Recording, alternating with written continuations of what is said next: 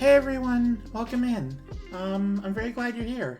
So today I'm a little excited about some news, but I'm gonna save it for sort of a little bit later, just so people can roll in. But it has been 2 weeks since I last played American Truck Simulator, so I'm a little excited. Especially because, like, last week I was away for Thanksgiving. I was with family and stuff. That's why I was away on Monday.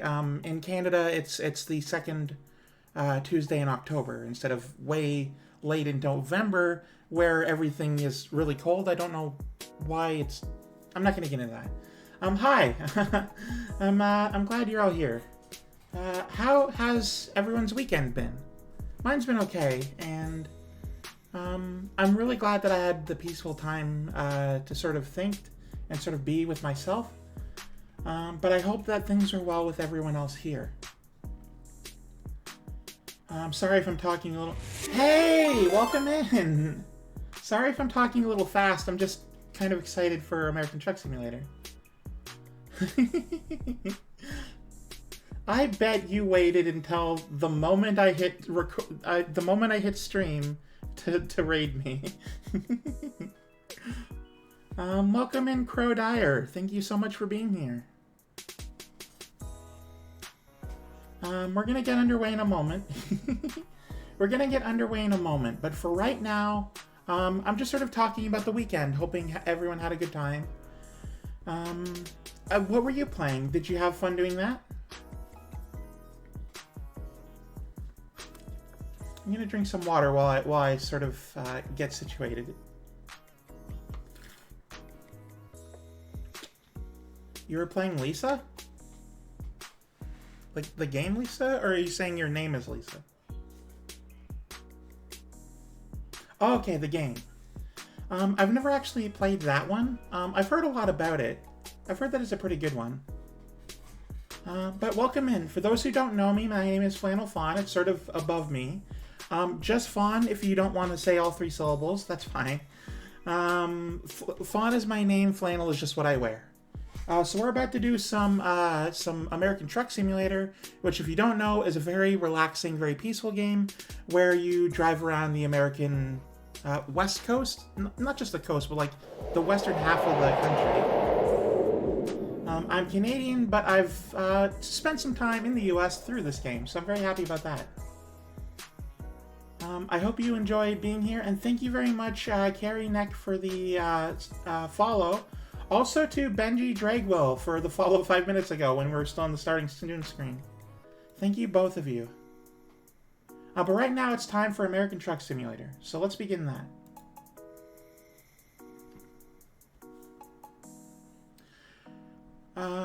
Sorry if after the excitement wears off I go into a sort of like quieter, more relaxed mood. It's been a bit of a long day, and I'm really glad I get the chance to stream for you guys right now. I hope you don't mind if that happens. It's very late in not Canada, so I gotta go, but have a good stream, enjoy the roads, remember, if you hit someone, you gain XP. Unfortunately, well, I guess fortunately for the fact that this is a video game, there aren't really people walking around that much. Also, I try to avoid hitting people as much as possible anyway. It sounds like you're in possibly Europe, of maybe those time zones. I don't want to fully assume, but I hope you have a very good night.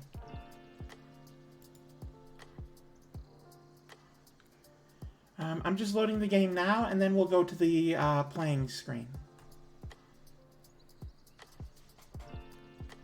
Unfortunately, it takes away my cursor privileges when it's loading, so you have to wait for the first loading screen to go.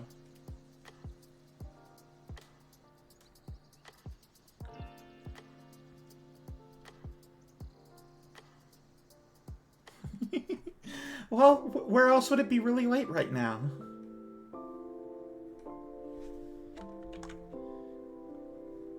No, minimize Steam. Romania. Oh, okay, cool.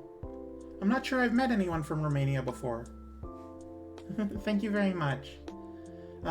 This is when I normally stream, so if you're ever up late, please feel free to come by, though no pressure if you don't want to. This is my desktop. You always see my desktop when I'm loading the game. I'm sorry about that. I don't know why or how to fix it. I need to change the game sound volume. There we go. So in a moment you'll see the actual like garage where my truck is stored, and then we can actually begin. There we go. So it's been as I said, 2 weeks since thank you. It's been 2 weeks since I last played, because last week was Thanksgiving, so we're gonna see what the job market has in store. Also, I don't know where in the country I currently am. Oh, I'm in Wyoming, okay.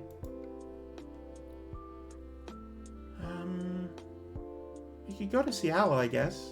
Honestly, that wouldn't be too bad. Just go through the north here. Yeah, that sounds like fun. Okay, we have 16 hours to get the job. Ooh, this is a normal heavy one? Okay.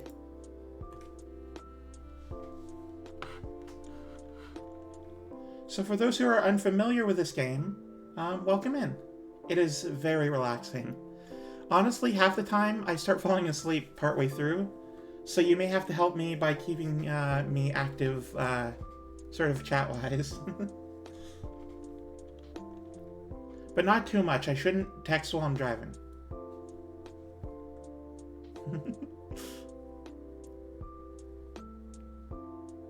Don't fall asleep while driving, that kills people. Well, I don't want to.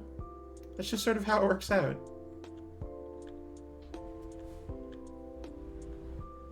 Where am I going?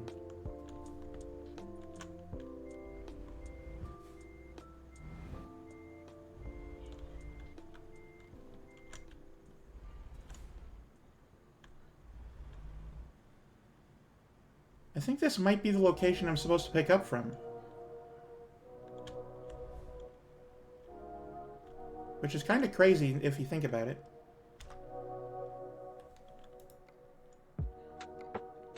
Oh yeah, no, I just... from this location. Cool. Yeah, take the job. Yeah. I make a whole bunch of money. I already have 395,000, which is pretty great, all things considered.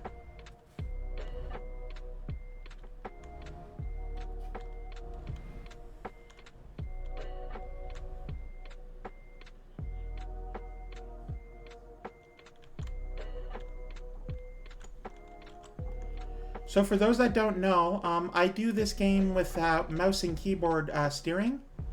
There are 4 ways to do steering in this game, or at least that I know of. One of them is with like a Joy-Con, like a controller. And I don't know, like other people can do that. That just doesn't sound fun to me. Sounds like it would be too easy, you know? So I use mouse steering, but there's also a way to drive with like a racing steering wheel.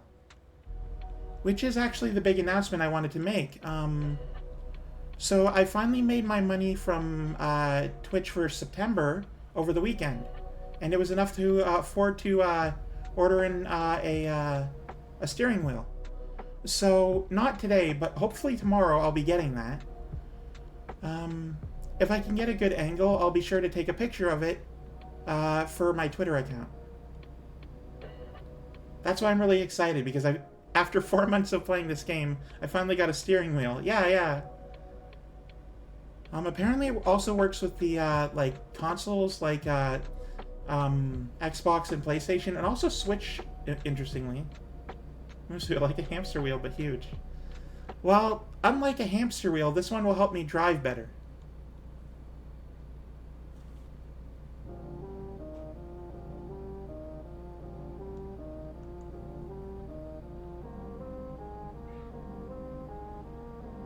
It will be very interesting to have, instead of the mouse and keyboard, the steering wheel. I think that'll be I think that'll be pretty great.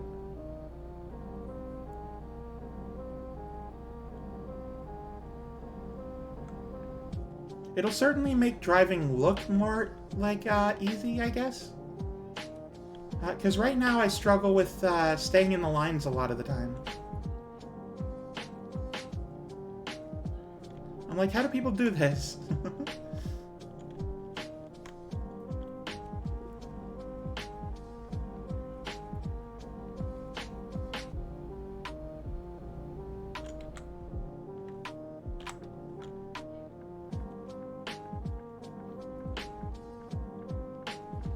Like, how do people aim their motor vehicle? It's really weird and difficult, and I don't actually drive in real life, so that's why,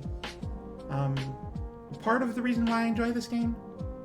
Honestly, it just sounds really stressful. I'm already, like, huge. My antlers probably wouldn't fit in the driver's seat anyway, but...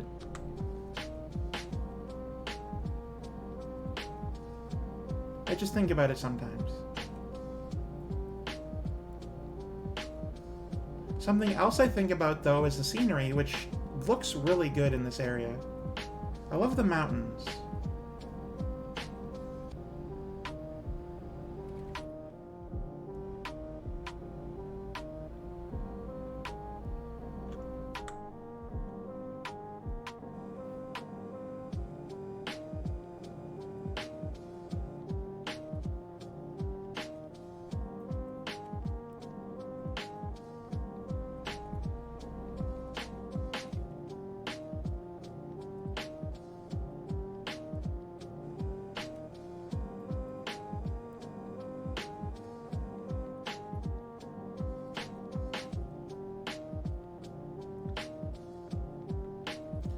So my older sister and I are discussing what to get our mother for Christmas. Because we celebrate Christmas in our family. And we usually don't really go in on things together like this, but I thought of a very funny joke. Because our mother is a little on the older side, and that's okay, right? Like, she is still... Ooh, a train. Like, she's still a very good mother, still very loving. She's just a little older, right? She's not as much in her prime as she used to be. And that's fine. People age, it's normal. So as a joke, I thought it would be funny to get her, like, a walking cane. She doesn't need it, of course. I just thought it would be funny. And my sister agreed, so we're going in on getting, like, a really high-quality one.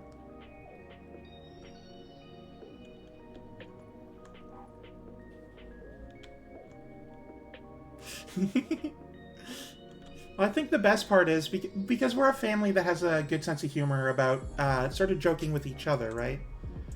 We don't joke about like other people or disparage people or whatever, but we can joke about each other. So, and like we usually never take it too far, and we never offend each other, so it's all in good humor. We all know it's all in good humor. I'm just. So the best part is I told my sister, like, through text, and, like, her first response was that laughing and asking how much.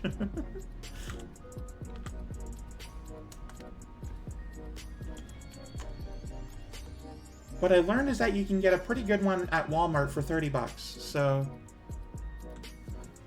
Our joint gift, well, joint gifts, I guess, is so far, a walking cane, hair dye, and a shoehorn. Thankfully, the hair dye won't go to waste because my mother dyes her hair anyway. Nothing like drastic, just touch-up stuff. It's gonna be a very fun Christmas this year.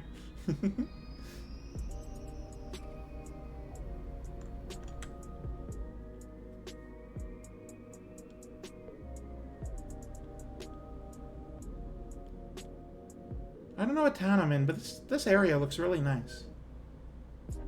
I like the sort of grassy, foresty area, with the mountains in the background.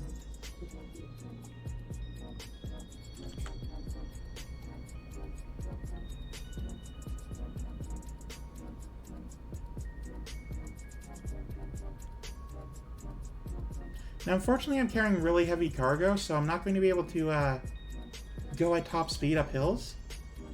Which kind of sucks, but, you know, that's just gravity. It makes sense.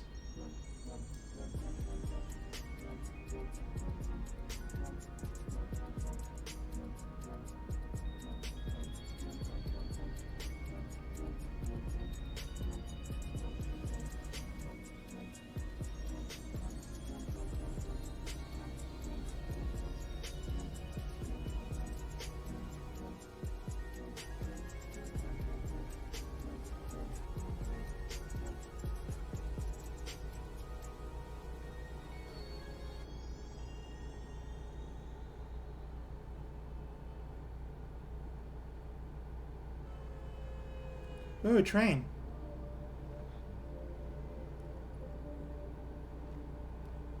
I love the idea of trains. I love just want... So it's a bit in my moosey nature, but I every time I see a train, I just want to headbutt it. Just knock it over.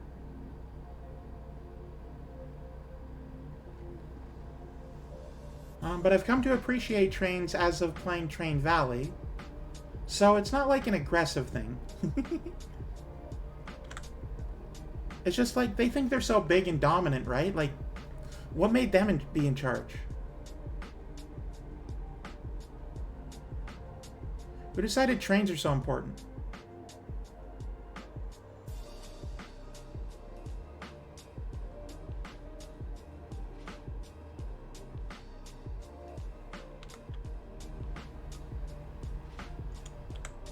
There we go.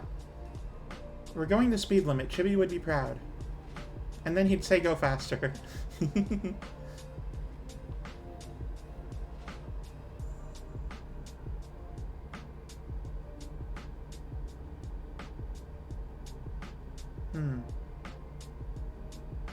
I might get a speeding ticket here. Oh, I'm definitely going to now.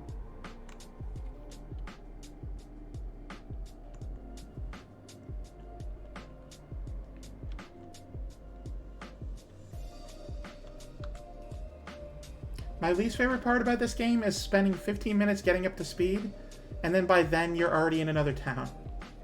Oh, thank you for the lurk, Aerie.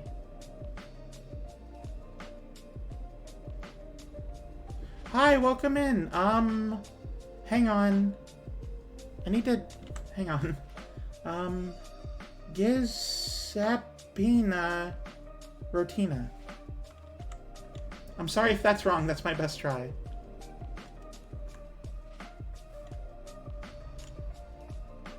Welcome in. I hope you enjoy American Truck Simulator.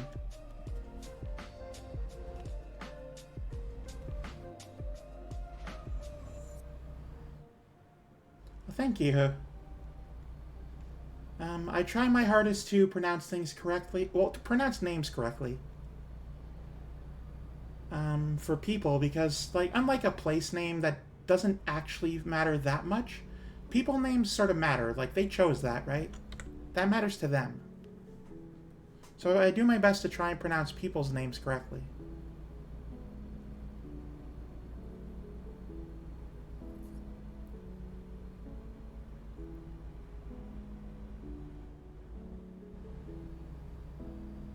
Unfortunately, I do live in the very rural, very white northern Ontario. So culturally, I'm very, I guess not. You're welcome.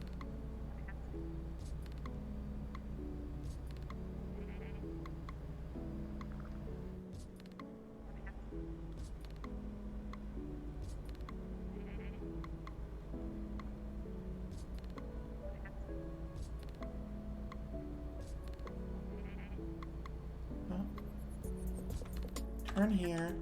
Slow down a little so you don't tip over.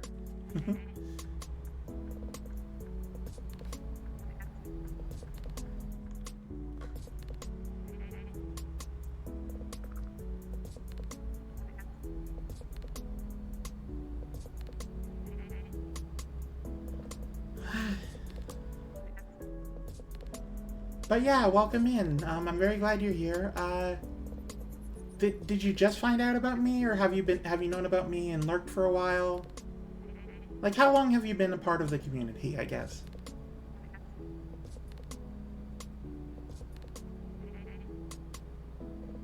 Ooh, okay. Yeah, we did, on Friday we did Sunhaven together.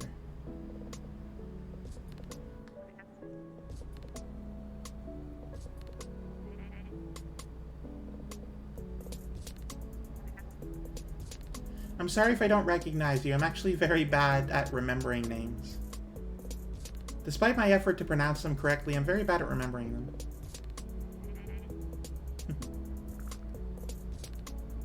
I mean, that puts things like... Oh, yeah!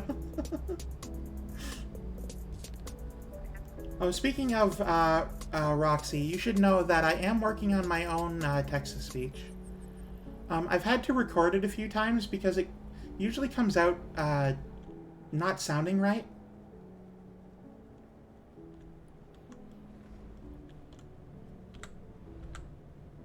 I've never thought that a text-to-speech would have to sound like it passes, but mine end up not being so.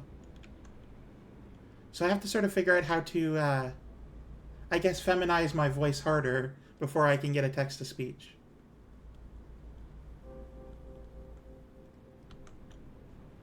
I'm very excited too. I just want it to sound right.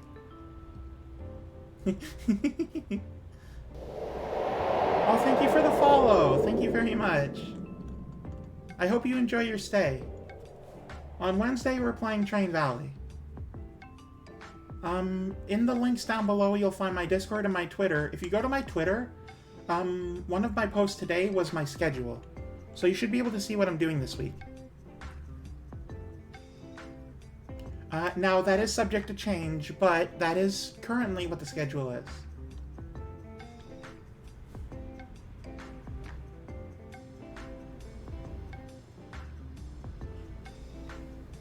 Well, I can feel the weight of this trailer.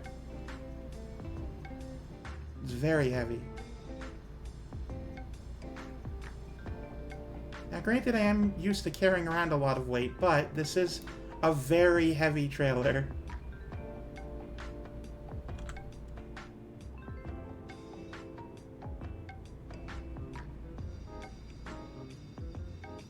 Why are you cutting in front of me?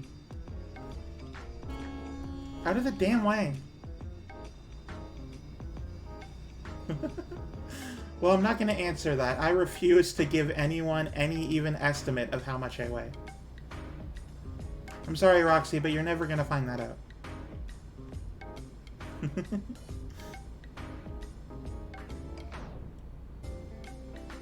I can, though, find out how much the trailer weighs. 89,000 pounds. Well, that's how much the bulldozer weighs. The cargo. I don't know how much the trailer it's on weighs, but, you know, that's fine.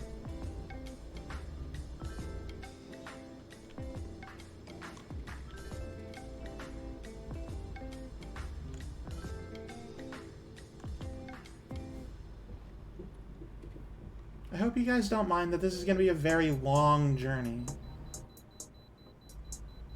These pull into inspection? It's a pretty hefty trailer. Wild games like this are. This is genuinely just someone's job. Yeah, I like doing job-based games like this. Have to pull into inspection.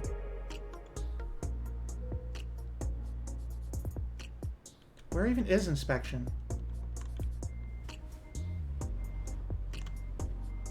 Oh, there it is. I've actually had a few like actual truckers in chat in the past. And they said that I do well enough, so that usually sort of alleviates any anxiety or worries that I have. That I'm not representing them correctly, you know? Vehicle gross weight, 130,000 pounds. Which, if you don't know Imperial, is a lot.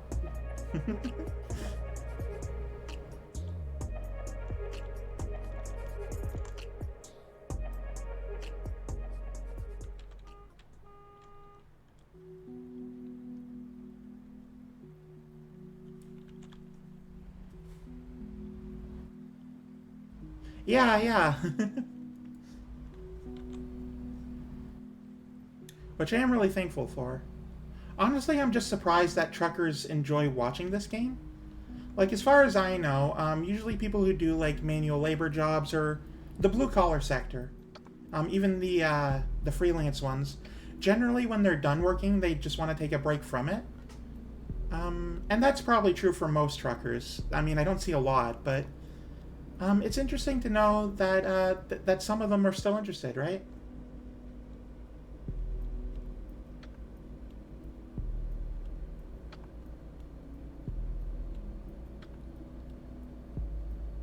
I certainly know that if I didn't make like woodworking part of my my sort of persona lore stuff, I definitely wouldn't care to talk about it while streaming.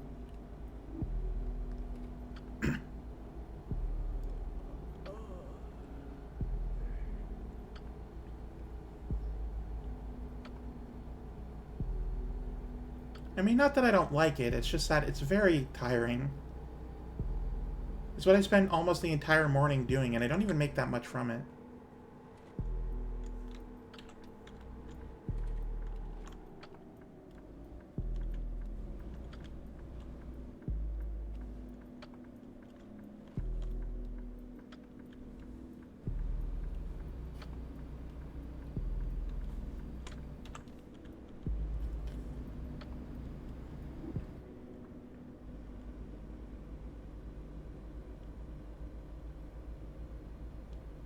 Hang on, I hope you guys don't mind, but I do need to hydrate.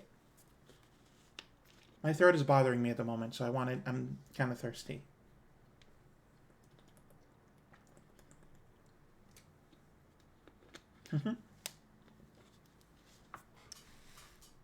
The moose girl got her sippy.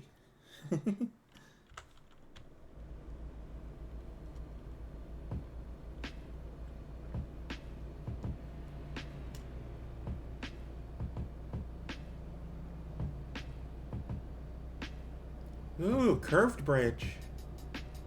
I don't know much about engineering, but I feel like this would be difficult to pull off.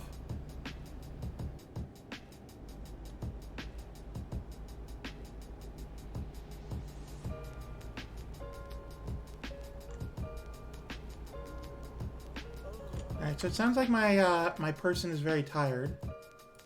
So I should prioritize finding the next location to sleep. Right there.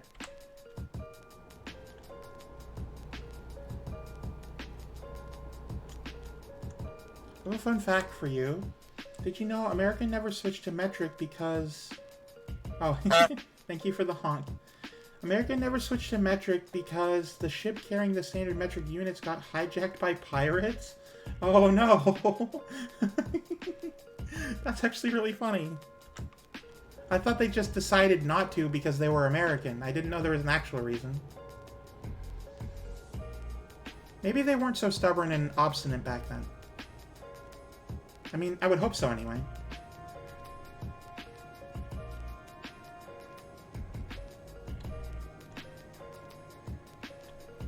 Okay, I need into the right lane here.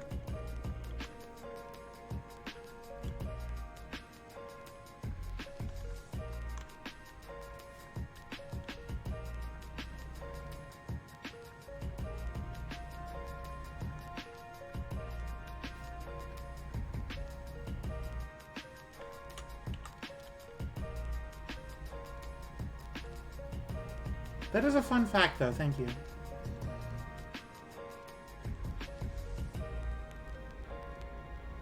I mean, in my opinion, metric just makes a lot more sense. Though I do, So Canada's a little weird, right? We have a hybrid system where a lot of things are either one or the other. And it's very complicated in the reasons why things are things. But the, Thank you, Catbag. To put it in a simple way, essentially what it is things that are, like, things that are like the world around you, you usually measure in metric, and things that are based on yourself, your person, are usually measured in, imperial. I don't know why, that's just sort of how it is. So you could get a I'm really glad I left the honk redeem. So you could get like a 2-liter, well, not like a 2-liter, you could get like a 1-liter jug of milk that you drove 5 kilometers to get, and then you could, how to add imperial to that? You could be 5'10" tall while you do it, I guess. You could drink the whole thing and put on 2 pounds.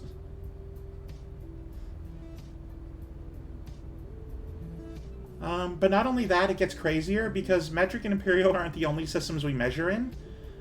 Because distances are measured in time, because we're just that crazy. So you get things like, oh, how far is it to the next town? Oh, it's about 5 hours down the road. It's like, that doesn't mean anything. That's not a distance.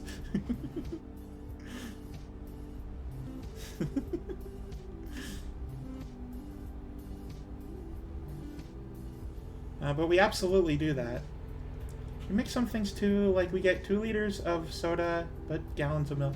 Yeah, in the US, you still use 2-liter system. You still get a 2-liter bottle of pop. I don't understand why you don't just use liters for other things.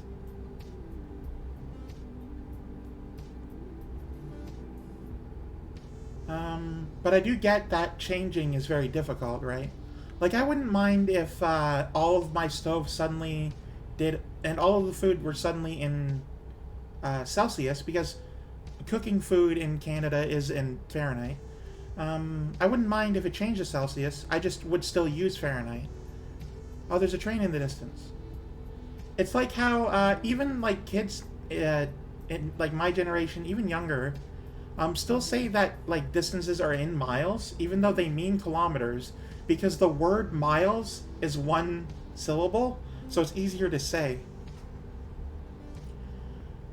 So it's a case of you just sort of you say 5 miles and mean 5 kilometers, and like the person you're talking to just understands what you're saying.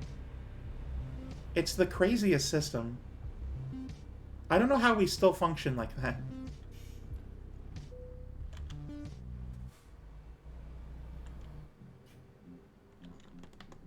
Okay, it's time to get some sleep and return to our journey in the morning.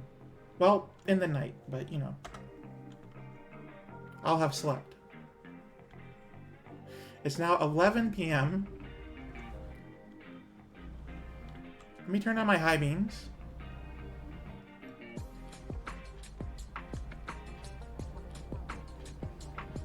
Just because this is Wyoming, there's nothing here. And it is 11. It's now midnight, so.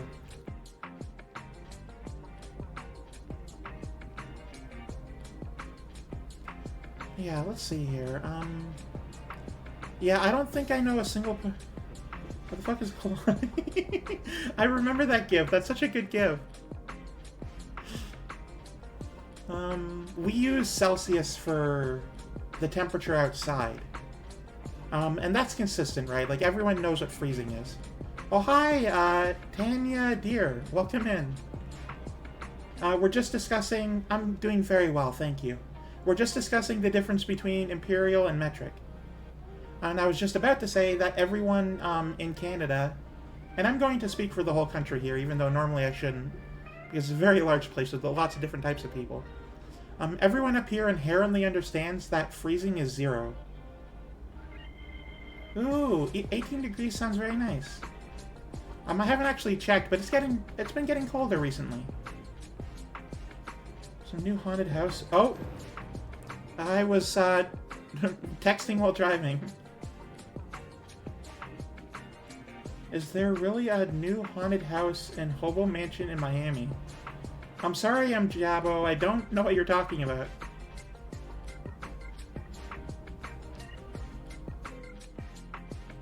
Before it was high 30s and low... Oh, that sounds disgusting. I don't know what the actual temperature is for me right now. We know that 0 is freezing, so we know that 30 is hot. But let me check. Our numbers are smaller, so we don't have to remember as many. Let me check the temperature, actually, right now. I'll check my weather app. Because I am curious right now. It's been getting colder recently, because I do live up north. But it's been nice, right? Like, I have the window open to a nice breeze right now. Outside, currently, it is 7 degrees. Though, by the time I go to sleep, it will be 3. 3 degrees, not 3 a.m.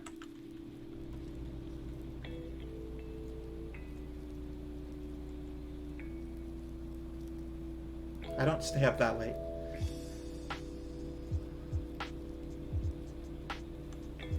But I am excited for winter. I do love colder temperatures. Use Celsius, not imperial units. Too often taught them to myself. That's just going to usually be like fruit by the foot. Well, we do call it fruit by the foot because that's its name, right? I can't speak for other metric users, especially not in like maybe England. I don't know how this is. Oh, hey, thank you for the raid, Scruff XD. What were you playing? I go very quickly. I'm sorry. Thank you so much for rating. We're doing American Truck Simulator.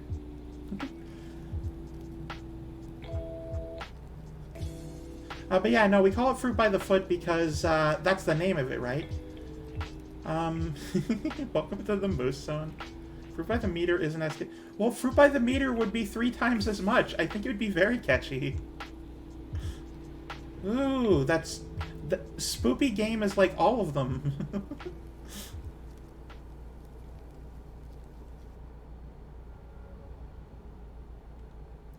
But I'm very glad you're here. What were you playing? Ooh, were you playing Spooky's House of Jump Scares? That's a great one. Phobia, a Biohazard-style game. Oh, interesting.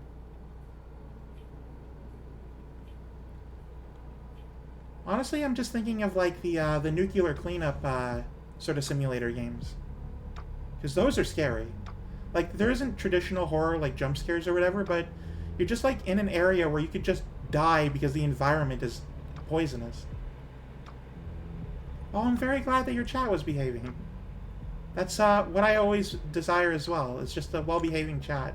Which, thankfully, I've almost always had. Like, 98% of the time.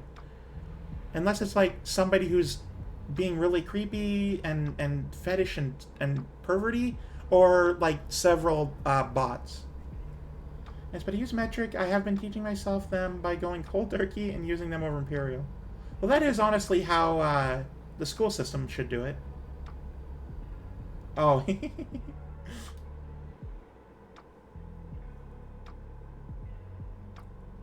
Well, thankfully, my sound alerts, while they can jump scare me, I don't play scary games, so I'm not afraid of them.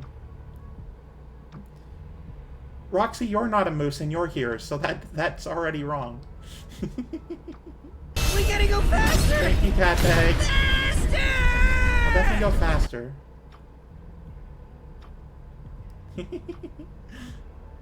Bunch of jump scares. Well, good. I'm glad that you were a very good girl and that you weren't jump scaring the streamer.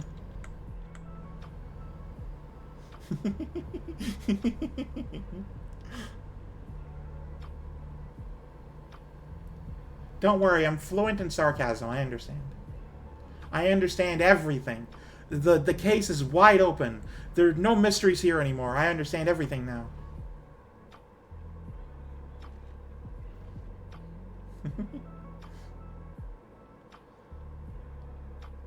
Well, I mean, it won't get into the stream because after you raid out, your stream ends. But it will be in the VOD, so I hope you're okay. But we start measuring in freedom units in America. Distance shall be measured by cheeseburgers and AR-15s. I veto the gun option, but cheeseburgers sounds great. So someone told me they bought a 3-kilogram tub of Nutella. That is in fact a lot. That's so much Nutella. Like I don't even eat that much Nutella like for a full year. I think it's great having like a hazelnut spread or chocolate or whatever Nutella is. But like every once in a while, right? Like I'd much prefer peanut butter, honestly. Any more American than a gun, unfortunately. That is not true. What's more American than a gun is suing somebody.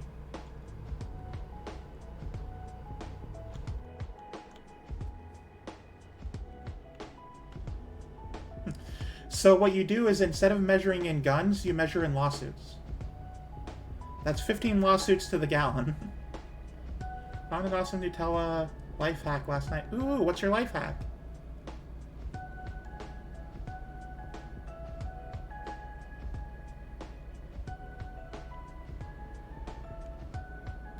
For those who need Imperial units, that's basically 6 pounds of Nutella if I convert it. But a huge glob of it in a mug. Top it with milk, microwave, stir, drink. Oh, thank you for the follow, Scruff. Nutella hot chocolate sounds great, but it also sounds not great, if I'm being honest. I don't know why, that just doesn't sound appealing to me.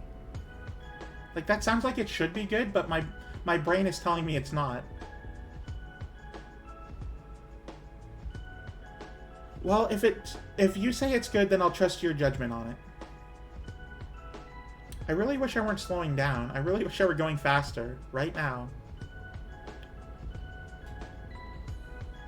It's almost as if the pedal is to the metal. My foot is through the floor, and I'm barely going faster.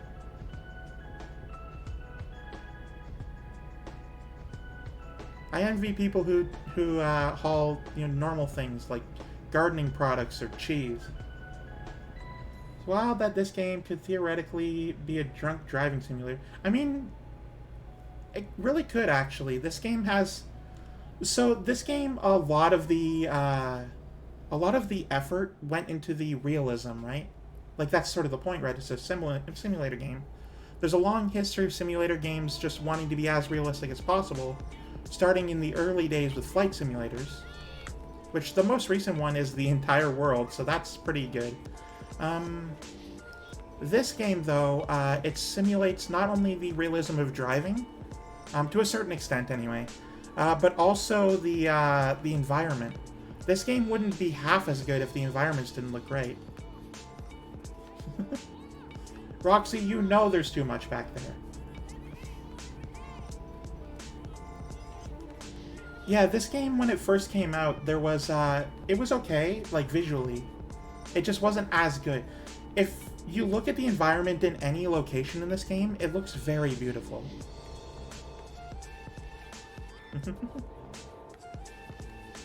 I love this game as well. That's why I've been playing it since I debuted. Oh, uh-oh. Engine malfunction. Thank you, Roxy. I know it looks dark. It's 3 in the morning. Calm down.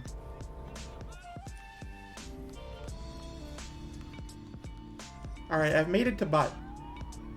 You can see on the sat-nav behind the chat, so you can't actually see. We're in the town of Butt. The E is silent.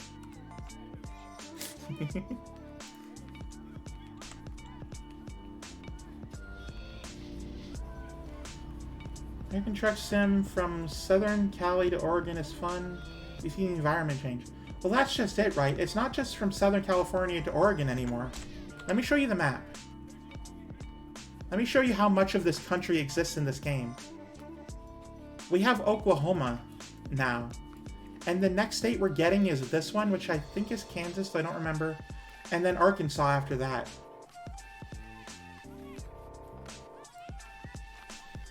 I did Vancouver to LA IRL once. That was neat. One day they will do the entire US. Well, they are, in fact, working on doing the entire United States. That is a thing they prioritize. I'm currently going to Seattle, just by the way. Eventually, they plan on having the whole United States, and then they say, and I don't know if this is true or not, they say that they're going to start working on Canadian provinces, which I'm really excited about.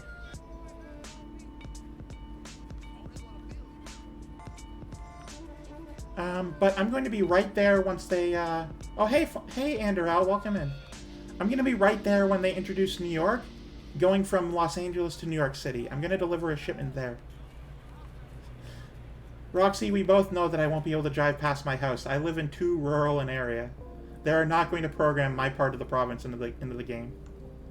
Hey, Andrew, how are you?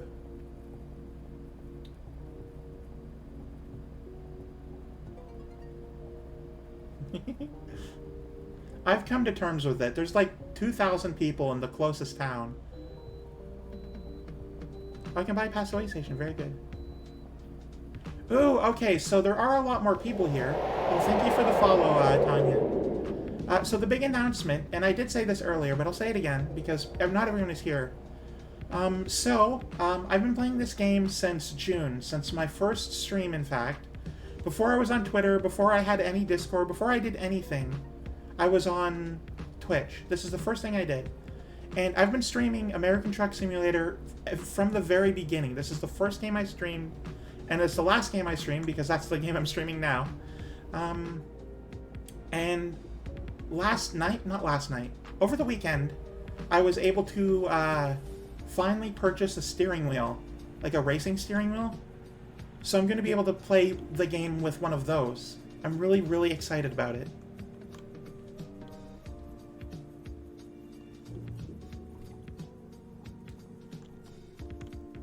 Slow down because this is a roundabout. Yeah, I've been using keyboard and mouse steering basically the whole time. And I'm very excited that I finally got my steering wheel. I needed to be able to afford it because, like, to get a good one you need $300. But even like an affordable one is a little more than half of that. I had to spend 160 bucks just to get one. That wasn't like total crap. So I'm really excited that I was finally able to.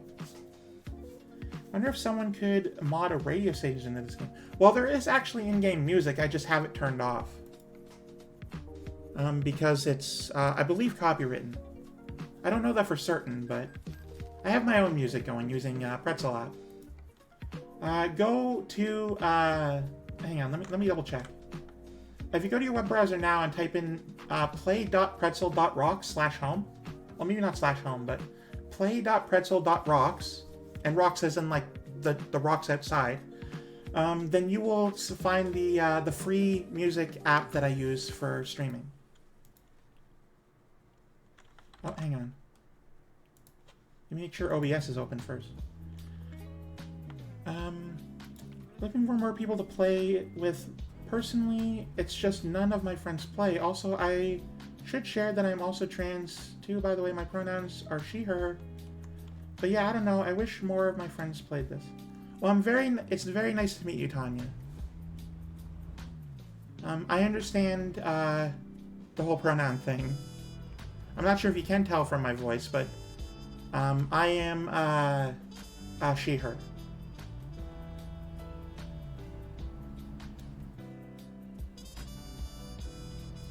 Though I feel like it would be pretty obvious considering the fact that I have antlers, and if you know anything about wildlife, you know that female moose do not have antlers.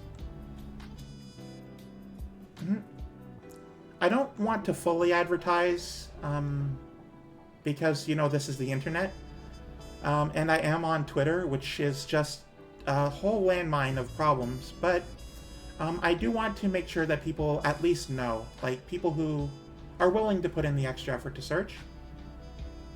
I just want to avoid drama. So there were no girls on the internet. Now it says if there are no cis girls on the internet. Well, there are cis girls on the internet. They're just I was going to generalize, but I shouldn't. Some of them are they don't care about the games.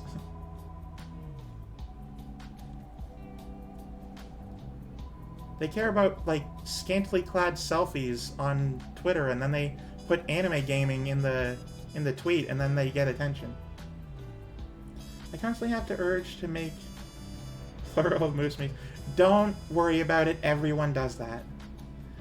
People be weird, so I understand that. Yeah, I don't openly tell people either. Like, I don't start saying it unless I plan to go in voice. Fortunately, I am a singular moose, so if you don't even have to say meese. Thank you, Andorel, for having the sensible result. Everybody knows that the plural of moose is moosin. You know, like ox, oxen. A box, it's a boxen. It's moosin. It's less that cis girls don't care about games. Well, I know. I wasn't saying all. I was going to make a reference to basically the attention hoggers, and then I realized that's not all of them, and I was being really offensive in my brain.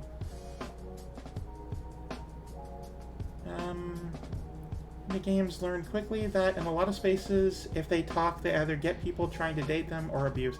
Yeah, I definitely understand that. You don't even have to talk. If you have a female avatar, people just do that. My voice is not perfect and I feel so self-conscious about it. Oh my god, Tanya, right now, what you hear is me being self-conscious about my own voice. I do not sound like I pass in my own head.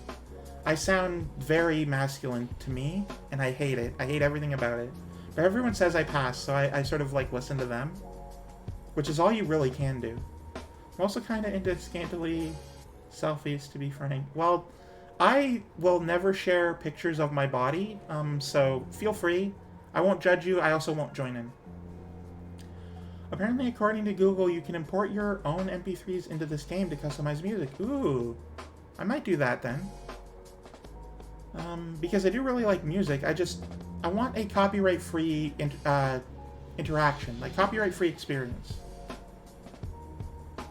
Getting voice lessons, but learning hard. Yeah, voice training is very difficult. And a lot of times the person you find just isn't good at it themselves. They're good at voice, they're not good teachers. So you have to be careful about who you find. I feel like aiming to pass is a self-destructive feedback loop in a way. Like you pull yourself down for things cis women also deal with, and the goalposts are always moving. Oh, hang on, there was an auto mod grab, but this is fine. Reason is bullying. You can bully copyright auto modding. I'm gonna allow that message. There you go. The message "copyright is a bitch" was like auto modded for bullying, and I'm like, you can bully the copyright laws. Me either. I don't sound passing either, but then again, my friend told me that my personality matches his cis female friends. Like he says he sorta forgot that I'm not cis, which is very firm. It would be, yeah. A weird interaction I've had is where, like, on the internet, on Twitter, and this does still happen, but early on, I was hit on a lot by really weird, creepy guys, because I have a busty moose PNG. Everyone's just like, oh yeah, I want to hit on the moose girl. So I have creepy guys just dropping into my DMs and trying to get with me, which is both incredibly humiliating and also kind of really reaffirming. Yes, but a very cute moose. Oh. Make all the boy moose go. To me, thing is a bitch probably triggers it. That is true, yeah. To me, when a trans person tells me they want to pass, they're really communicating they want to feel safe, comfortable being their true self in public. Well, it's like 90% that, and the other 10% is that I just don't feel comfortable with my own voice regardless of the public, right? Like, I of course get a little bit of dysphoria when I shave my face. I don't like it. I have to, but I don't like it. Just doing those things that sort of remind me of my body I don't like.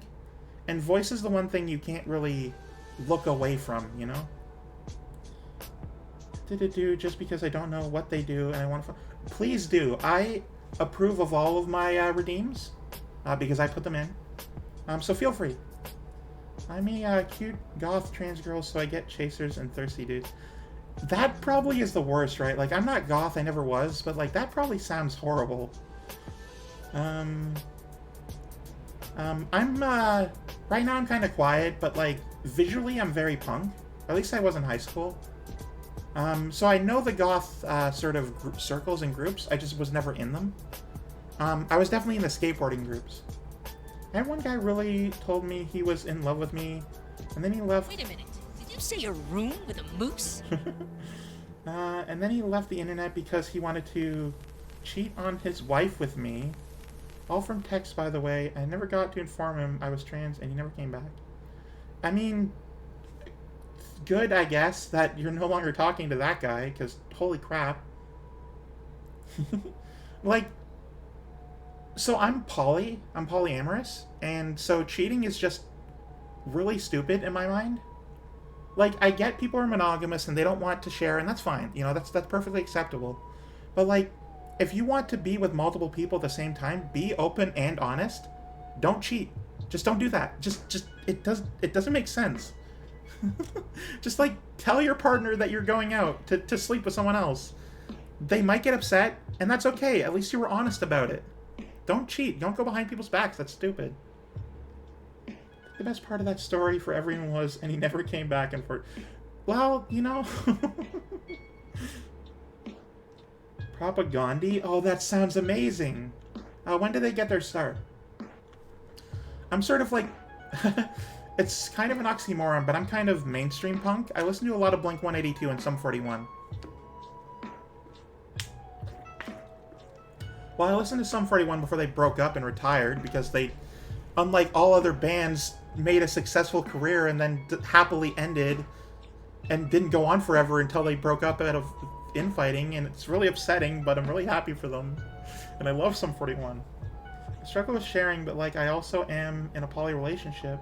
There's a moose loose about this house. I love the moose loose one. Poly relationships, so I'm learning to share. Yeah. The thing about a polyamorous relationship is that it isn't poly unless you're open and honest with your partners. You have to be. It is a requirement. It is required to be open and honest when you're doing anything. Now, of course, if what you're doing is going to the gym, I mean, you don't have to give all the details, right? Like, you can just say, oh, I was on the Stepmaster for 25 minutes, and then I did the bench press for another 5, and then I wiped the bench. Like, you don't have to be open and honest about everything, but, like, what you're doing with other people. How did I crash into somebody else? There was no one else on this road. Weird. But yeah, no, as long as you are, I keep saying the same words, but open and honest, then the relationship works. My current partner and I are both poly, and we were with someone for a while, but that someone became, well, I don't want to say they were a problem, because that implies a lot of things that aren't true. But they were a problem in that they were kind of annoying and unattentive. So it was a mutual breakup for the most part. Failed to... Oh, I didn't even notice that one. Propagandhi is like Canadian punk band. Pretty thrash influenced too, so kind of like melodic hardcore punk, I guess. Oh, that sounds pretty good. They've been going since the 80s. Oh, wow, I guess I just didn't miss on them. What truck am I driving? Oh, I don't even know. The red one. Hang on. It's a Western Star. I'm able to find truck manager. I'm driving this. And then all of my drivers are driving their own things. Our spare drivers are making me money, which is pretty great. Also, I've been listening to techno-punk rock as of late. Techno-punk is really great, actually. It's like a melding of the modern age. It's like swing punk. Or swing punk. That would be great, but that's not what I meant. It's like electro swing. Sorry, I have a pink Western Star. You have a Western Star truck? That's amazing. If you don't mind, I need help making a decision. 1 or 2. I'll pick 2. I have no context, but pick the second one. Have you heard of the Weaker Thans? They're a punk, but the lead singer used to be Propagandhi's bassist. Oh, in this game, okay. Yeah, I just chose one of the things. One of the people. And I'm like, I'm gonna make all my trucks be this.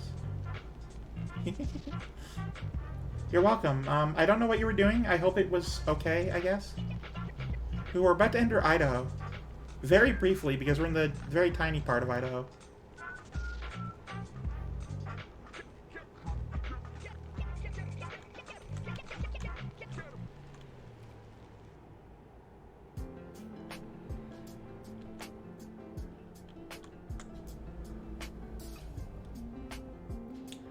I had to go back to Propagandhi. I'm listening to Victory Lap. Oh, Victory Lap right now.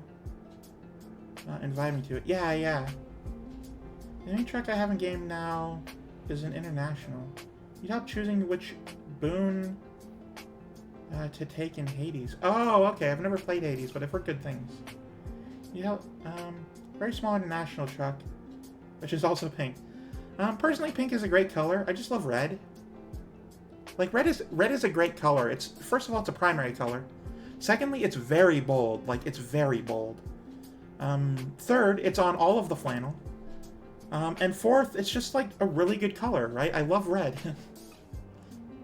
Plus, pink is basically red, so, I mean, at the end of the day, which color do you really like?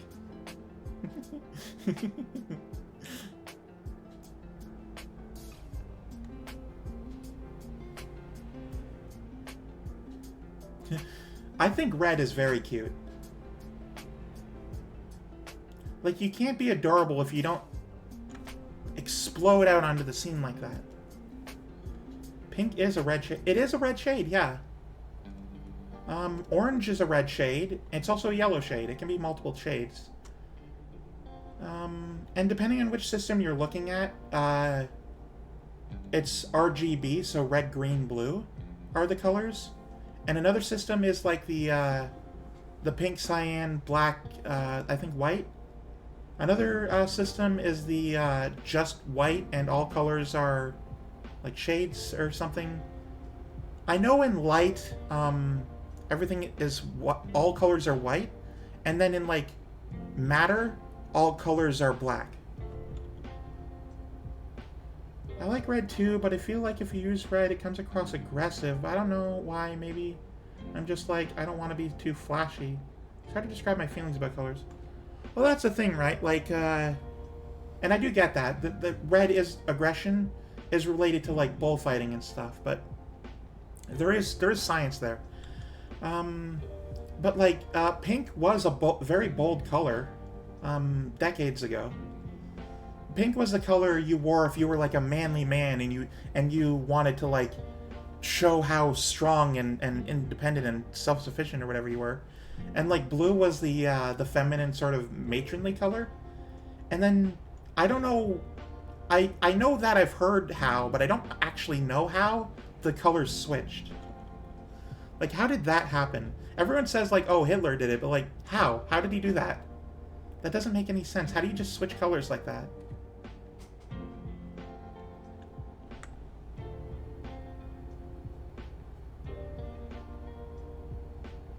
You can't just switch colors like that. What are you, the sun? You can't do that. Oh, my high beams are still on. I just realized it's 7:30 and my high beams are still going. Pink is less aggressive, red, because it's not as bold. That's very true. Though, I mean, hot pink is very bold. It's a very bold color choice. That isn't to say it's bad. A lot of people say bold is, like, bad. It's not bad.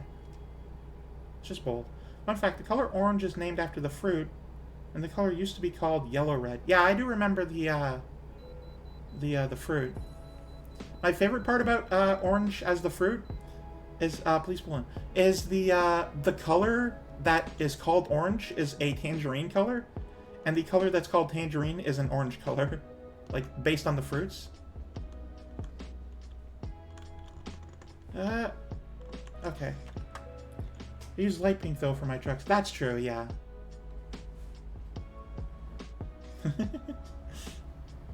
But yeah, no, go on to, like, there's a meme about this. Look at, like, orange versus tangerine, and you'll see the colors match the reverse fruit. But yes, Tanya, if you notice, my truck is red, but it's like a muted, sort of darker red. Which is less bold and more, like, it's more simmering, I guess you could say, if we're using anger. Like, let me show you, in fact. Look at that. It's a very good shade of red. And then on the side, in a moment, you'll be able to see that I have, like, a green sort of decal of, like, a sunset with a black stripe. This is the closest I could get to a flannel truck. Fun to fuck with. Looks like a maroon. It's sort of like half red, half maroon. Like, this is a better view of it. Yeah, it's all about what your eyes hurt looking at. They kind of hurt looking at this green, but there's not very much of that green. And also, it's supposed to represent the sun anyway. So looking at the sun should hurt your eyes. Well, we're not going around here.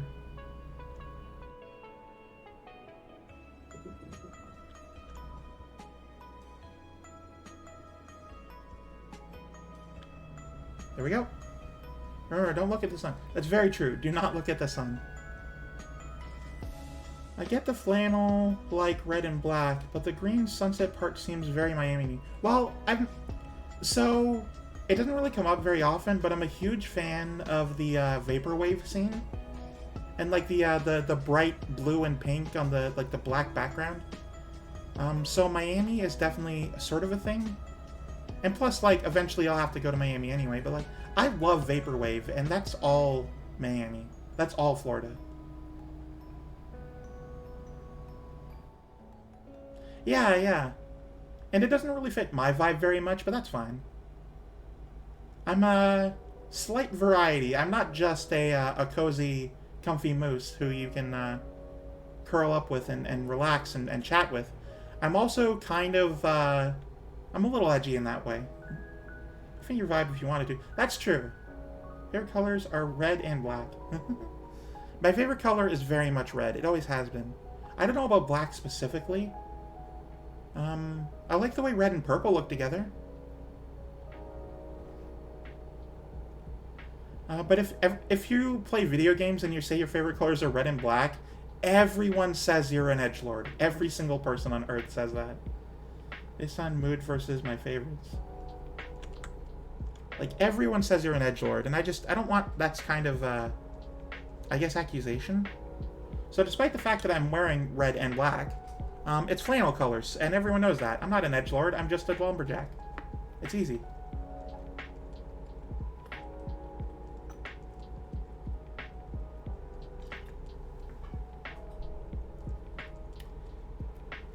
Honestly, who cares if you are considered an I mean, I don't care that much, because I know it's not true. It's just annoying that everyone says that. They're just like, oh, why don't you go play Reaper and talk about your poetry, edgelord? And I'm like, that's not me. That's not who I'm about.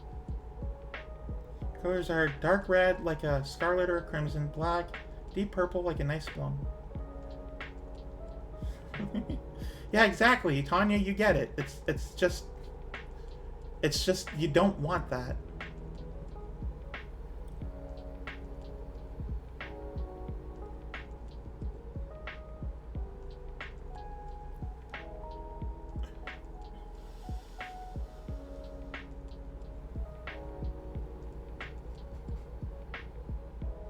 Weren't we in, like, green foresty area a moment ago? Where did all that go, and why is it desert suddenly? Damn Idaho. The instant you enter Idaho, suddenly it's a desert. Goes from grassy woodlands to desert, like in a snap of an eye.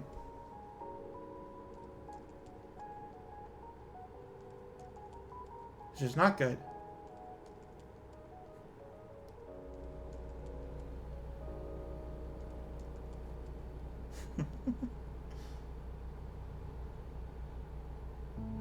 What I'm saying is, even people who are edgy, like, who cares? As long as it's not disruptive, and it really goes for everything, who cares what people... That's actually very true. I do appreciate that opinion. People should be judged less about things, right? Like, they should say less about other people. Remember when that happened, I went, where are the trees going? But yeah, no, it's, like... I mean, I am a trans woman, and I do play video games online, so I am familiar with people being judgmental for no reason. At least to some extent. I'm obviously not going to go into the full details. I don't want to do that, but it is very weird that people care so much about so little. Like, just, it doesn't impact anyone. Just let the 14-year-olds write that they're some... archangel that's really edgy and their parents died and they have to go save the world by being angry at it or whatever. Just let them do that.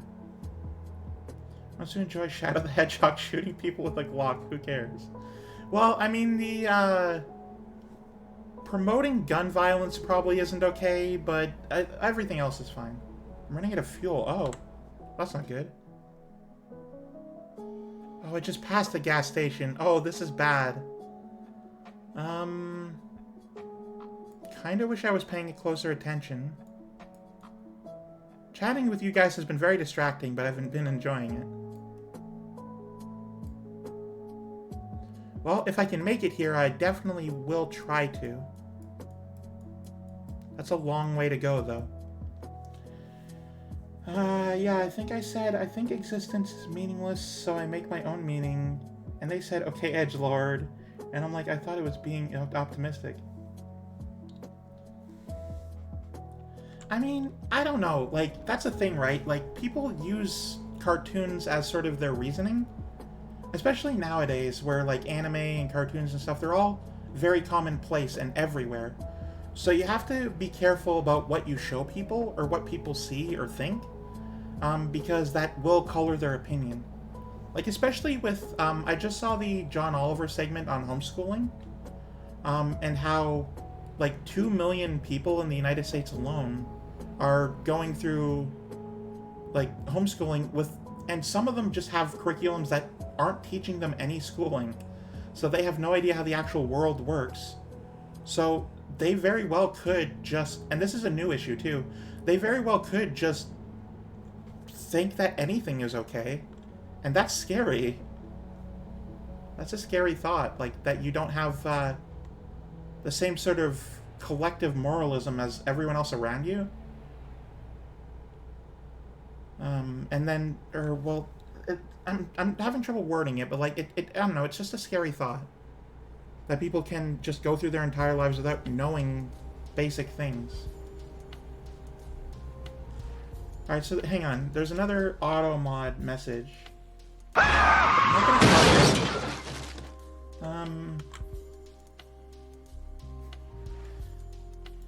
Okay, I'm gonna have to say be careful, Rotina, just for the future. Yeah, it's like I was being positive and saying I make my own meaning to the universe and life, and that's okay, and people call me nihilist. Well, honestly, like, you weren't, but I can see their logic. It was the way you worded it. And I do get that. I'm very much a find your own meaning sort of person. Like, the world is how it is, and, like, meaning comes from people, right? I don't believe in any... I probably shouldn't even mention, like, religion stuff, but, like, my main belief system is in other people.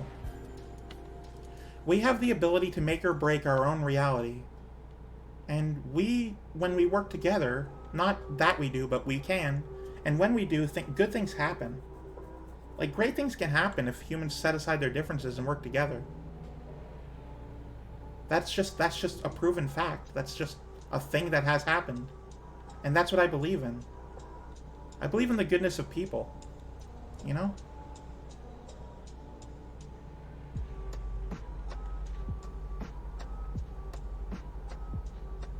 Like, I don't want to get too heavy-handed with it, but that is... I don't know, it just feels right.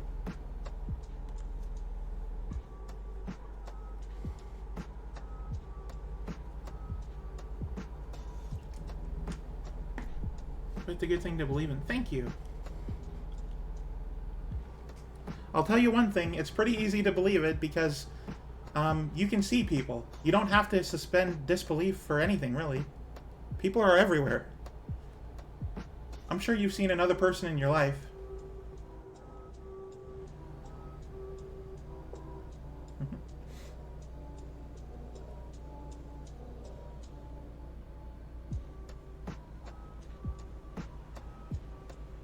Though I guess maybe the way I'm thinking of it is sort of the same. You have to admit having seen a person or two.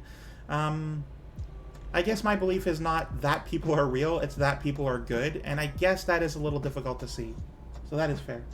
I'm that way too, and I am a spiritual medium, but I'm very logical and I believe the same exact thing you do, although when I speak to other mediums, they act like I am a black sheep of the flock.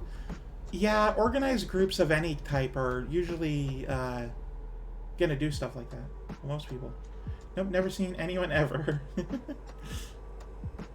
Well, I hope you don't accidentally come across a mirror at some point, because you'll be very shocked.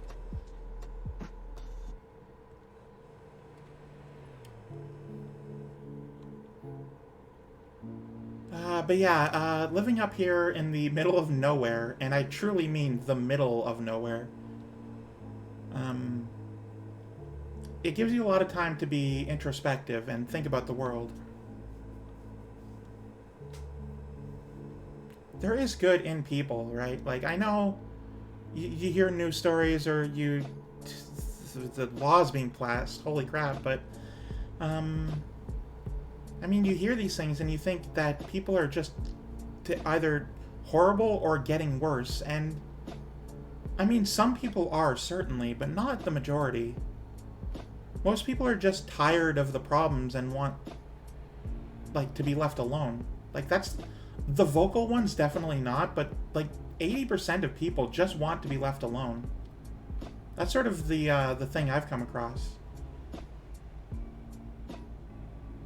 I don't know why people do what they do, but I do know that there is good and bad potential in everyone.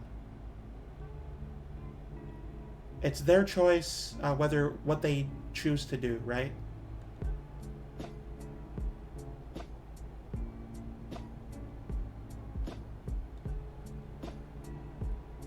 And don't get me wrong, like, some people their choices are colored based on their, like, their upbringing or their actions or whatever, but for the most part, for, like, trauma reasons or whatever, but that's not gonna...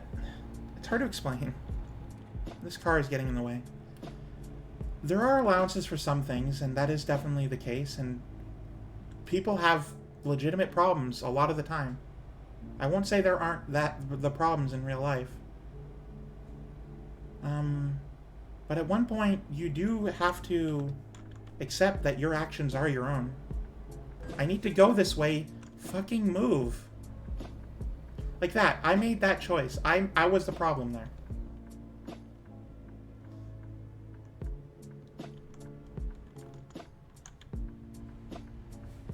There's some good in this world, Mr. Frodo. It's worth fighting for. Sam, what? Why am I not moving forward? Okay. Samwise, Lord of the Rings. Deep topics. Yeah, I usually try to avoid these sorts of topics, but we're being really mature about it, and I'm very happy that no one's, like, going off any handle right now. I'm very good. It's very good about that. So I don't mind.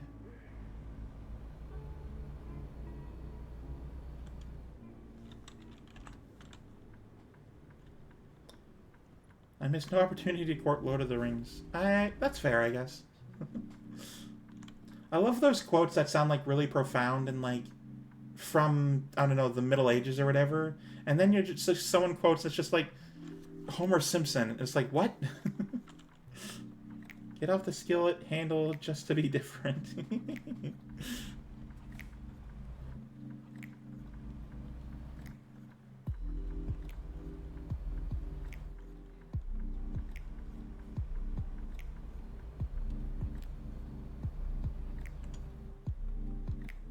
Alright, I need gasoline.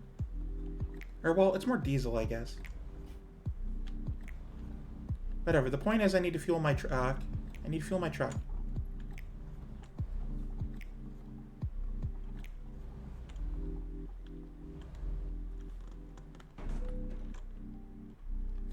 Dieseline. Alright, diesel price in this station is $1.71, so... yeah, that's a little more than average in this game.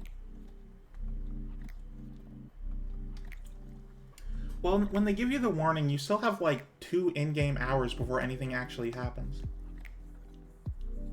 The automobile needs the fossil juice. Sorry for my paragraph, by the way. I just find it funny that I believe in ghosts while also being very logic-driven. I mean, that's, like, everyone has their own beliefs, right? Like, I don't believe in ghosts, but I know that, that other people do. And I'm not going to disparage them for it, right? Oh, thank you for the hydrate. I already had, but thank you. Also, June, welcome in. I in ads right now, but I'm just going to bed. Wanted to wish you good night. Thank you very much, June. I'm really appreciative of it. I'm not sure if you're out of ads yet, but thank you very much for the hydrate.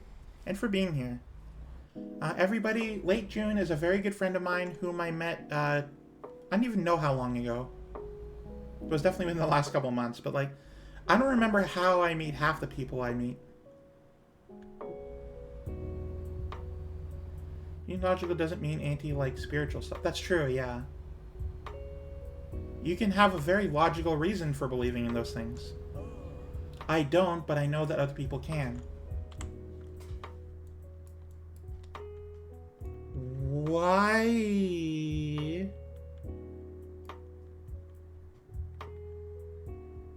Oh, yeah, I guess we met through Sarah. Cool. Should pick up, colds. That's fine. You know what? If having everyone around means that I am sick, then I will gladly be sick with friends.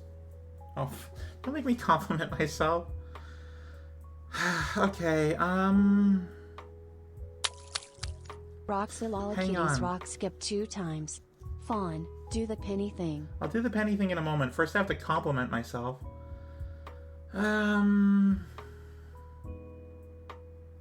Okay, alright. So even though I am usually people averse, I'm actually very outgoing. I like working hard and I like being very dependable. I get nervous around other people, but that doesn't mean that I'm not friendly, and I try my best to reach out to people even though it makes me very nervous.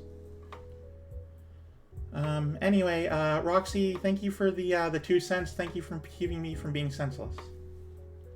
I know my idea on the afterlife is so different from others. I don't think it's as simple as heaven, but it's just as complex here, just not physical, hence why it's called afterlife.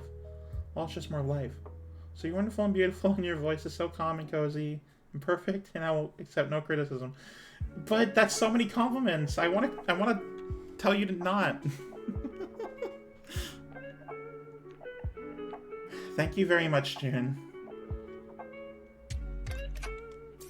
I'm a very good moose, but like my entire brain is telling me to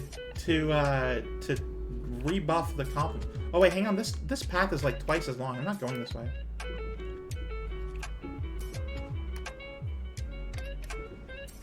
Bestest moose, and I know quite a few. How do you know more than me? Where are you meeting these other moose? My good friend Sarah is cheating on me with other moose. Mini moose. Actually, how long until I need to sleep? Ooh, an hour. Okay. That's not good.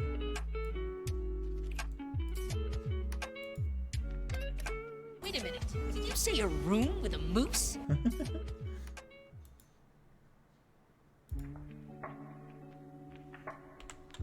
Alright. I'm not going to double my trip time just because my sat-nav told me to go that way. Well, I'll let you know that I'm very much so not a mini moose. I am quite a large moose. And not just in the ways that are readily apparent at the moment. Ironically, about a different moose from a different episode of the show that's from. Oh, okay. Like that voice. Yeah, that's Invader Zim. I never watched all of Invader Zim, but I do remember that. Just like real life, the GPS barely working.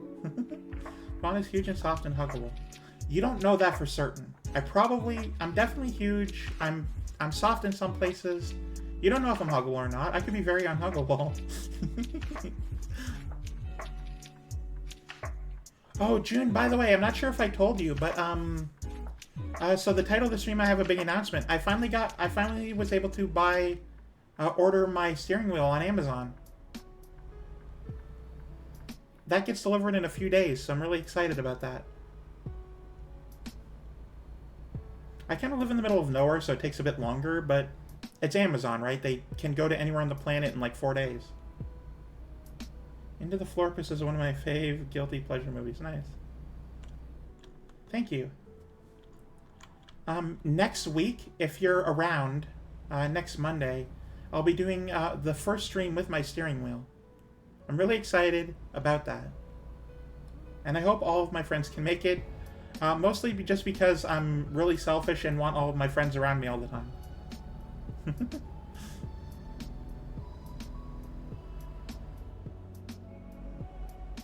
Oh, that's a long one. Hang on. Wait, there's an Invader Zim movie? Fawn is the only reason why I even say ghosts are real is because they gave me paranormal experiences that was more than just the standard stuff. Like I had objects thrown at me? Oh, wow. For example, at one point, then I experienced things in groups with people, and I also try to use logic to discern events and check what others think, etc. Then conclude I was happy I got to share that about my life too. I mean, that would be, yeah, irrefutable evidence. That's never happened to me. In fact, I actually have an interesting situation where a few friends of mine who have claimed that they're supernatural stuff, as soon as I showed up, things stopped happening. So, I've concluded of my own free will that I am, like a spiritual null, I guess you could say. And that if there are ghosts, that they aren't around me.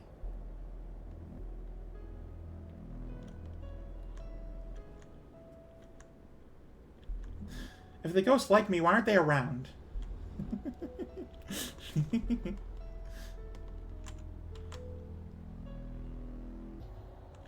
Oh, wait, no, I need to rest. Well, I mean, that's the thing, right? Like, it's probably easier, I don't know, I don't want to assume, but like, it means that life is a little more boring. You don't have all the things that everyone talks about happen to you. You're sort of left out. 40k? No? Oh, right. Sorry, June, I'm not sure everyone knows about 40k Warhammer stuff like you do.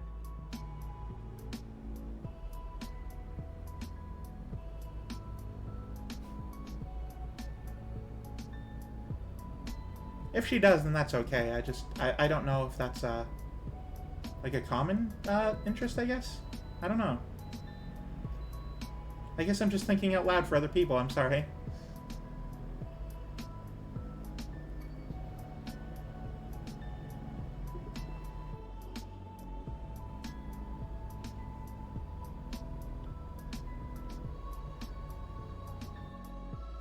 But yeah, personally, if, like, spiritual stuff happens around me, then that's okay, right? Like, it's not about me. The world doesn't revolve around me, you know? My 40k knowledge is very limited. People go, how do you astral project? And it's like, I wish my gifts weren't there, but also, like, I'm grateful I have gifts. The others who have been, who have them, really have biases too. Just do my best to be objective. I mean, that is how you do it, right? I don't know about astral projection. I do know I meditate sometimes. Well, sometimes. I listen to sleep hypnosis. A lot of the time. To sleep better, because sometimes it's just difficult to sleep. Sometimes you need a soothing voice just sort of telling you to breathe, you know? Fair, it's just 40k, there's a very specific type of person known as a null, as like no soul, I think? Like they're anti-ghost and the spiritual, and they're called psychic nulls. I love someone who knows this. I actually know the very basics of getting people... Ooh, I'd love to try that with you sometime, if you're interested. Being done in conscious meditation, to which is how I do it. I would need training, because I have no idea how I would go about it, just by myself. And I would need, like, someone there with me, walking me through it, right? Honestly, they might even need to be in a voice call with me to, like, talk me through it. Because, even hypnosis, to a certain extent, it's about, like, the willing participation in it. But there's still a part of my brain, like, this isn't actually, like this isn't working like the movies. I'm not, like, completely gone, brain dead, and gone to the world. I don't know about astral projection in any way, but for hypnosis, it's about listening to the person, sort of willingly accepting what they're saying and how they're saying it, to be reality. Like, it's kind of like, sort of getting lost in a television show a little bit. I don't think I've done it in years. I don't know if I've even properly dropped someone before. All hypnosis is self-hypnosis. Yes, it is. Sleeping be wild. I need it, but then my brain is like, time to go fight. Yeah, sometimes my brain is a little hyperactive.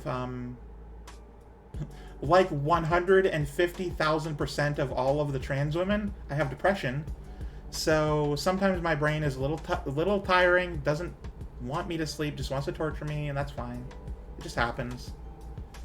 Basically, all I'm trying to say is people who practice like me always think they always win, etc. When that's not the case. Like me, for example, I know if I lose in the astral, that's how vivid the astral is for me. I live half there, half here. It's amazing. I'm thankful. I mean, I personally don't really understand it, but I'm congratulations. I'm very happy. I'm very happy for you. I just don't get it, and that's fine. I don't have to get it. If it's not for me, then it's not for me. It is hear, feel, or believe X, and the rest is you want to believe it. So yeah, it's wild how your brain considers itself separate from you, if that makes sense. It's not that wild, right? Like, the concept of the self is like that's where the idea of the soul comes from, I think. Ooh, hang on. We're about to go down a huge hill.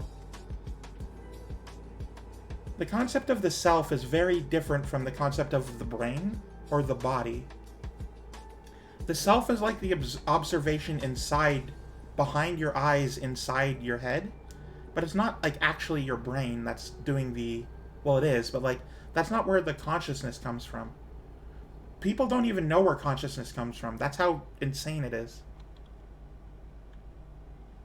Our brains just became able to consider themselves one day, and no one knows why. No scientist has a single clue how we developed consciousness. Not a single one of them. Where did it come from? Is it matter? Is it energy? Like, what is it? What is consciousness? And that's where most religions step in. Bringo Burr. Bringo more than Burr. Bringo all.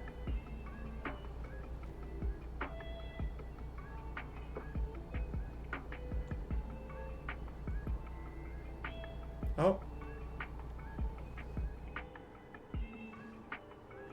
There we go. Yeah, like, the brain is the center of consciousness, we think. Yeah, definitely we think. But we absolutely know it's not just the brain. Even from just what we know, the entire body feels, to an extent, thinks. Yeah, that's where the idea of muscle memory comes from. Oh, slow down a lot. I would have tipped over right there. Like, I definitely know that, if my body does think, which it probably does, I don't know, but if it does, then it is either getting old or rebelling, because I do so many more typos than I used to. My typing muscle memory is just a mess.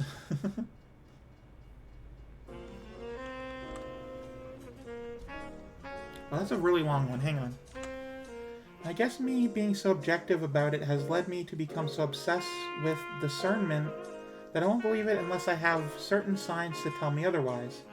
But like, if someone who does what I do and fights someone, most people say I win a lot, but me, I know I am... Oh, hang on, that's a lot of messages all at once. No, I am not invincible. That's what I mean by I know when I lose, and it gives me a lot of reassurance it's real. I don't know why astral projection is apparently a win-lose situation. What contest is that? I mean, yeah, apparently it isn't a requirement, so don't worry. But yeah, muscle memory, but also your microbiomes don't really communicate with the brain, as they think is a part of it. Consciousness probably came from us doing a bunch of drugs or something, at least in my opinion. Well, consciousness came about, like 40,000 years ago. I didn't even know what drugs we had back then. Fermented fruit, I guess?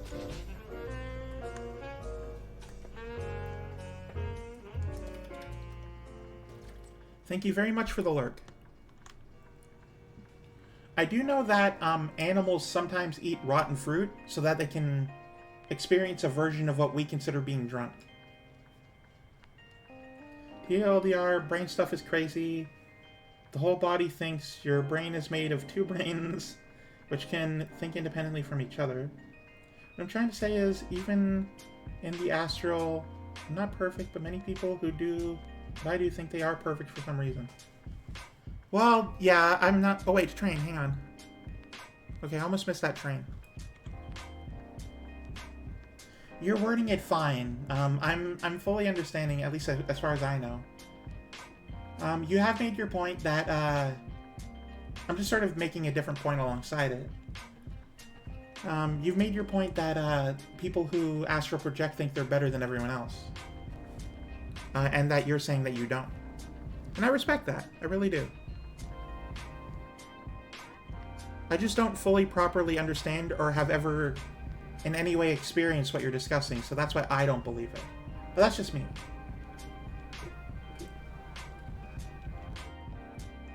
People can believe whatever they want. That's the beauty of being a person.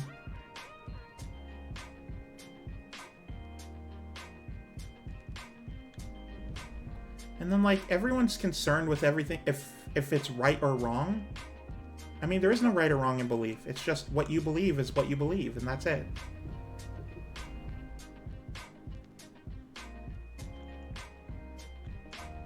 Now, I mean, I can believe in what I believe and then still disagree with what you believe, and that's fine, because that's, like, I don't, people don't have to agree. Hang on, I'm about to park here. There we go. You sure I described what I mean? No worries, no worries. Where should I put this? Ooh, way back there, huh? I can't even do anything.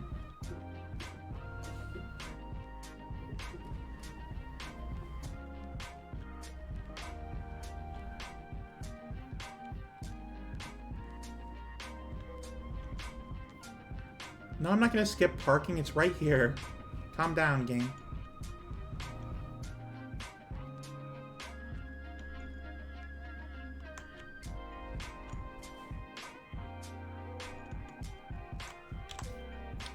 Yeah, I'm not asking you to believe. I was trying to explain it. I guess I never ask anyone to believe. How can I when I never experienced? That's true, yeah. Rejecting other beliefs while still believing in their own, unheard of on this earth. I know how insane it sounds, but yeah, I know it is definitely a thing people just don't do. They just don't believe one thing and then respect other people's belief in something else. I don't know why that's impossible, it just is. I don't know, people are crazy like that. I'm gonna get better fuel economy because I think I'm losing fuel a lot faster than I used to. But after this I have, it looks like 10 more level ups. So there's 36 levels by the looks of it. Okay, let's go to the job market.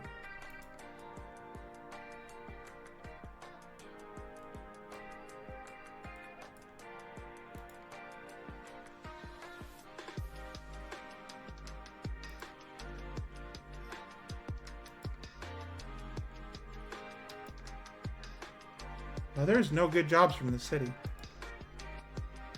Well, here are the good jobs. Now what I can do, and definitely going to do. I got 6 hours to do it too. Because my logic is something happened to convince them that I'm not aware of. That's pretty good logic. That's fair.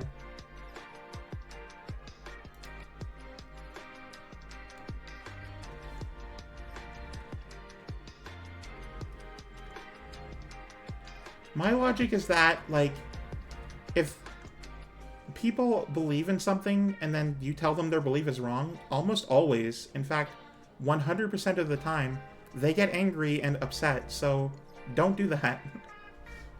Even if you disagree, don't tell them they're wrong. Why would you do that? That's wrong of you. Oh wait, this is not the right way.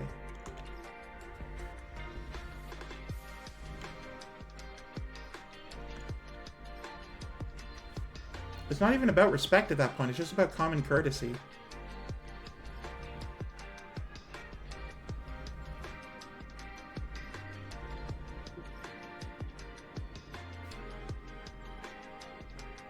Sometimes the most logical move is just to be polite, you know?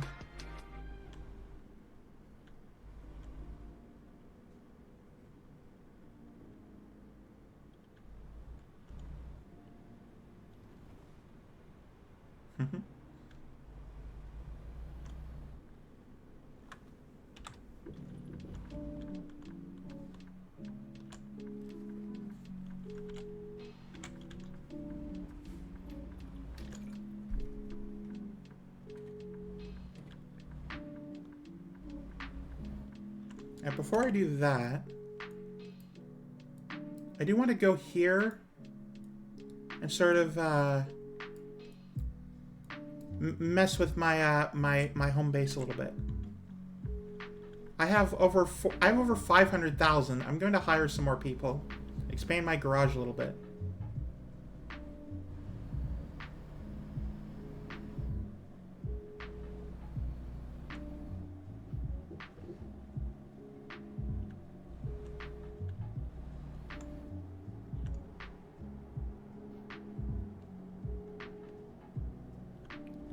Notice the way my brain works is literally cause and effect. I think of a chain of events.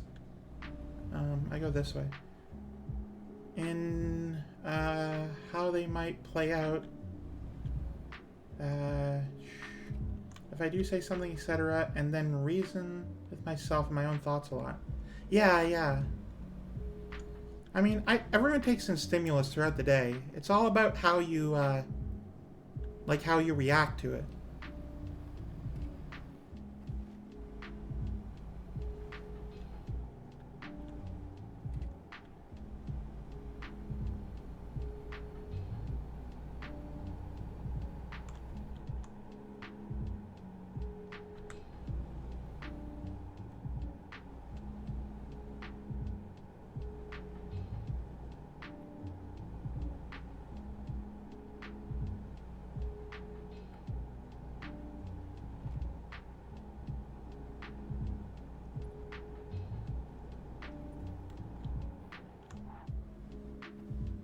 Even in American Truck Simulator, I kind of plan things out, even with quick reactions. Oh!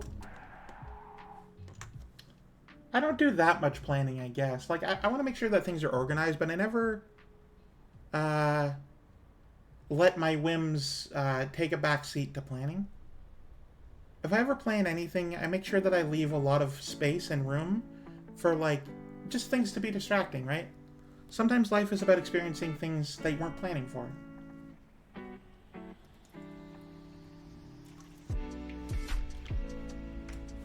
To put it into the words of, I don't know, somebody, life is what happens when you're busy making other plans.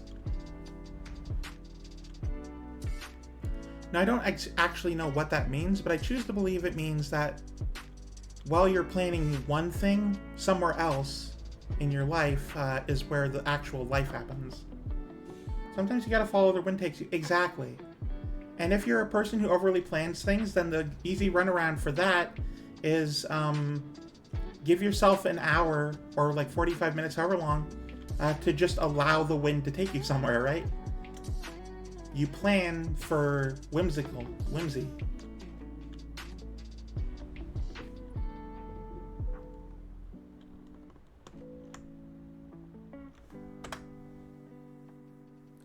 Okay, I would like to upgrade this place. Oh, that's real cheap, sure. I just got an achievement. Fully upgrade one of your garages, nice. We're about to get a cutscene, so be prepared for that.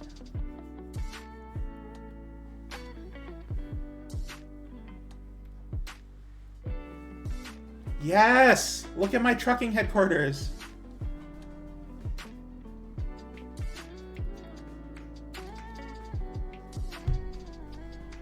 Boreal shipping is going places. You can be a ghost scientist. Why couldn't you be a ghost scientist? Study ectobiology or whatever.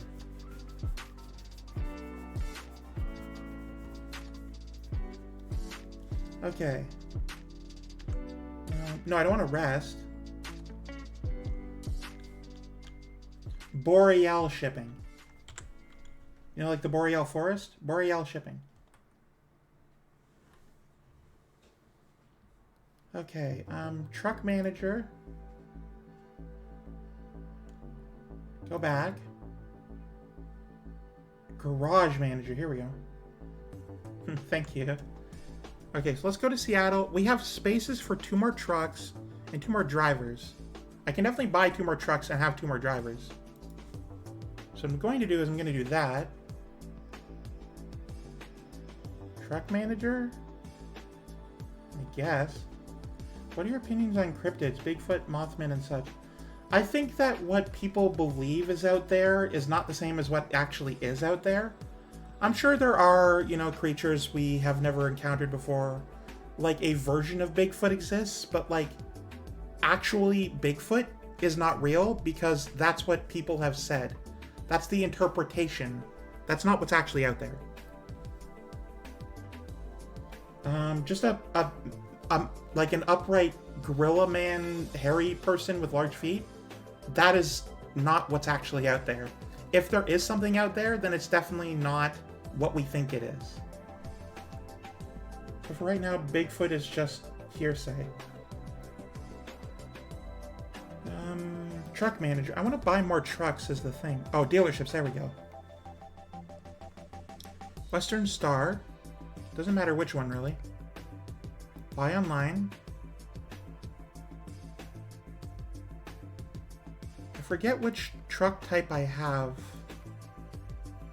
I have the same truck type for, like, all the trucks. Should make sure that I buy the same type for all of them. I think it's this one. Hang on, let me go back to my truck manager. Yeah, it's a 57X. All of them are the same. I want to have like a style. All of them are the same type of truck that are just red. The truck dealerships. Go to the Western Star. Buy online. 57X. There we go. Find cryptids an interesting concept, like a giant man-like moth is a very interesting... Well, it's a very interesting idea, but it's definitely not a real thing. A Mothman implies that a man evolved into a moth or the other way around, and that just isn't how that works. Paint job. Viper. That's the one. Confirm. Purchase that, please. Yeah, put that in there.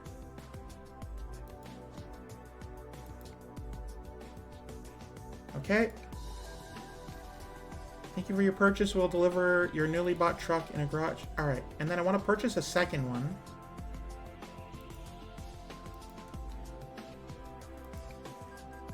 Perfect.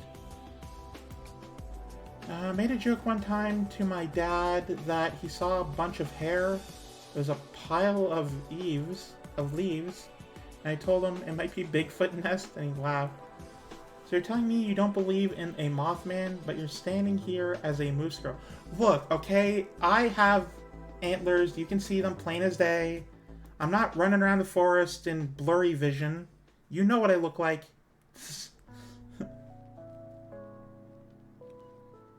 I'm as real as anything because I'm right here and you can see me. You can see a whole 4 months of YouTube videos. All my VODs are on YouTube. Driver manager. How do I hire more? Oh, recruitment agency. There we go. It doesn't matter where I'm getting them from. Just hire a driver. Okay, let's see here.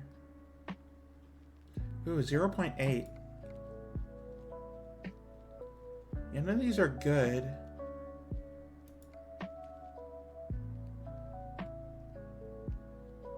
I forget what this one is. Whatever, I'm gonna get Meros to go there. And I don't like the look of you, but you do have, I forget what this one is, but I know it's good. I'm gonna hire you. There we go.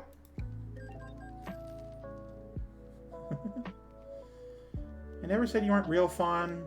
Obviously you're real. Well, that's the thing, right? Like, I'm very real. I'm so real that I'm right here, right now, talking to you. Alright, so I still have my actual job. So I'm gonna go and, like, accomplish that. Nope, can't go that way. I go that way. Oh, okay.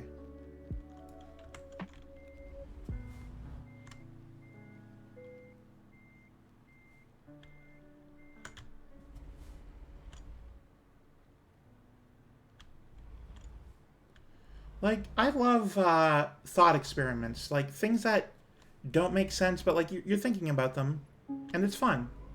I can get gas at my own station now? What? Oh, and it's so much cheaper, too. Like, have you ever seen the movie Padma Inverted? That movie doesn't make any sense, like, scientifically. But wow, is it an interesting idea. Just like the idea of people being upside down. It's really cool.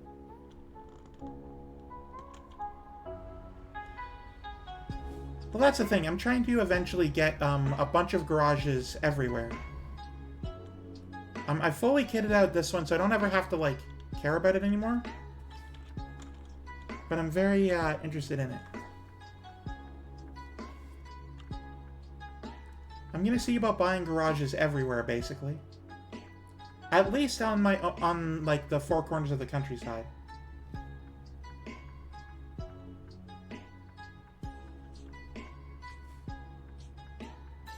I plan to eventually make so much money that I don't even have to do anything anymore.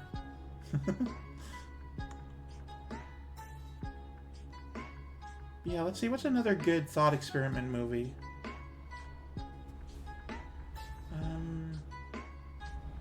Oh, I saw something recently that I'm trying to remember. It wasn't a movie, it was a game. It was called Far Lone Sails, and then its sequel, Far Changing Tides. The world building on that is just insane. It's so cool. The idea of it. If you haven't played them before and you plan to, I'm about to say spoilers, so please mute me for the next minute. Far Lone Sails and Far Changing Tides, the world in that one, and this is where the spoiler comes in, so please mute me. The world for that one is that the on one of the like tectonic plates basically raised by like several hundred feet, so that area, all of the water is rushing away, meaning it's in a giant drought in a huge desert, and the one below is like a giant watery, like flooded grave basically. So they have two very opposite but very connected problems. And it's very interesting and I love it. Now that's where the spoilers end, so hopefully they'll, whoever did mute me will return momentarily here. But it's a very interesting game. I love the idea and the world building for it. Yeah. I can bypass this. Very good, very good. But like the world building in so many things are so fun. Well, feel free to use your Gandalf quote.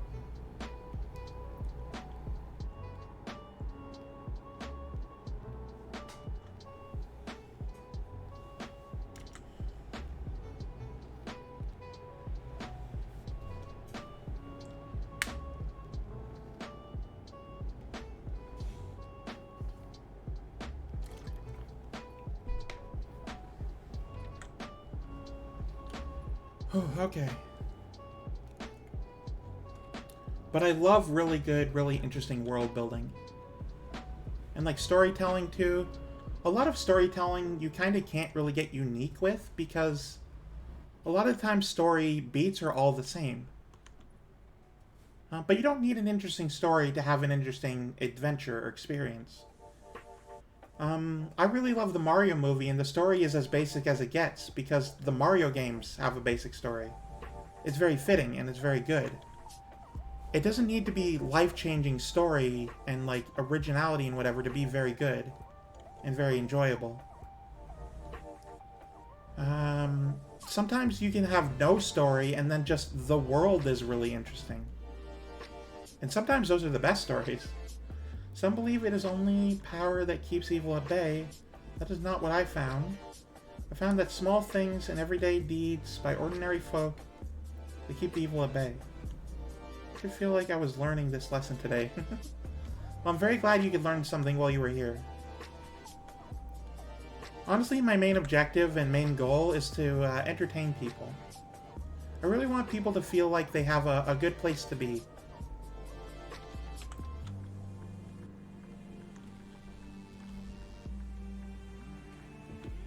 It's all about the presentation, world, characters, general vibes. Yeah.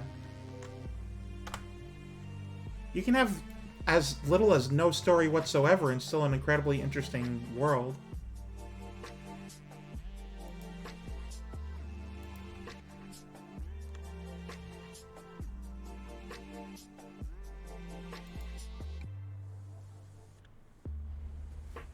Alright, time to deliver some oil.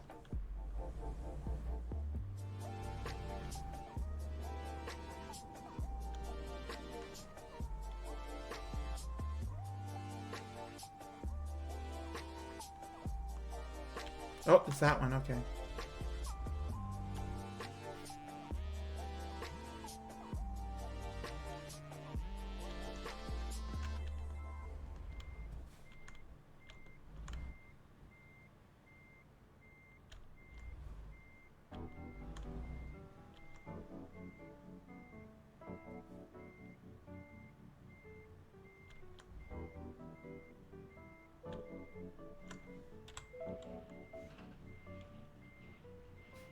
I'm really glad that I figured out reversing.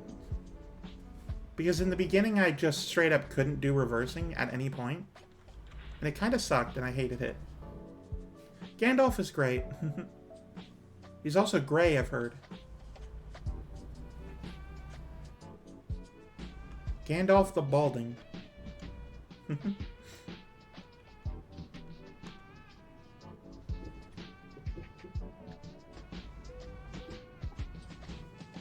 Okay, well, be careful with the gasoline behind you, or the oil. It is primed to explode if hit too hard. Fair or white depending on the timeline. Fair line is his, I am Gandalf, and Gandalf means me. I am Gandalf, hear my cries. I am Gandalf, see my memes. I don't know very much about Gandalf. High fantasy doesn't interest me too much.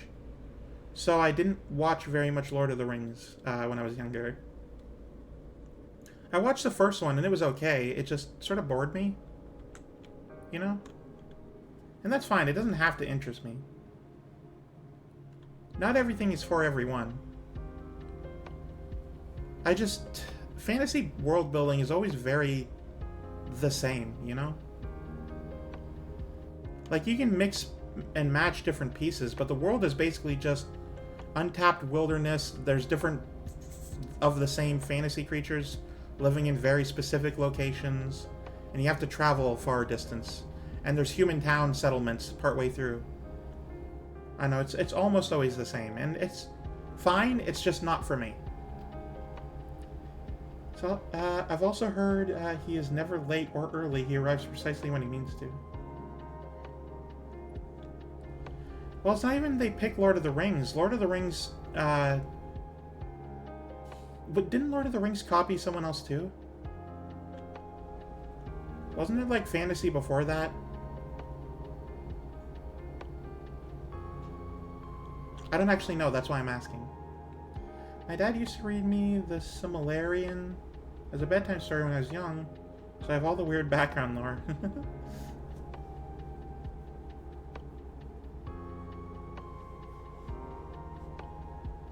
Lord of the Rings basically laid the groundwork for modern fantasy, if I remember. Well, what about, like, fantasy that came out before the Lord of the Rings books? What sort of stuff was going on there?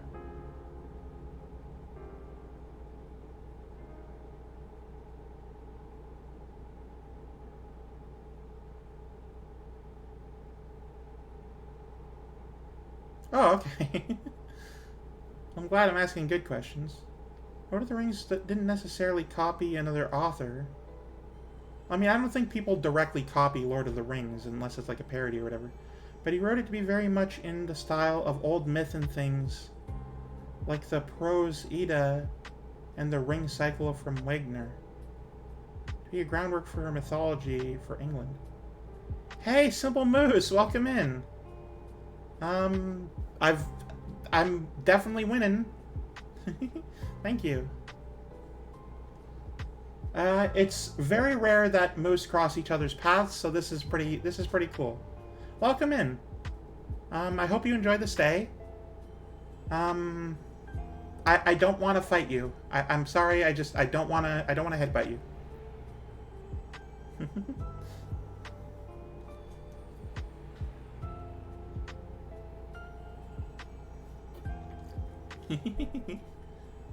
I'm a very cozy moose. I like to be a calm location for the humans to hang out.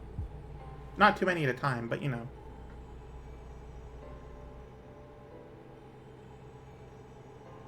Wait a minute. Did you say a room with a moose? The most appropriate time to ever use that. Yeah, that's right. I'm not a violence moose. I did a lot of aggro machismo things when I was younger. Definitely don't care to anymore. I don't need to, like, assert dominance. It's just not a thing I need to do. Unless it's a train. But then again, I've never met, like, a train VTuber before, so we're fine there. So much deep convos today. I feel like I always bring those convos with me. They come up when I'm around. Well, I mean, if you bring them with you, then they would come up while you're around, because you're the one bringing them up. But I do get it, and it is fine. Here's a ghost train conductor. Ah, but they're a ghost train conductor. They're not the train itself. How he ended up as a ghost. You're right, I can only imagine, because I don't know the lore. Are you also a VTuber, or do you just have Moose in your name? Because if so, I could probably give you a shout out. Because it's rare that I find other Moose.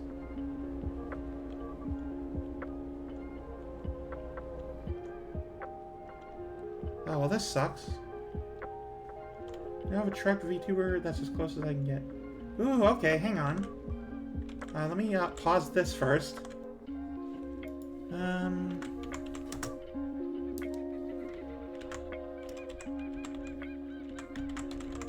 I think this works? Hang on. Oh yeah, there we go. Ooh, the chant. Wow, cool. I've never heard of it, but that sounds fun.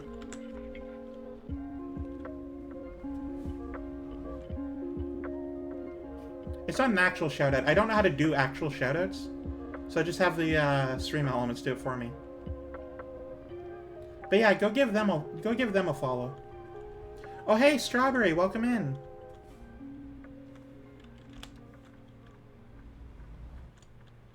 Thank you to this bus driver for letting me through.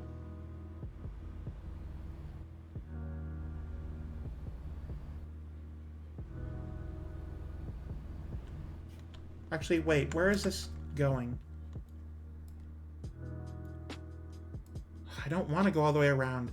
I don't want to go to the American Vancouver. It's not even in the right country.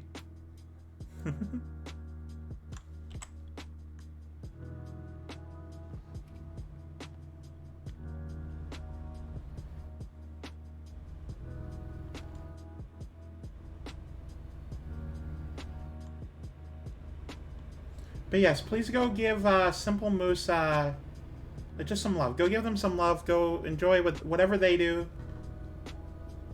I don't know who this is. They came in like minutes ago, so that's fine.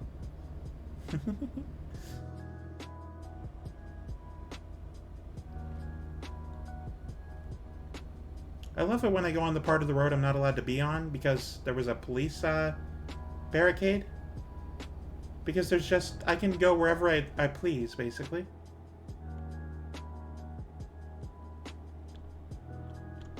Oh, wait. Oh, well, that's definitely not how that normally goes. Normally, there isn't like 1,000 trucks in the way. We can talk about you, it's fine. Alright, well, let me just save scum a little.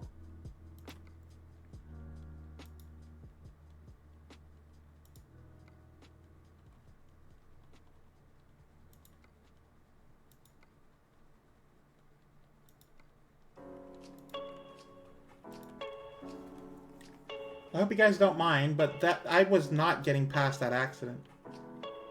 Normally you can go around, but not that time.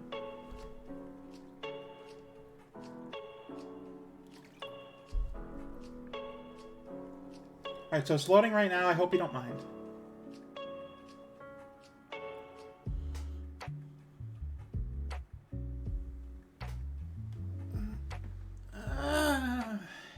Stretch. It's taking a while to load.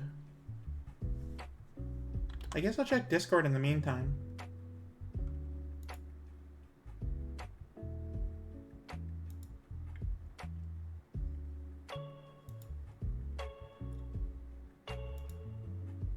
So while we wait for this to load, how's everyone else doing?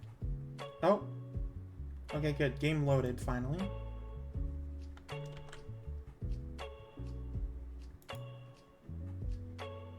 Is everyone having a good day? I hope so.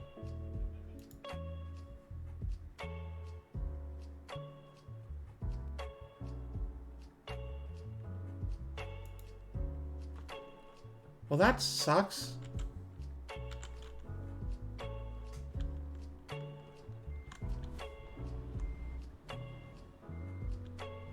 Hey, welcome in, the Dahono.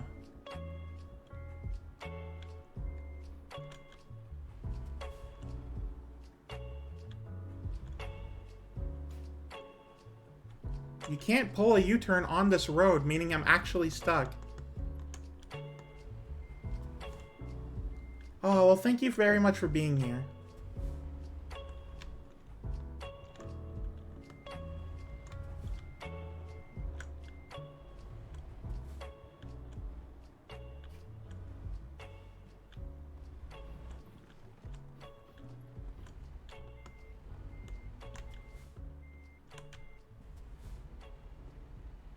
Please go, please go, please go, please go.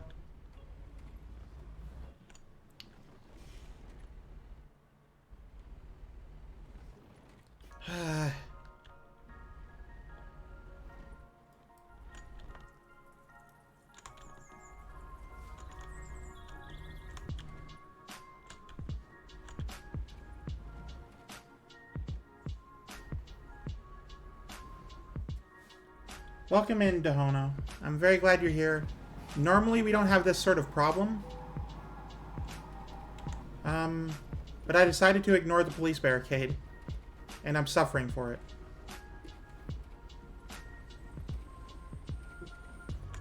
And I'll be suffering for a while if that continues. So we're going to load again because it just will not work. Trying to load another game? No, that's fine.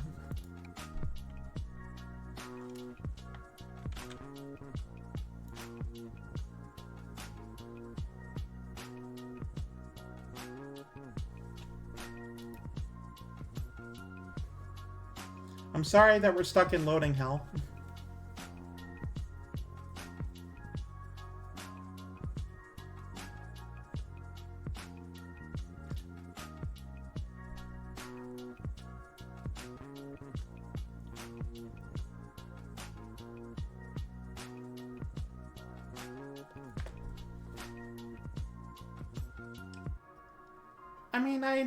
Yeah, I guess I did take a wrong turn by not turning. I just didn't want to take a giant detour, because normally you're able to go around the accidents. I just didn't realize that on bridges you're not, you know? I'm hoping that the accident will not be there the next load around.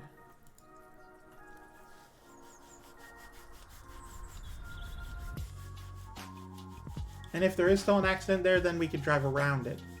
That's my goal here. Well.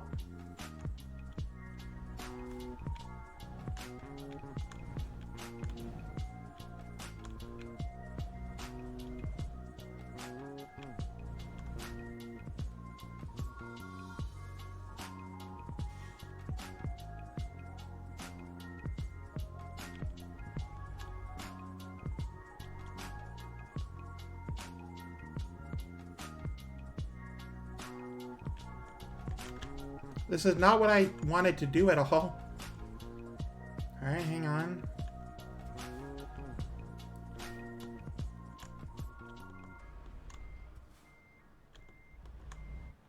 Reversing is very complicated, I assure you.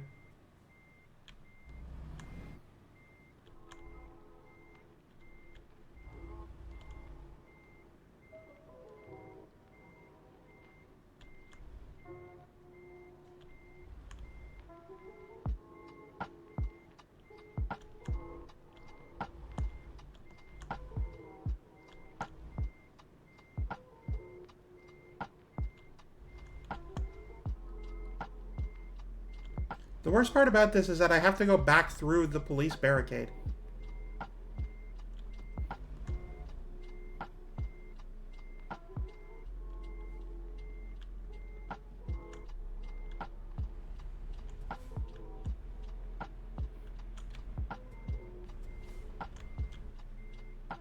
Well, I mean, that's... Have you been here for a while, Roxy? That is sort of why we're trapped here.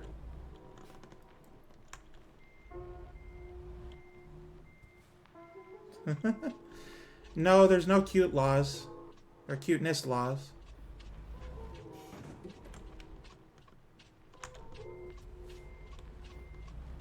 Yeah, so what happened was there was an accident on this bridge, and the police said, "Hey, take a turn here.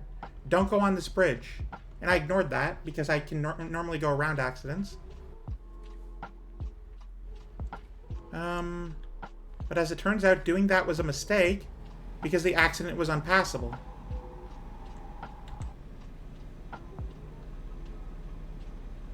So now I am physically stuck in place.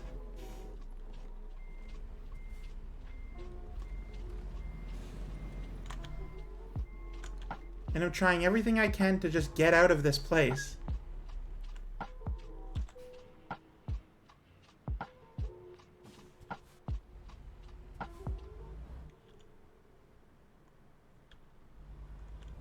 And I have to go far for this to happen, right?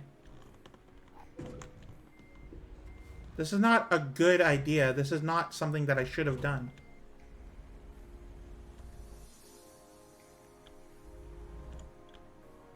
And I quite literally cannot turn around. This is not something that can be done. So what I have to do is I have to load again. And this time what I'm going to do is I'm actually just going to remove accidents entirely. Because that is what I should have done at the start. Yeah.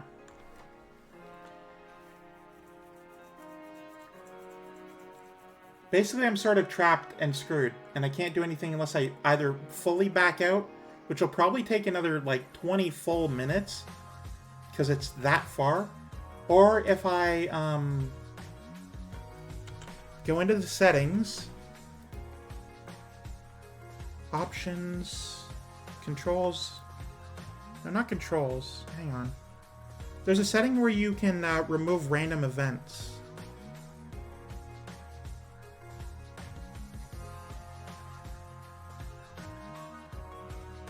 No, it's not that.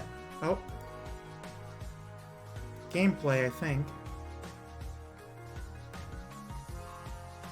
For Route Advisor...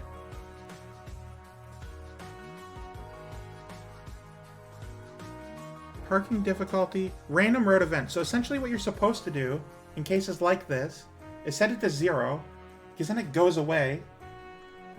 And then when you're done with the problem, you set it back to however you wanted it. Or it's supposed to do that. Alright, let me save again. I have no idea how to get out of this one, actually.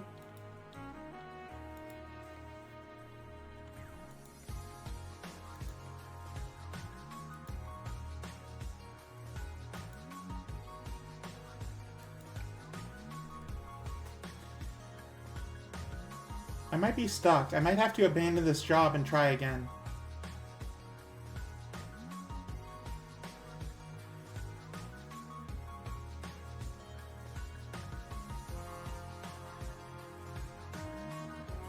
Yep, I can't do anything.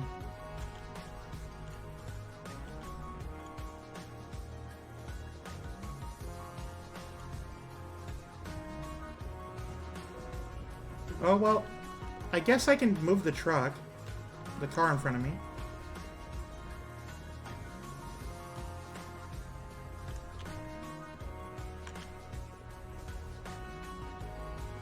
Wonder if that applies to the helicopter too.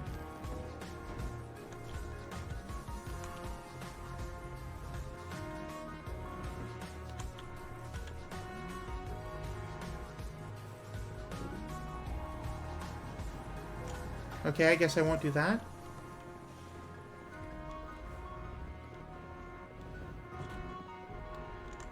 I won't really do anything. Yeah, there are no options here.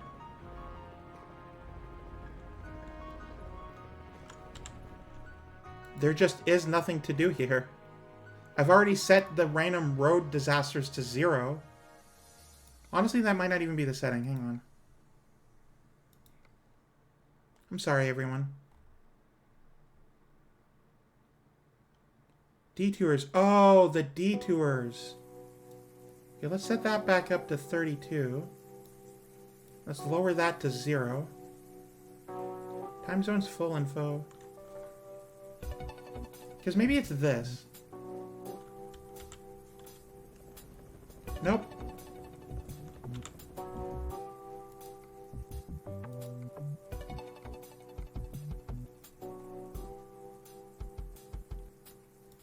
Both of them are now set to 0. If this doesn't make them go away, then there's a problem.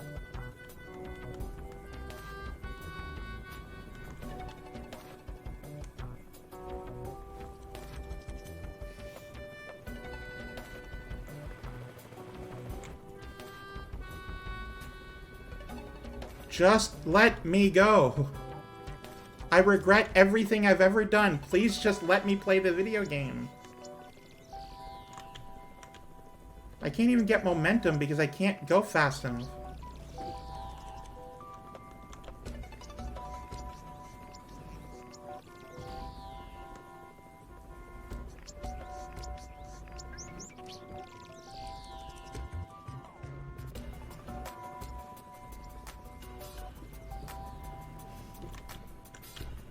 Here we go. Trying again.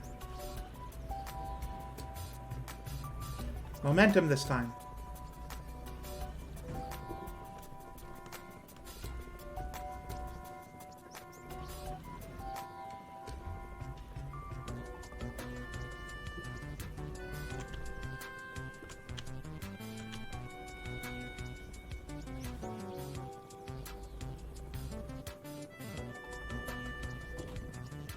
Alright, well that's a physical object. Alright, hang on.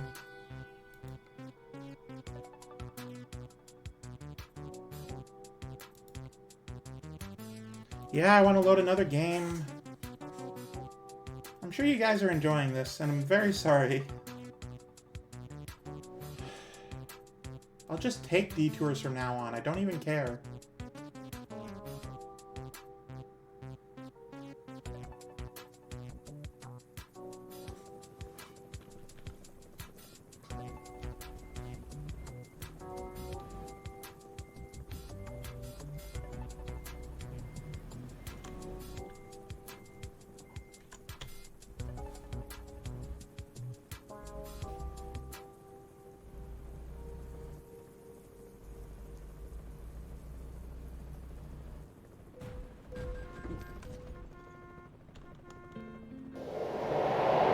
Hey, thank you for the follow, Wolfie Pack Gaming.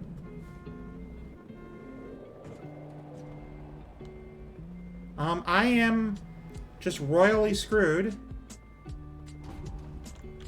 in every possible way because I can't get through this fucking problem.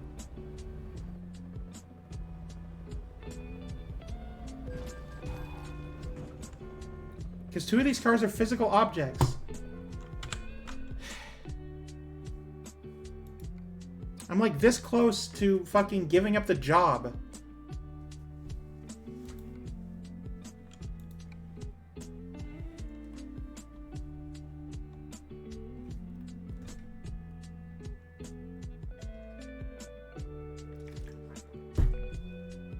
I hate this bridge and I hate everything about it. Thank you for being here.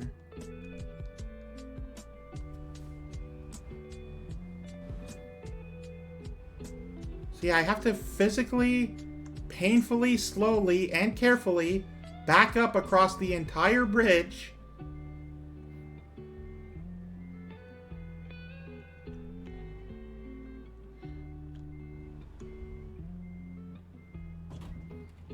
And hope that this basically doesn't happen. Because then I have to straighten out and do it again. And I'm so sick of this, I just want it to be done.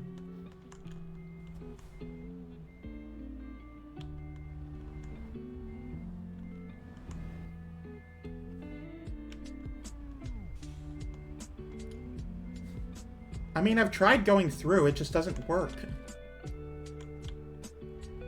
Alright, hang on, let me try ramming again.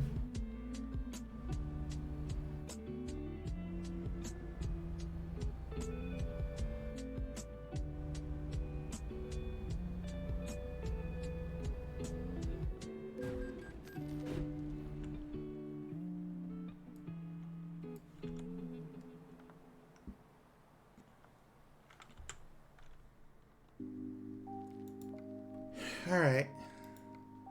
One last try here, and then I give up the job.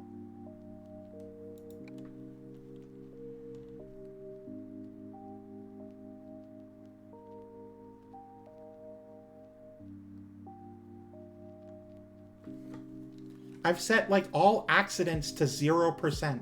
I don't know why it's still there.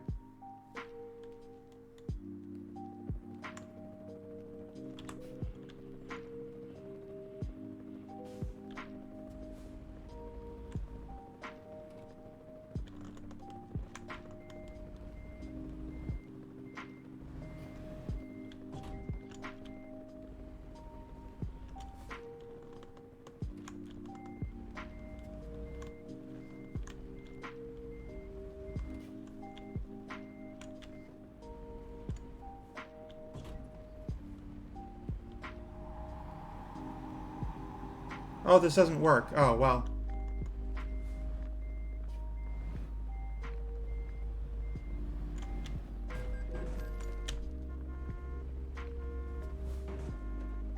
Move. Alright. I tried, I really did. I genuinely tried. I have to abandon this job and get a penalty.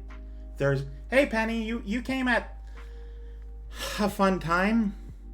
I got caught on a bridge that I can't escape, so now I have to abandon a job so I can actually play the game now.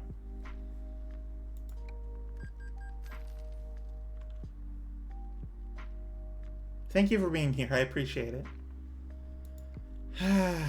Alright. Yeah, it sucks really hard.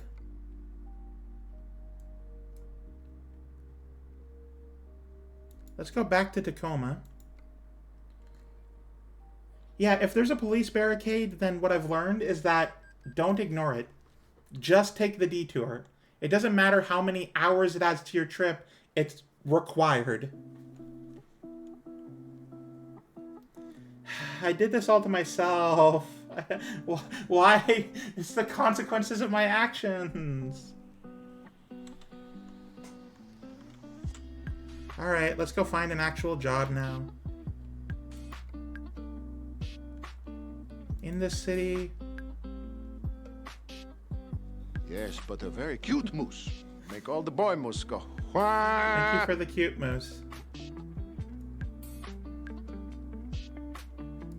No, I've never actually gone this way, so I'm very excited to do so. Okay, it expires in 4 hours. Let's go grab that job.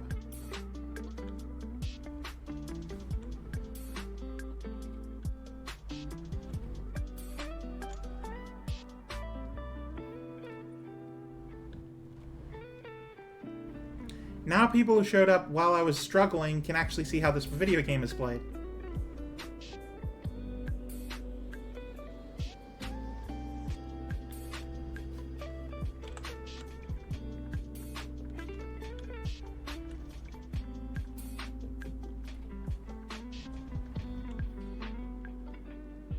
Alright, go to the car dealership, hit enter, go to the freight market, grab the job.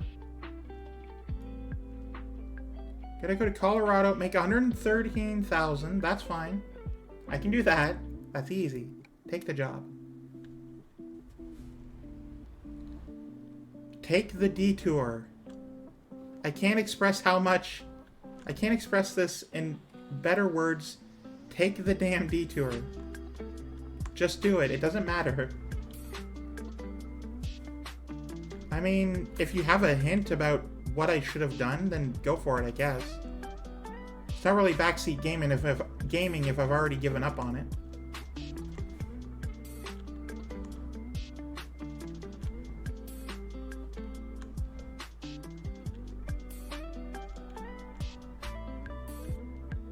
There we go. Attach the trailer.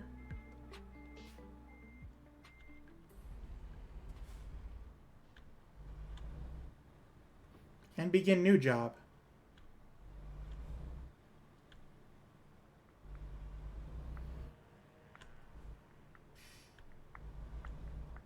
Let's deliver some cars to Colorado. Colorado.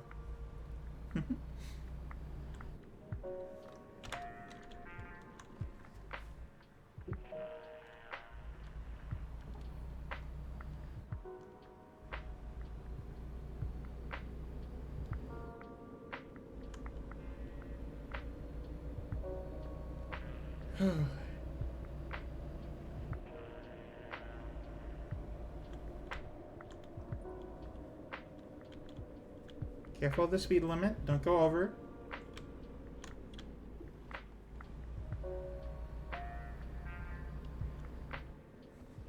You're teasing me with a hint and then you never said anything after that.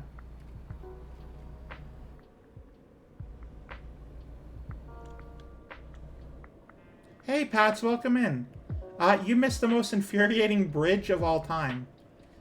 There was a police barricade that said, hey, don't go this way. And I said, oh, you can't tell me what to do. And then I realized that I should have listened to them. Your save and loads there. A button says auto... Save auto show? Came up with the last... Well, yeah, but nothing had auto save, so it didn't matter.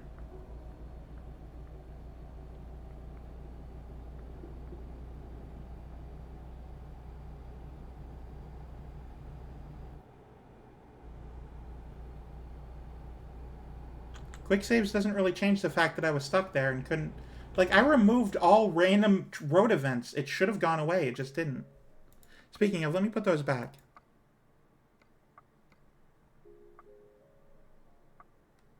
This is around 33.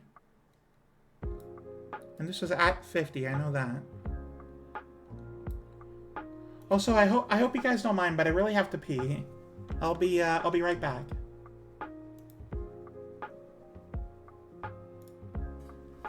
I'm sorry about this.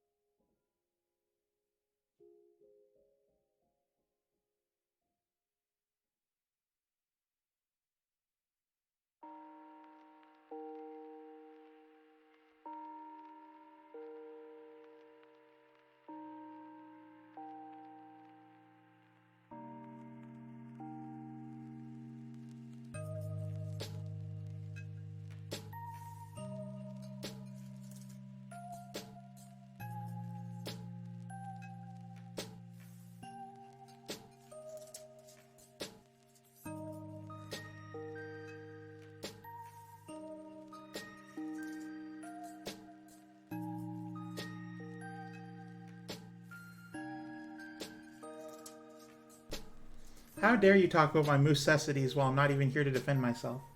How very rude of everyone. Thank you for waiting. I'm sorry that I was away. Let's get back to the game, though.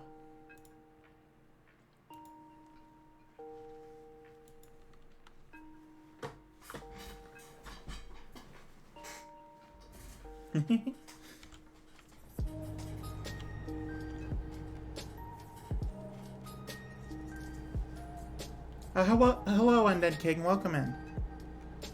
So for those that don't know, or weren't here earlier, the big announcement in the title is that I finally bought my steering wheel. So after 4 months of streaming this game from the very beginning, I'm finally going to be off the mouse steering.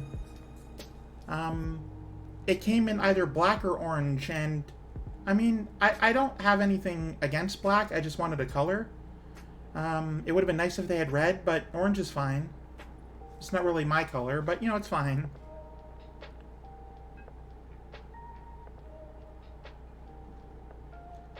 But yes, next week, I will be using my steering wheel to drive.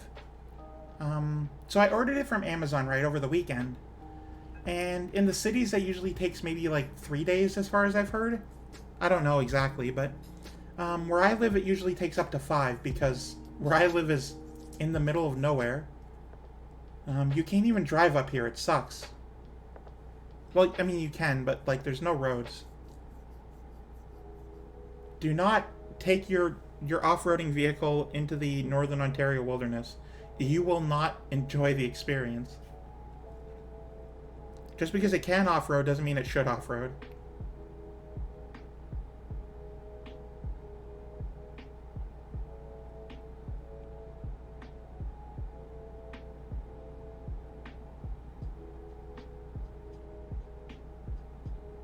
But yes, I'm very excited for my new steering wheel. Finally, driving will be made easier.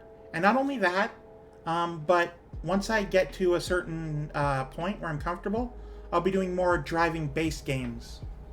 The next game on my list that someone has suggested I play is Need for Speed. I found a few of them on Steam, so I'm going to get one eventually.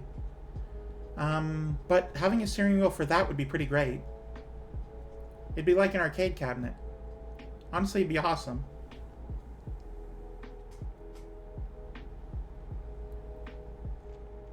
Exactly. I'm very excited.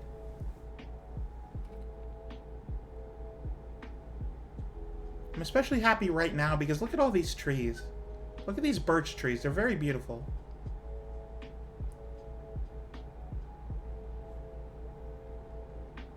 A fun little fawn fact, if you're interested, which, I mean, of course you are. No one would say no to that, I've learned. A guilty pleasure of mine is chewing on birch bark. Like, it like rolls like paper, right? It's not like the crunchy, like, oak bark or whatever.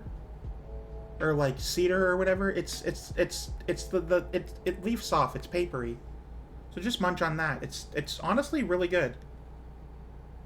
It's like a giant guilty pleasure of mine.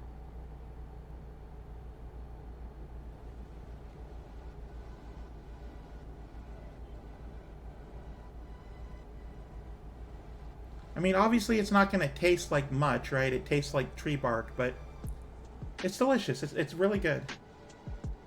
And you know that it's not bad for you because it's from a tree. That's not true. Don't take that as actual advice. Nature loves to be poisonous.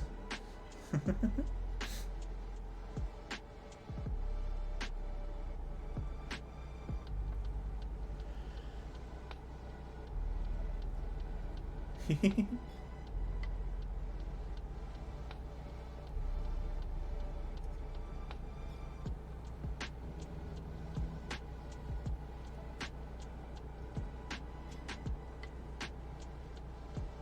was about to be worried for you, Fawn. A birch is okay, but don't go around eating every tree. That's true, yeah. Some trees are okay. I will. Not all of them are bad, but not all of them are good. You really need like one of those books, one of those nature sort of scout books, like a Scout Canada sort of guidebook for what you can and cannot eat. Now, obviously, you're going to get a lot of fiber from bark, but you know, it's not like human good fiber, I guess you could say. So just be wary, right? Don't go around eating every tree you see. That's just not a thing anyone should do, honestly.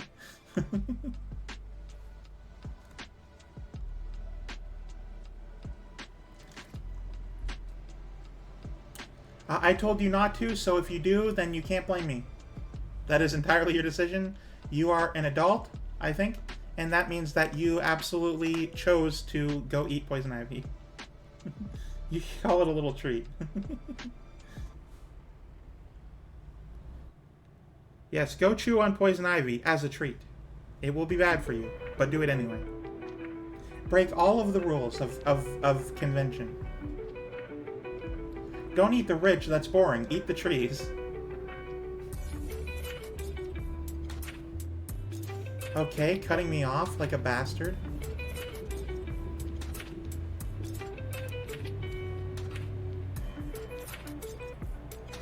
That guy's a piece of crap.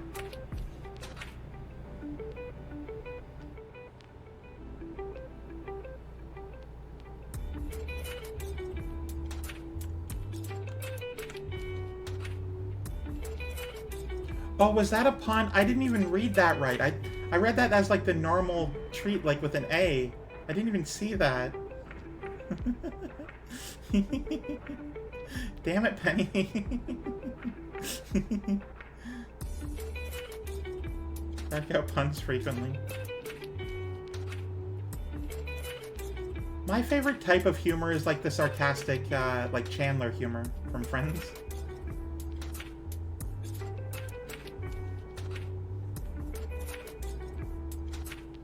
Their face is made of jerky.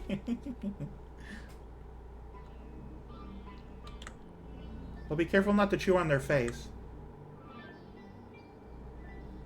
Unless it's a cow, then it's beef jerky, but even then. Make sure if you're chewing on faces that they consent, you know?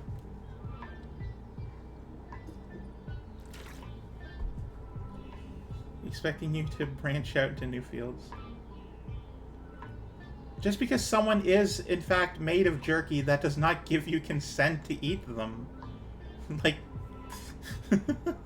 ask the jerky first. These cars are really annoying.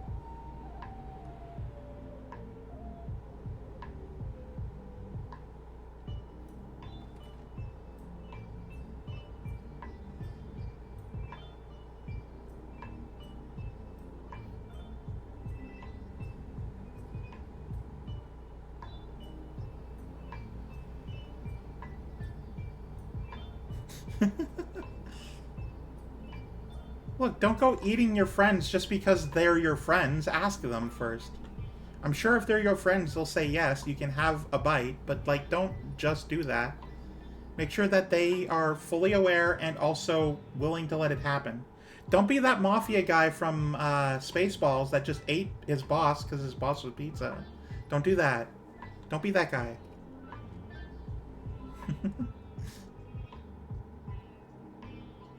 Feeding your friends... Okay, well, I'm not reading that, Roxy. Come on.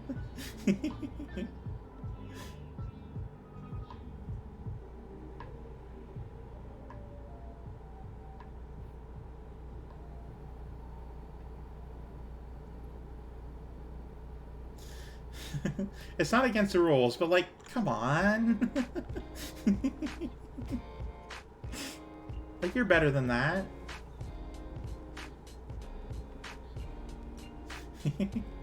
That's true. This isn't the chat of almost every VTuber friend I've made so far. Don't be that guy from Spaceballs. Doesn't work. The Mafia guy ended up eating himself. So he had heart. So he had consent. That doesn't really count, though, does it? It's okay, Undead King. As long as you're comfortable, then that's fine. That was the main thing I learned from the mating season event I did. As long as everyone in the chat is comfortable, then I'm okay with it. I count as part of that chat, by the way. So, like, if you're uncomfortable, please say so. We can drop the topic and move on. If you're not, then that's okay. Just as long as everyone's happy. That's the main thing.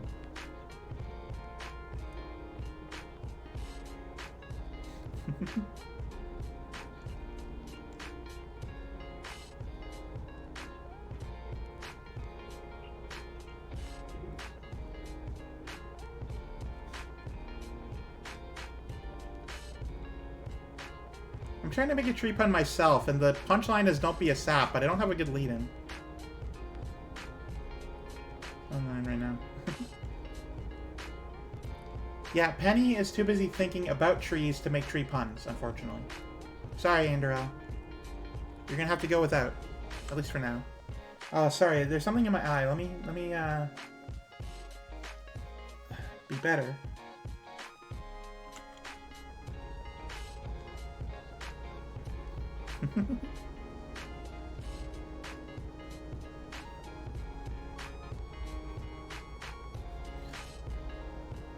Rancor, why did you ban Penny?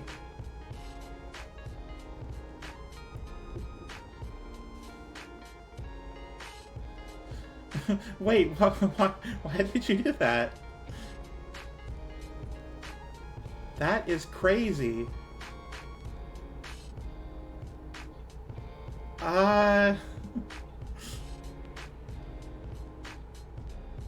No more gifting subs. You might ban them by accident.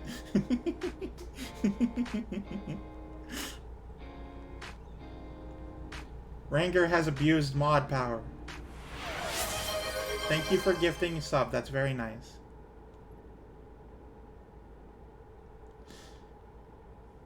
Yeah, Penny, you finally got banned. How does it feel?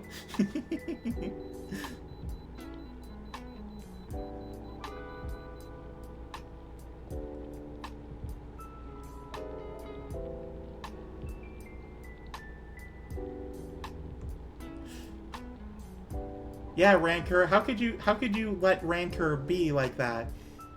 You need to take responsibility for the other mods like that. Rancor, you have to ban Rancor immediately.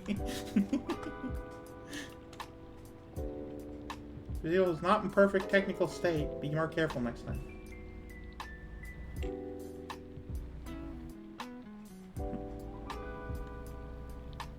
Well, now you know what it's like. So now when you do it to other people, you know full well what you're doing.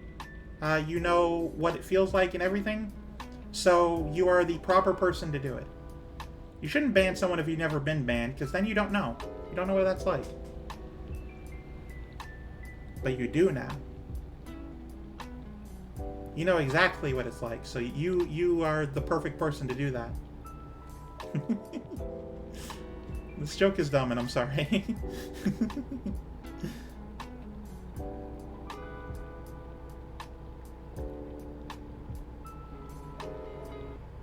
Oh, I'm going so fast. There we go.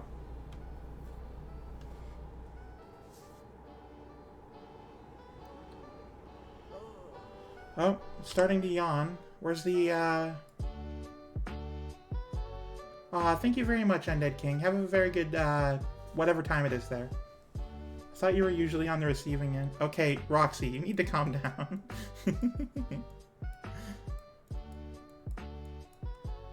Okay, this seems like a good place to sleep. When you have a second, no rush on it. Oh, yeah, I'll get to that.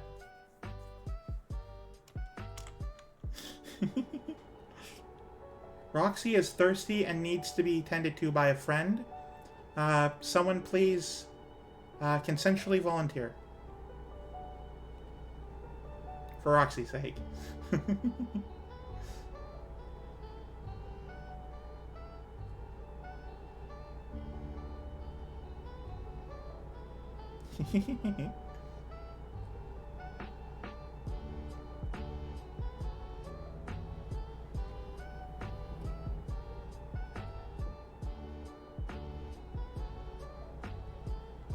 We're all very good friends, a very good community here. We all take care of each other. Usually that means cuddles, but sometimes it means more, and that's okay. As long as everyone agrees and is fine with it. But I don't want to say too much more. Don't want to invite that sort of thing, you know? Hey, Lost Boy Key, welcome in. You don't have to type honk. There is a perfectly good redeem. That one. Yeah, my character's getting tired.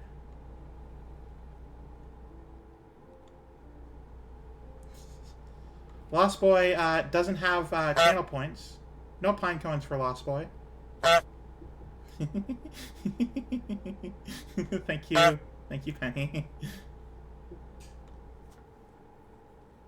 All of the honking was so funny during the train raid.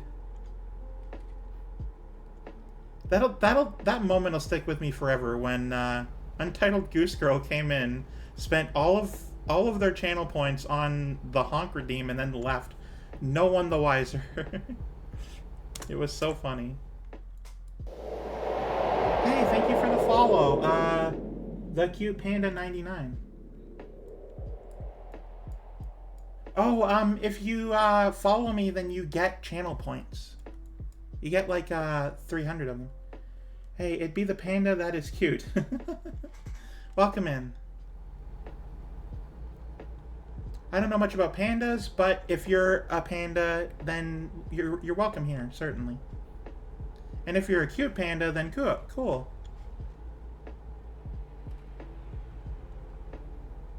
We enjoy cute things here. Kind of sound like a pirate. Oh, okay. Going by Captain on Discord. Cool. Yar, to be a pirate that is cute. A panda that is cute. Yar har har. On PlayStation, they don't exist.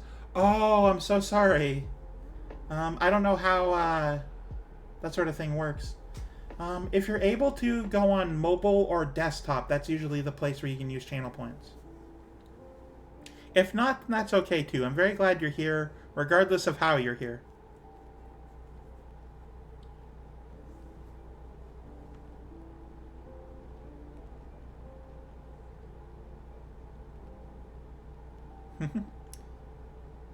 Well, thank you very much.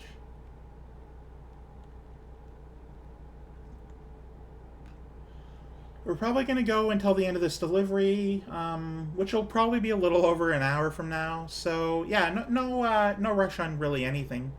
We're just vibing.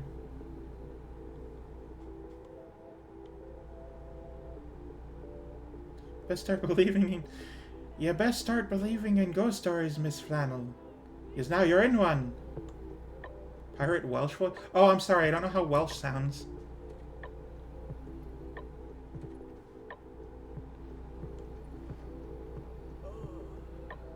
I know you're tired. We'll get you to sleep soon. Don't worry. Oh, wait, isn't it like midnight there? Shouldn't you be sleeping?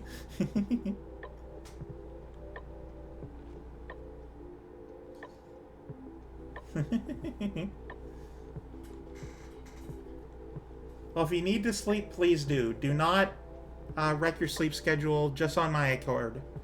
Now, if you normally go to sleep later than now anyway, then that's fine. Just don't stay up later than you normally would for me. I don't want your health affected.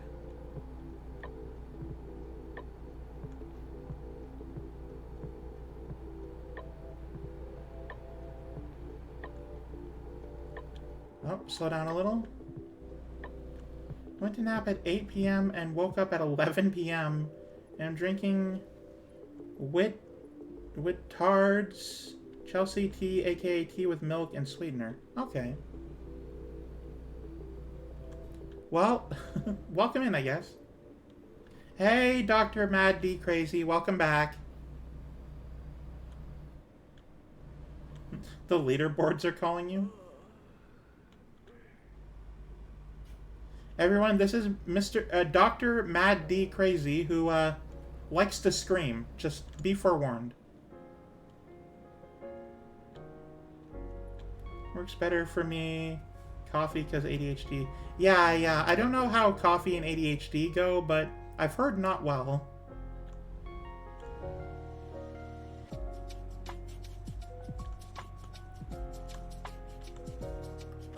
Alright. I remember... Yeah, no, so Dr. Mad, the whole booba thing was for a specific event. That is no longer going on anymore. We try and keep things a little more PG-13 now. Just as a heads up. I know you don't know. You don't come here often. That's fine. Just as a heads up, though. Just so for your information.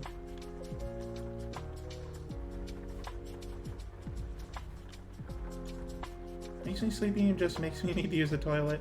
Drink multiple coffees a day. Try to limit myself to 2 coffees. Yeah, what you walked in on was moose mating season, which has officially ended, so I'm no longer in heat. I'm just a normal woman who honestly doesn't even want any more sex for like years and years from now. It's fine, I'm done. Someone else can have it. Not for me.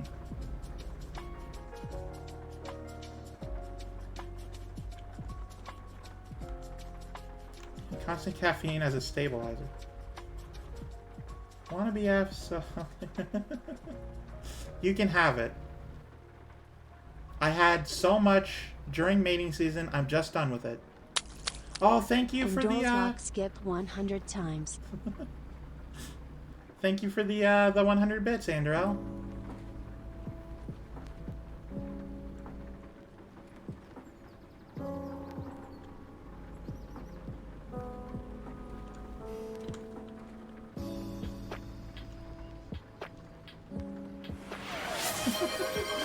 Thank you for the gift subs, Andrel.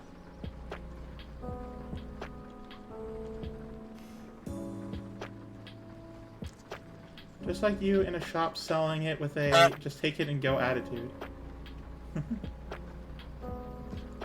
Yeah, Rancor, Andrel gifted subs without even banning anyone. How does that make you feel?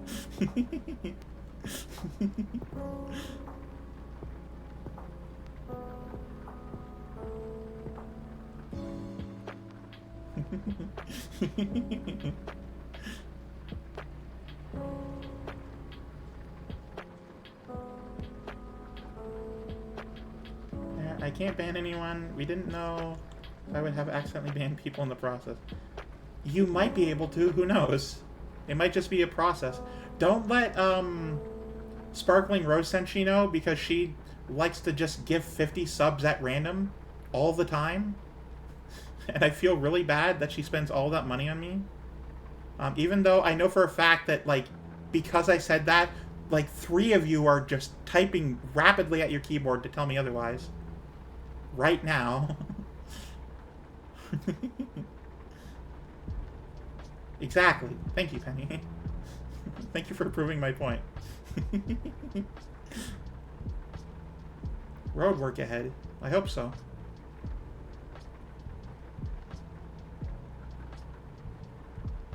Slow down. Sharp curves. Well, fine. Leave me at the top of the leaderboard. 7 TV gifting to specific person puts the overlay. We gotta go faster! Faster! Overlay right next to the band button. We need better design. We really do need better design, yeah. I mean, if you want, temporarily, I could strip you of mod power so you could gift subs without a care in the world.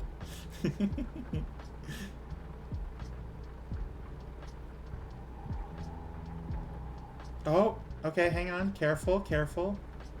Going faster is bad in the rain, turning that quickly. Thank you, Rancor. Please don't start a gift force fight in my in chat.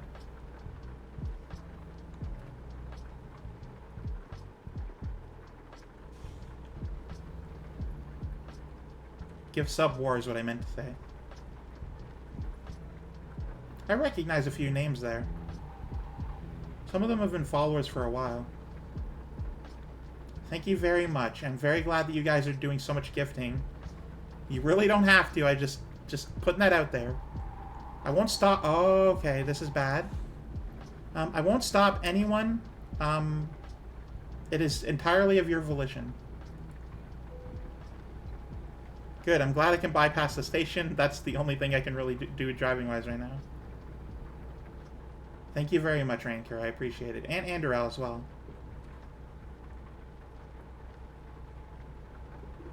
Just thank you, everyone, honestly. I feel so overwhelmed with support and love. It's really surreal for me. Because I spent a lot of time in the past being alone and being lonely. That just getting, like unparalleled love and support, just for no reason. Like, you guys just like me, and that's it. That's the only reason. It's surreal to think about. Look away for a second. My God, Andrew. Thank you so much.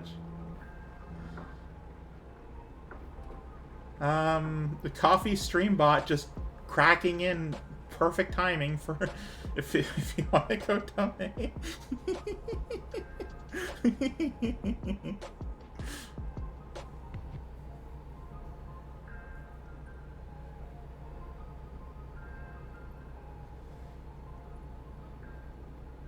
You know, the best part about the coffee over gift subs is that I get the money now instead of like a month from now.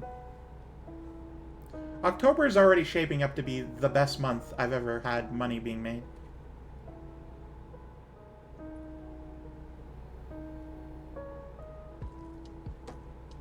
These are going very well this October. We are over 100 subscribers. What? I don't even know what to say to that.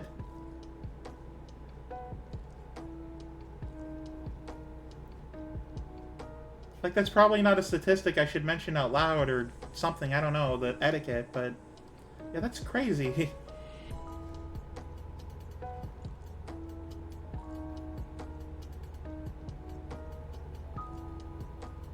Thank you, first-time chatter VPL Postal.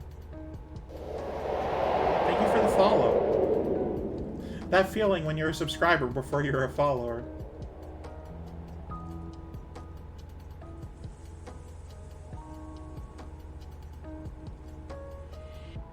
I don't even know how that works. How does that work? If you're just lurking, I guess you get a random one too? Okay, well, at least I'm glad about that. I don't want to, like, do... the road's actually very good, Ari. Thank you. I'm not sure if you were here earlier for the bridge fiasco. I ignored a police barricade saying there was an accident on the road. And then I was trapped on the bridge. Trying to wait to hit the follow so it would be 400. You might be waiting at least a couple days. My follower count has been going up steadily, but it's been a little slower recently than a few months ago. Which is fine. I am not telling people to follow me. Please do that of your own volition. But it has been a little slower than it used to be. Which is fine. That is fine. If I just had the same upward momentum the whole time, I have no idea what I would do. I would just, this time, like, next year, I would have, like, 300,000 followers at that point. Oh, turn the wipers off.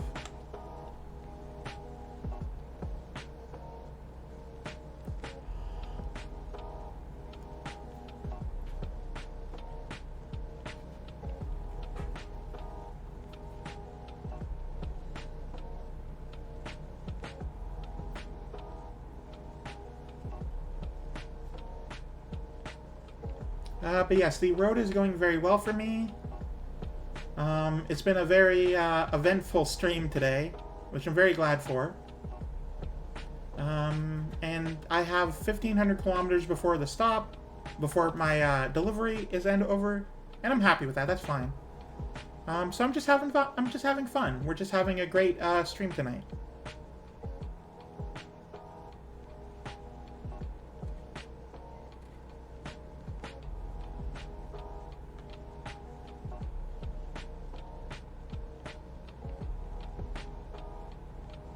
Hang on, I can't read that quite yet. Very carefully going around. Perfect, alright. It's a lottery, and there are different tiers of how subs are gifted randomly. Randomly being a viewer helps, but it can go to people completely new. Also, to give subs if everyone in community had one. I guess that's fair, I just never thought about it. We gotta go faster! Thank you, Anchor. Fine, we'll go to 10. We're now at cruise control 6 kilometers per hour above the speed limit. There you go. There's your faster.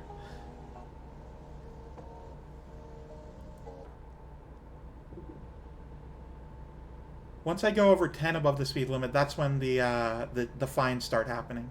So I have to be careful about that.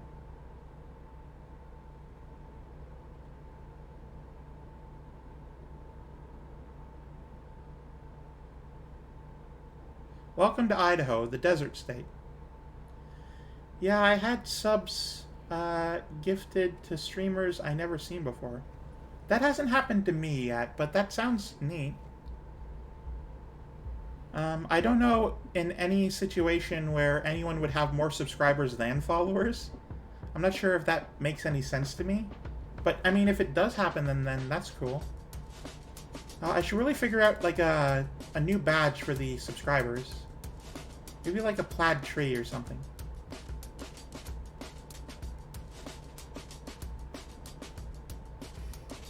Subathons and lots of gifts. That's true, yeah. I haven't done a subathon, but I've been thinking about one.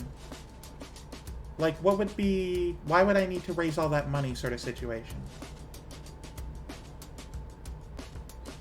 Maybe I could finally pay off my student debt. Subathon to repay all debts. Get my credit score back above very low. Celebration? Celebration would be okay, but celebrating what, though? Oh wait, I can go faster. Nope, no I can't. Maybe I'll do a subathon at 500 followers. I don't know. I'm just sort of thinking out loud right now. Birthday, Moose Day, any day. Alright everybody, get ready for my November 14th subathon. Halloween would be okay if I didn't already have a spooky game lined up.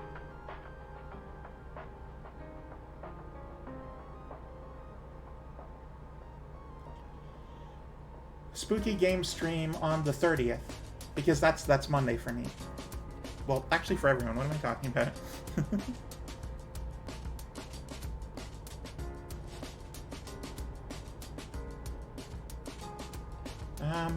It's a multiplayer game. I'm still sort of trying to figure out who, like how it's working. I have at least one person who's going to be with me.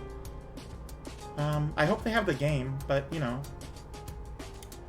One other person who gave me the idea, so I'd feel bad if I didn't include them. The 30th for you is probably Tuesday for me. Oh, yeah, I guess because Australia. Yeah, you want to join a spooky marathon for the for what would actually be Halloween morning for you?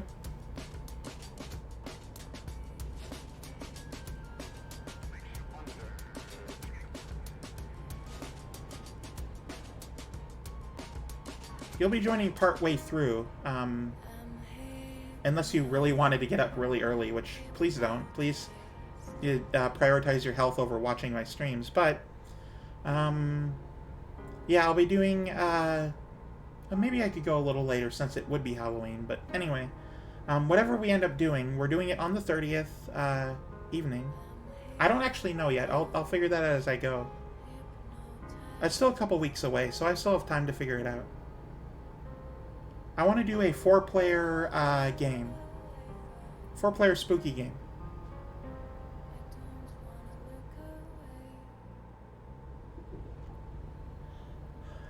Penny, if you're still here, if you'd be interested in doing a multiplayer spooky game on the 30th, which is the Monday for us, please let me know.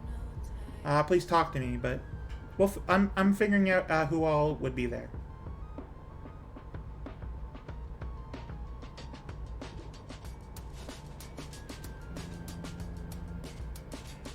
Also, I have 5 personal messages on Discord now. I think I'm going to take a look at them. I hope you guys don't mind if I just take a brief moment. Well, that's why you have 2 weeks. That's why we'll discuss it in PMs, don't worry.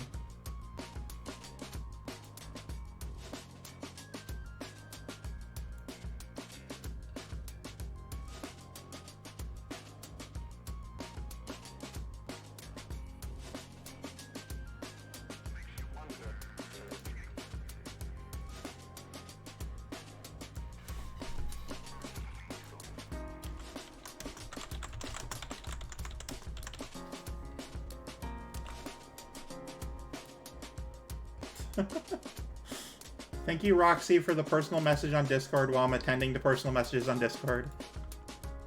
Oh, hey, Ranker! Thank you very much. Yeah, let me,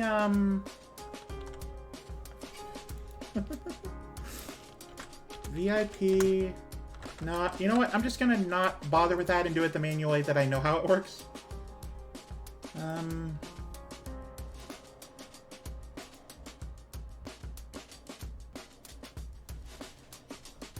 One moment while I give VIP to Penny.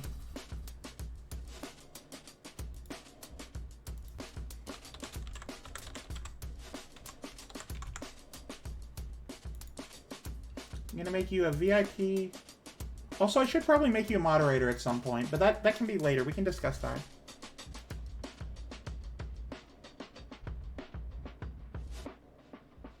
What?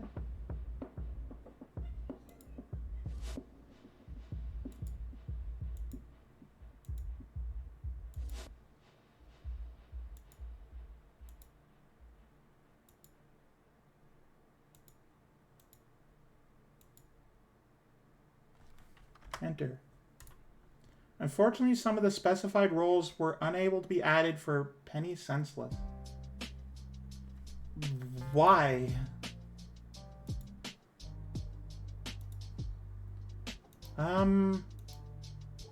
Apparently Twitch is telling me I can't make you a VIP.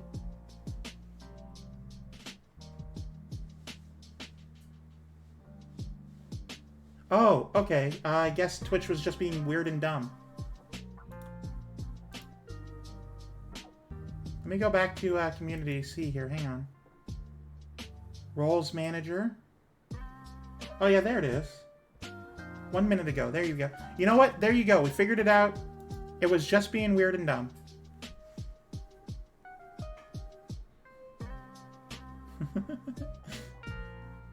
It's a very impertinent person. Yeah, Roxy, if you spend like 10,000 channel points, you can become a VIP. Normally that's so for yourself, but Ranker just decided to give it to Penny, so there you go.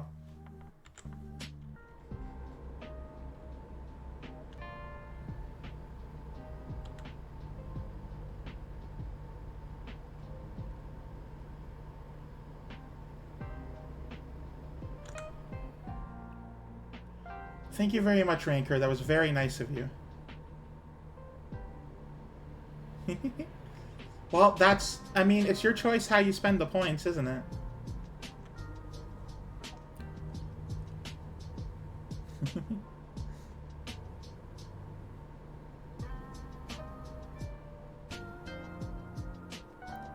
If you want, you can save up your points so you have 10 million for a face reveal.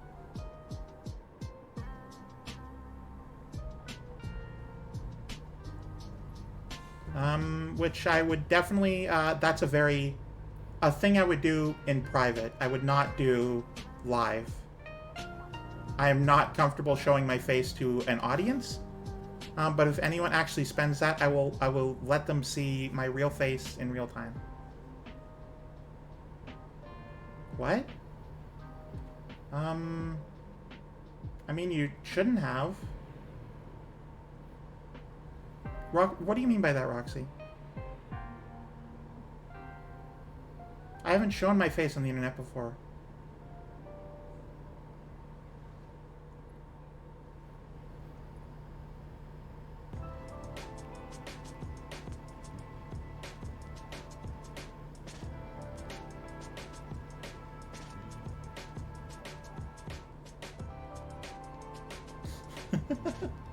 Roxy does not live in my closet. Well, I'm sure whoever you're thinking of, I don't know, they look nice. But yeah, no, I'm very private about how I look for other people. I don't want to get too serious about it. I just sort of, I get nervous. I don't want to show what I look like to people. Unless I, like, trust them, you know? Roxy, you can't live in my closet. I don't even, like, have a traditional closet in my cabin.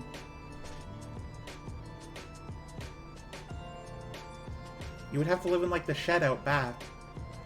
Which, I mean, don't do that. It's not weatherproof. Not a very good shed.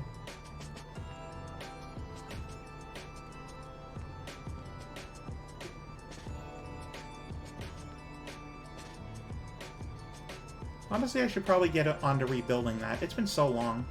Like, I added the roof, right? And it's fine. It keeps the rain off.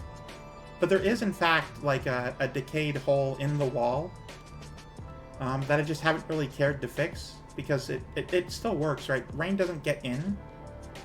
Snow can, but... Yeah, I definitely will. Thank you, Penny.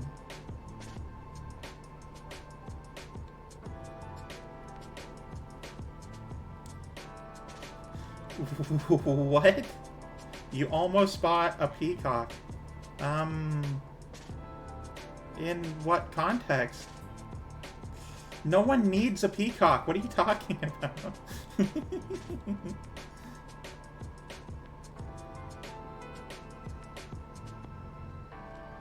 I'm not sure his name really changes the fact that you have a peacock.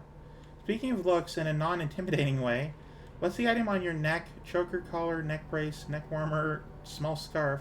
What's the symbol, pattern, shape, logo on it? So the what I'm wearing on my neck is a collar. It makes me feel comfortable. I don't feel comfortable without it. And the symbol on it is actually the symbol for the province of Ontario. It's the trillium. A lot of people think it's like the one Celtic symbol. It's not. It's the provincial trillium. And I should specify it's the old provincial trillium. The new one is heavily criticized for looking like three men in a tub, like a hot tub. Which, don't ask how or why. It just that just is what that is. But yes. Oh, wrong turn. But yes, it is a choker collar, with a trillium on it, representing my province. It's always nice when people like already know what it is, because that tells me that they know of it. It's me of the Resident Evil 6 cover. We'll never unsee. Oh, since you're in my DMs anyway, can you send me what that looks like? I'm curious.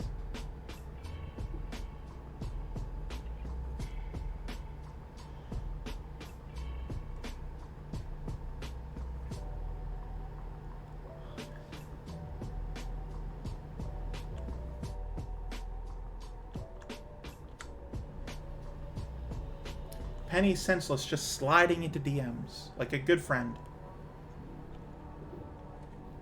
Her name is actually Jake from State Farm. Because she's a good neighbor. That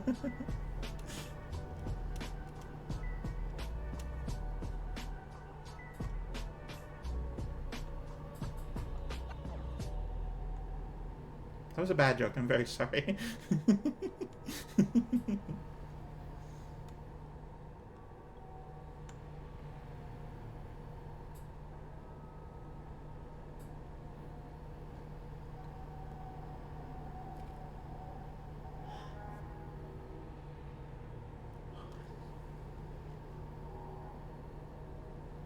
Well, thank you for laughing at my terrible joke.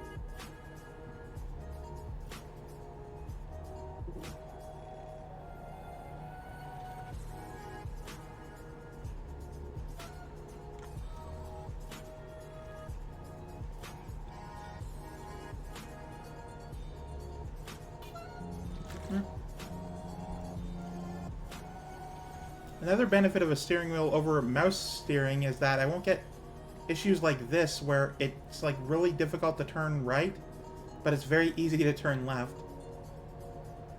because of the way my wrist is positioned.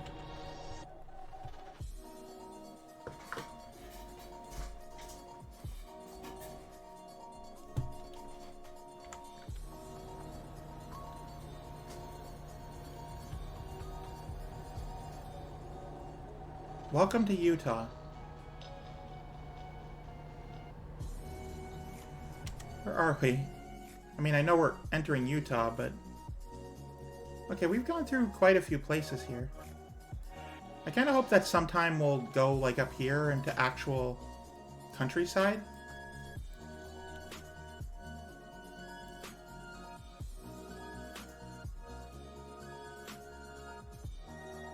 Alright, so what I'm going to do is go into Salt Lake.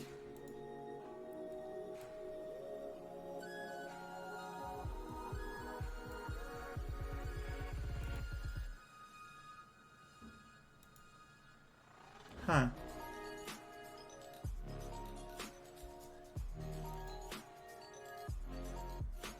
Why is this happening this way?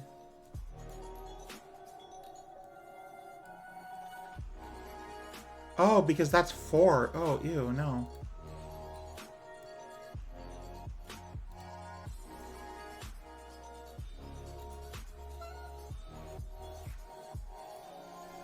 That's 1, this should be 2. Okay, good. Yes, that is actually exactly what I wanted. Thank you. Perfect. And then also... I want to make sure that I'm getting all of, like, the towns.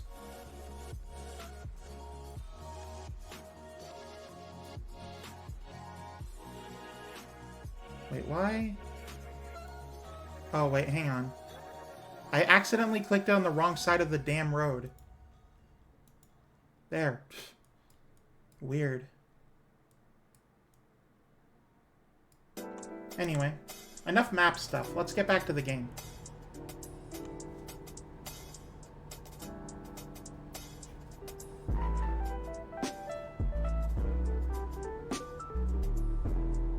Oh, I can go 129 here. Utah has no speed limit, basically.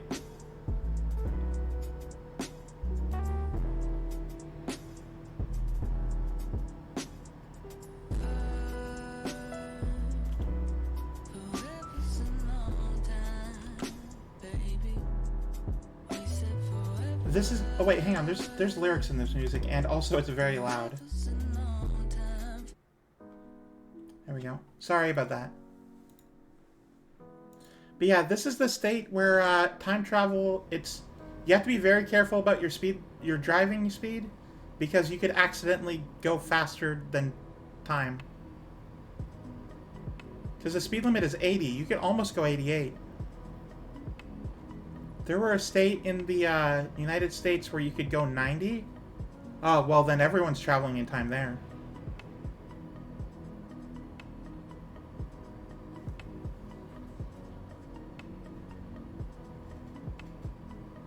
Maybe that's why no one talks about Wyoming. Everyone's just back or forward in time.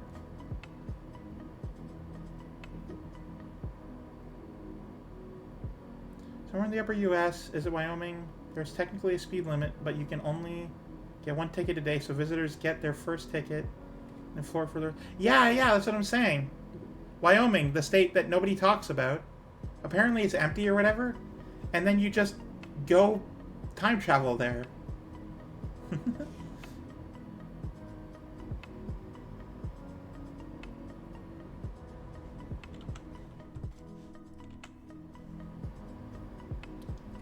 Wyoming? Well, I don't know Wyoming. Why, Oming? Why are you sending Oming pigeons after me?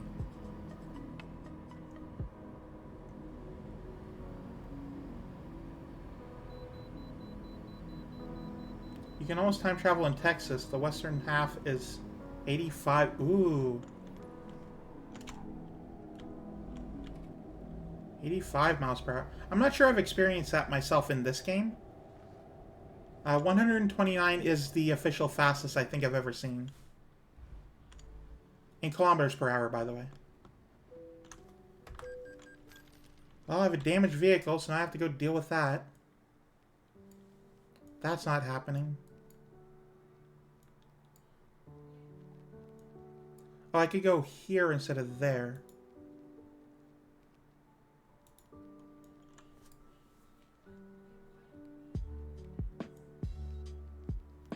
I guess that's faster. Alright. Vehicle's not in technical state required by law. I have to fix it. Yeah, west of Junction, it would be 136. Well, we don't use percentages. We just go to the... We just round to the closest one. Right around Junction. Oh, I mean, I guess I've been around there. Not really through there, though. I've been in this area, though. It didn't allow me to go faster than 129. At least as far as I remember. I remember I did a specific stream about when I got the Texas DLC. It wasn't as infamous as the Oklahoma DLC, which do not perceive Oklahoma, by the way. Never do that. That's like you will be stolen, you will go missing. Oklahoma is the back rooms of the United States. You need to drive out there and take pics/video of speed limit signs for you. I mean, if you feel the need, go for it. I think you're in my server, so yeah, you could post that in the viewfinder.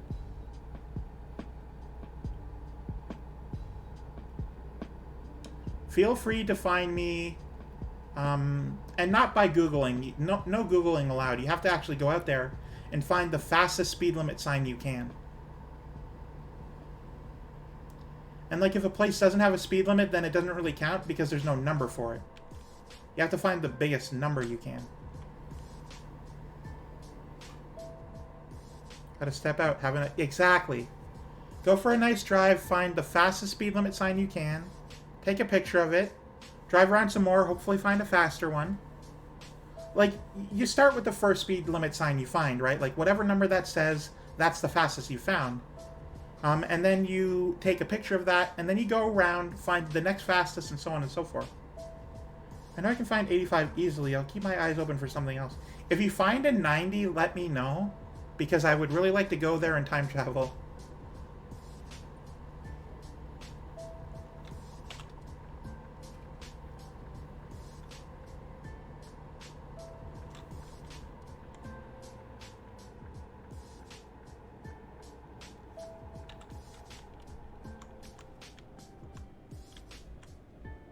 Go faster, I'm going 60.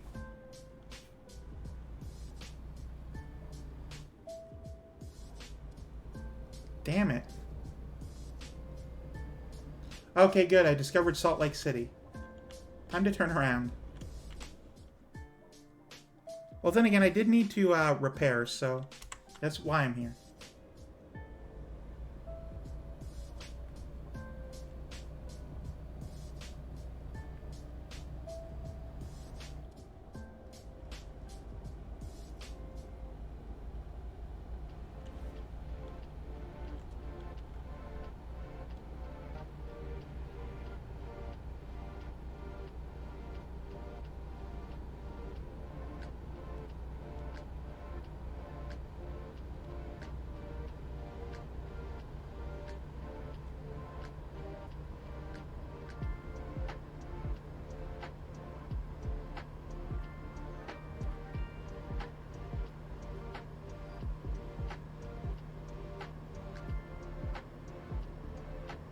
Oh, too fast.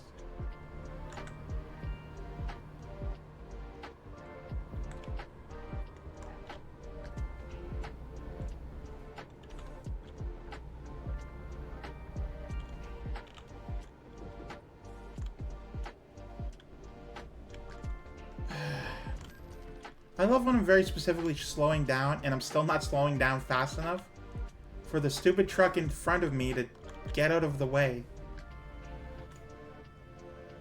Like, I hit that truck at 45. Go faster.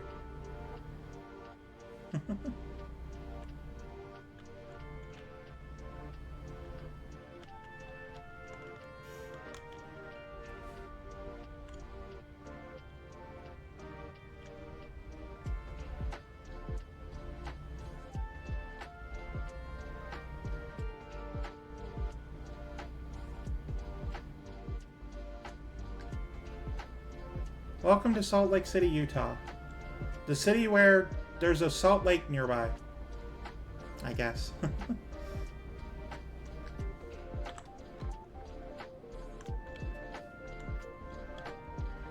Oh, running a red.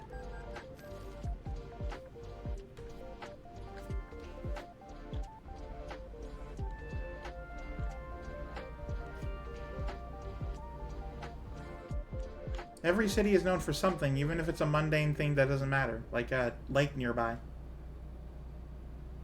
This doesn't apply to towns, though, so it doesn't matter for me.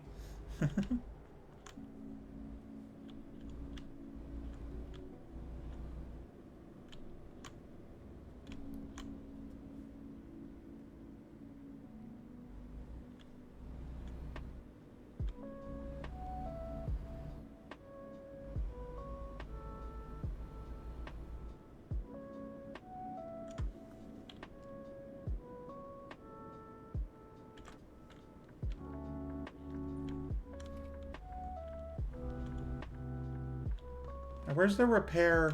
Oh, it's back there. Okay.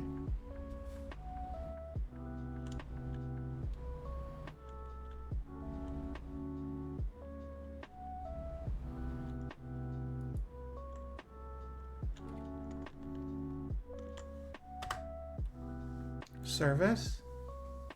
Service with a smile. Repair the truck. Stop breaking your truck.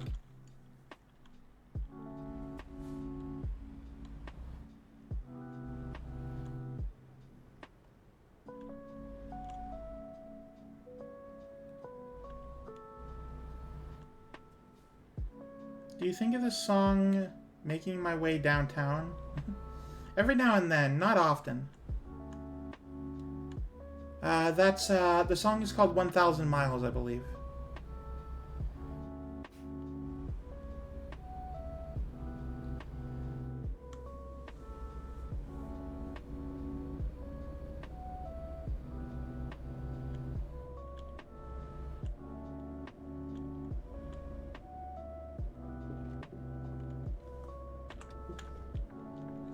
I haven't heard that song, like, officially, other than memes, for, like, 10 years. It used to be really popular in the mid-2000s. It was like the sad song you played in movies.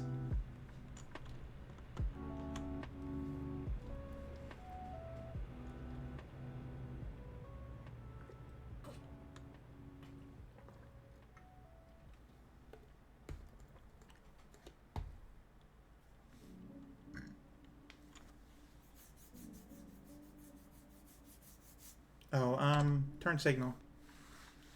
Everyone behind me who isn't, turning.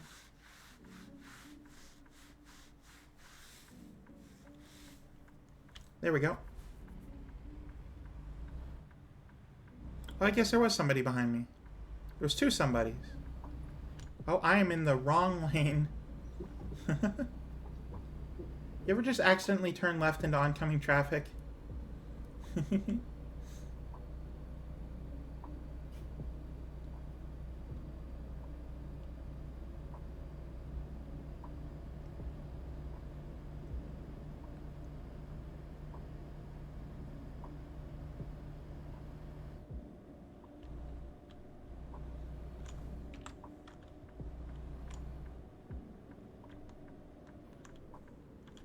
I can get the red light fine, it's fine.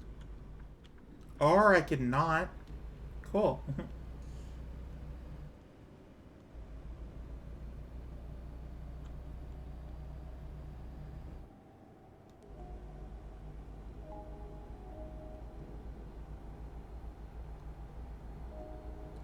I'm really popular on Discord right now. Today. Hang on one moment. I just passed 5 messages again. I'm sorry about that.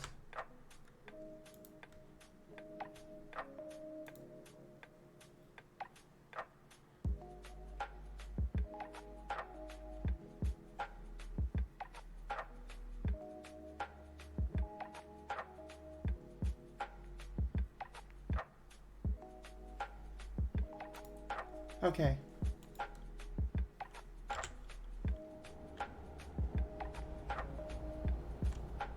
Is this the... Oh, this is not the right way. This is not the right way.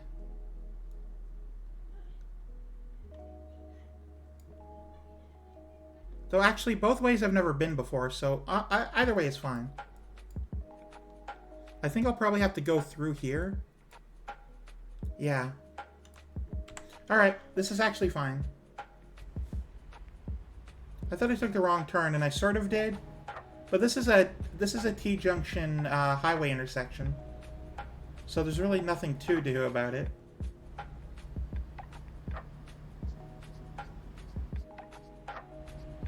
But look at that.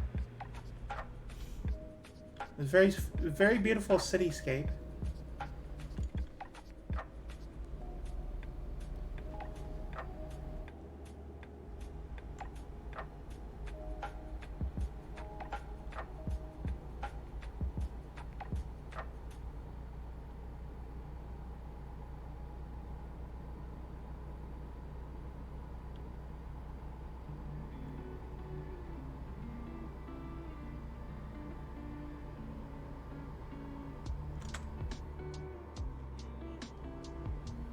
I can't believe I still not below 1,000 kilometers left on this journey.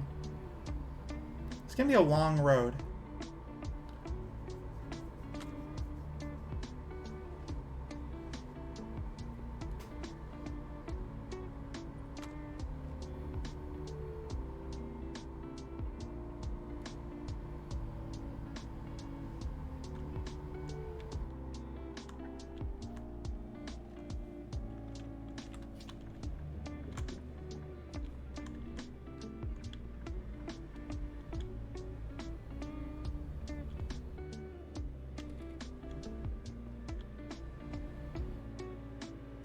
Excuse me, I'm passing through.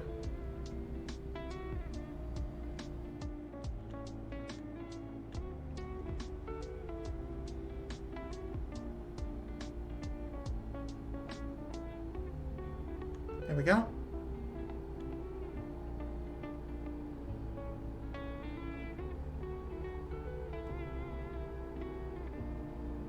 There, we're finally below 1,000 kilometers.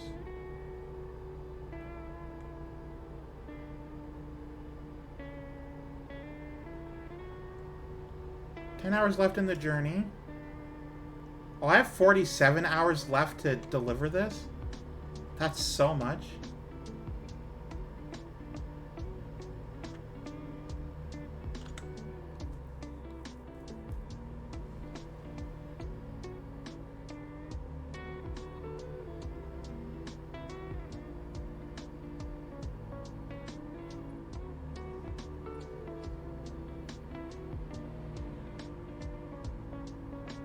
Train.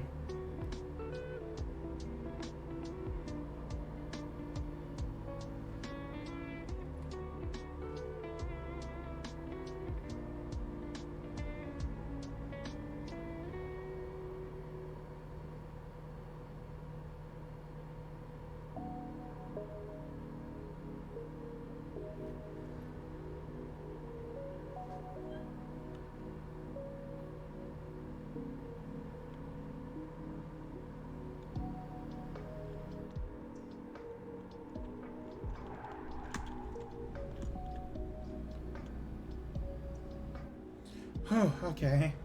That was scary.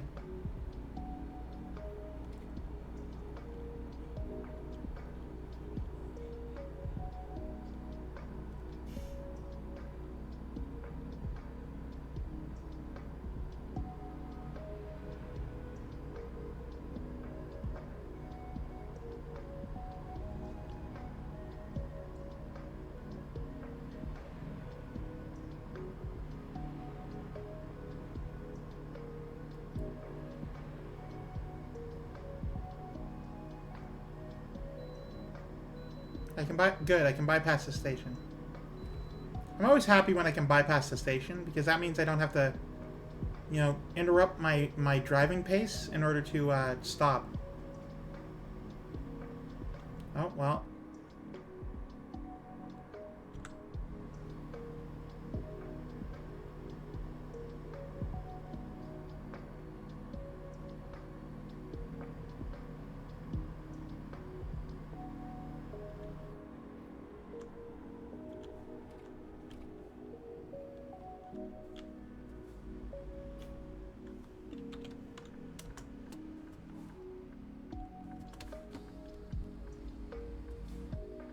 There we go.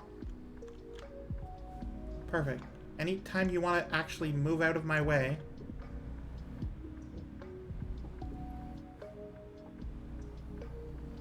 Thank you. Might as well get some gas while I'm here. Since I'm in the area anyway. And my whole objective is just to discover the cities.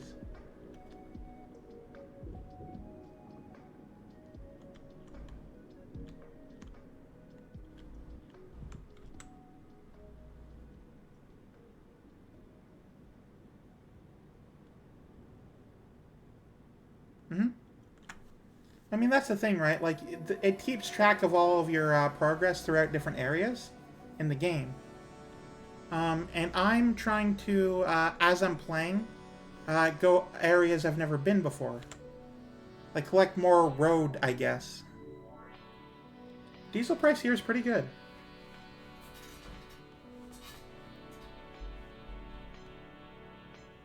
Like, actually, after I'm done gassing up, let me take a look at the map to show, what I have going on here. So if I take a look at the map, the world map, I've explored 1/3 of the entire playable area, which is fine. It's just the main roads mainly. But it also breaks it down based on state. So I can see which one I've explored most and least. Looks like California is the lowest out of all of them. And the most would be Oregon. Which, I mean, is fair. Look at how much of Oregon I've explored. But, like, each state, it tells me. And I want to do more Nevada stuff, because I haven't gone through all these, like, side roads. Basically, I want to go from here to, like, there at some point. But most of the jobs are just from big city to big city. And they don't really go to the small towns. So I'm sort of on the lookout for those.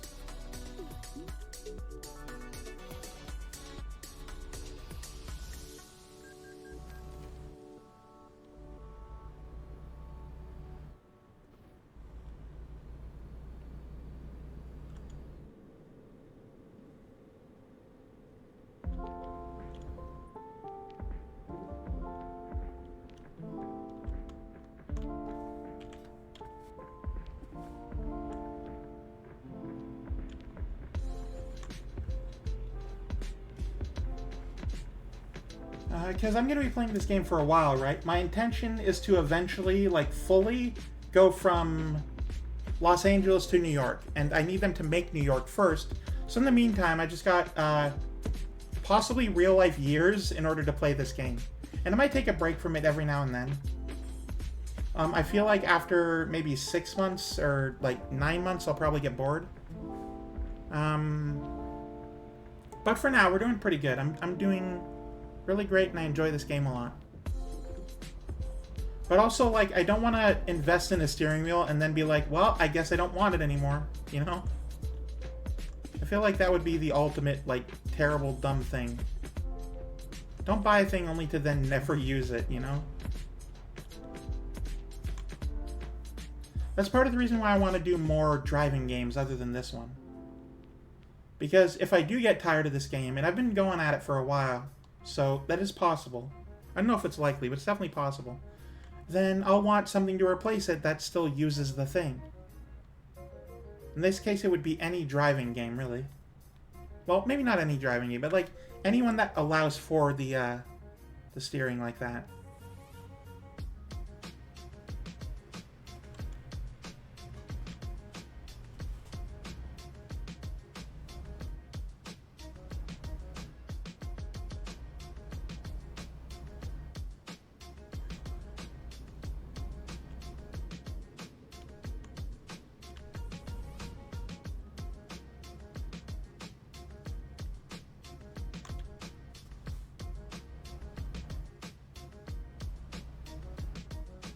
You know, I don't care about these red lights. Screw the... Well, I care about traffic collisions. I just don't care about waiting.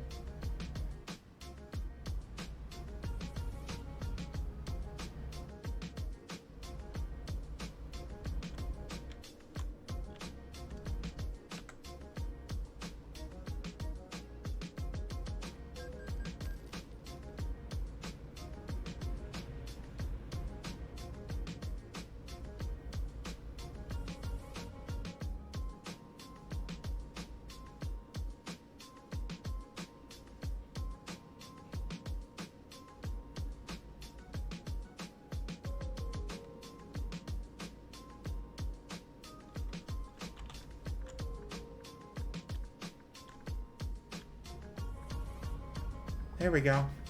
A red light you can run where they don't charge you. It's when you're turning right. At least in most places. Well, at least in some places. Definitely in this game, in some places.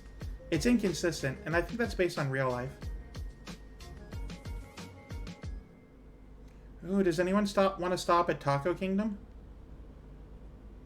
They have a drive-thru.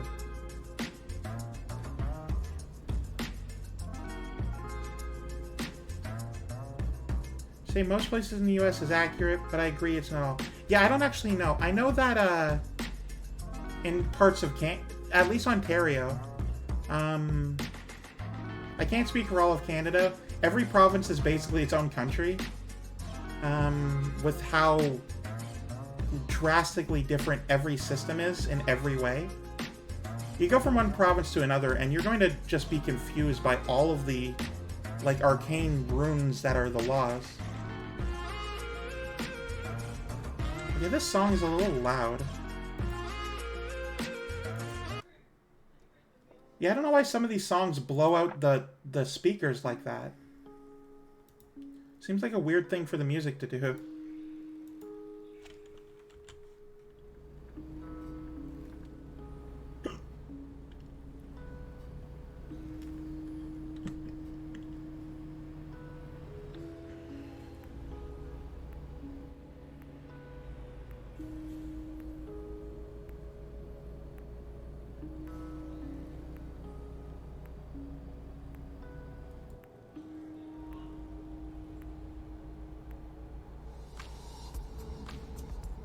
Ooh, windmills.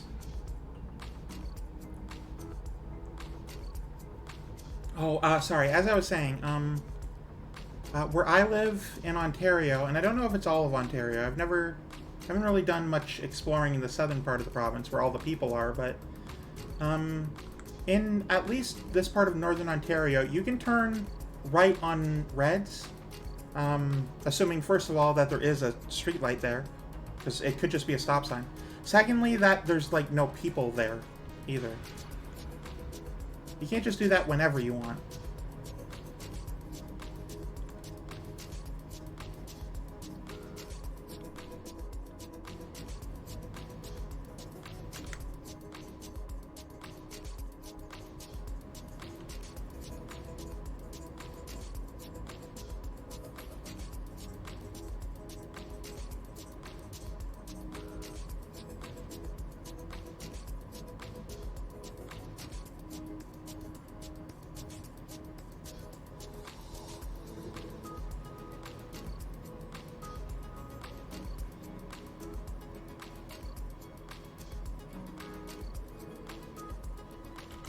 My wrist is really bothering me. This is normally why I only ever go for 4 hours. But I'm determined to get this delivery done before I end stream tonight.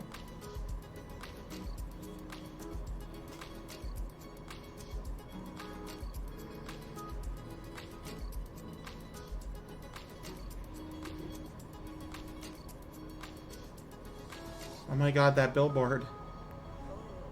It basically made the same Y joke that Roxy made earlier.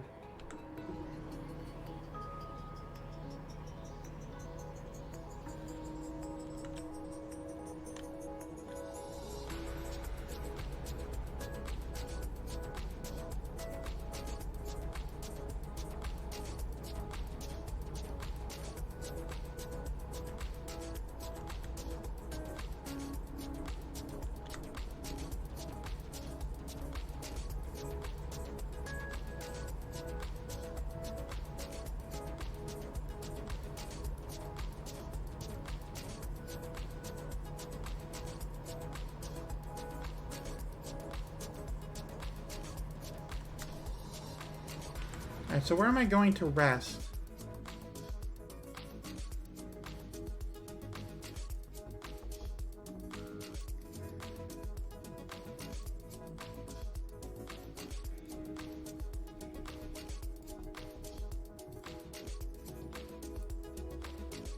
I don't really need that one. Yeah, because we're going basically only places we've been before. I will need to sleep here. That is definitely a thing that matters, but We'll get there.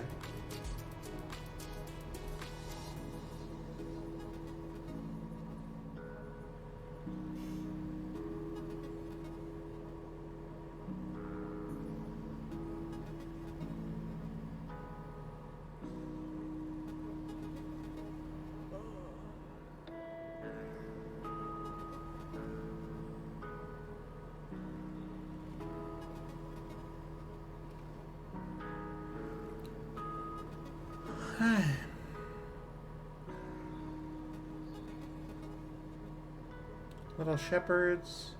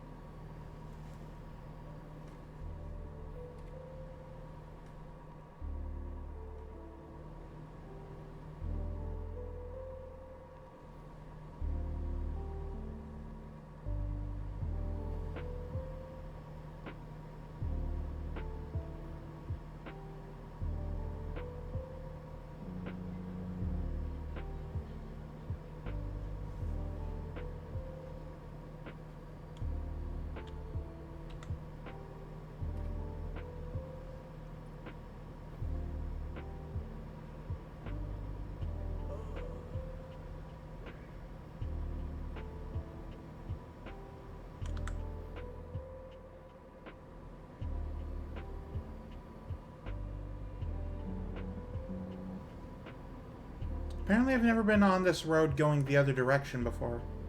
Only ever this direction.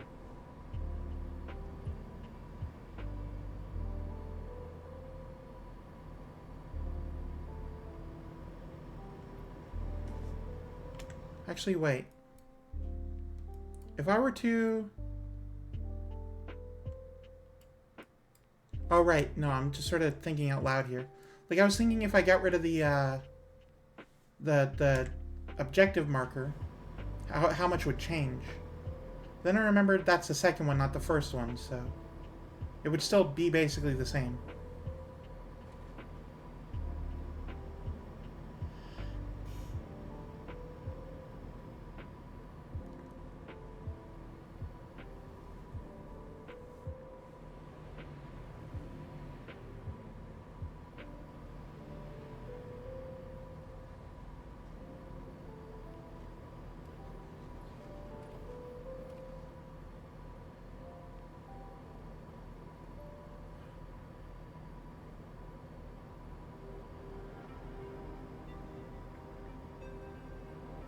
Okay, we're coming up on the sleeping location.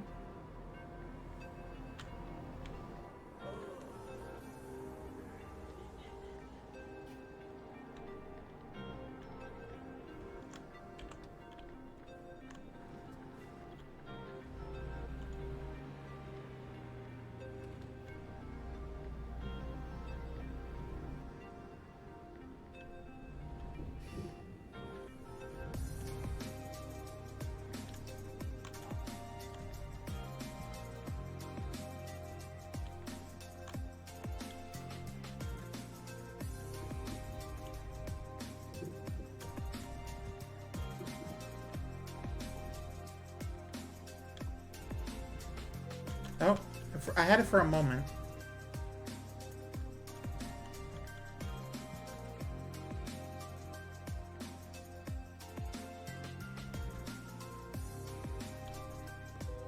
There we go. Oh, alright.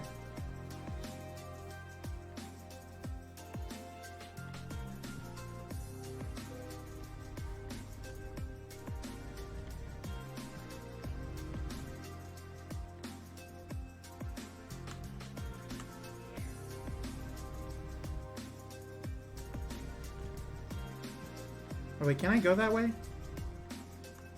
Oh wait, hang on. What's the way out here?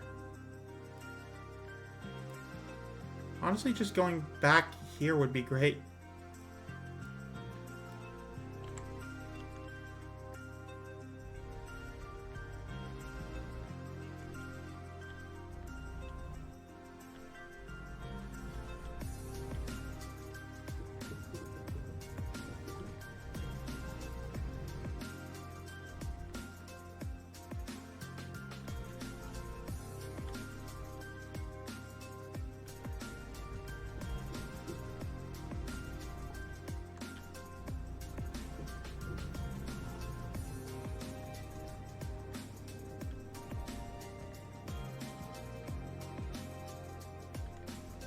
There we go. Oh, alright.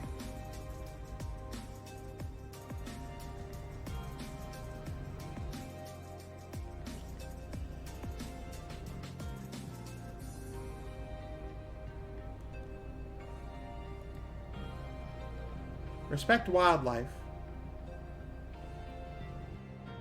Even on the highway. I mean, you read the sign.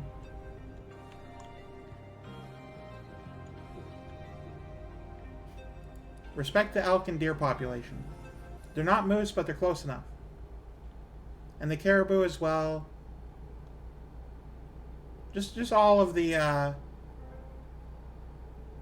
all of us in the deer family.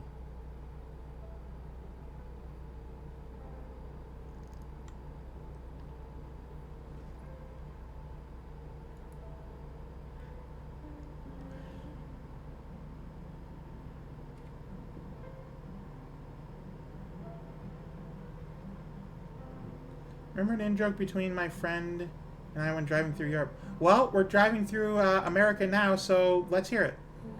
Let's hear your inside joke. This will make it not inside, by the way, but that's fine.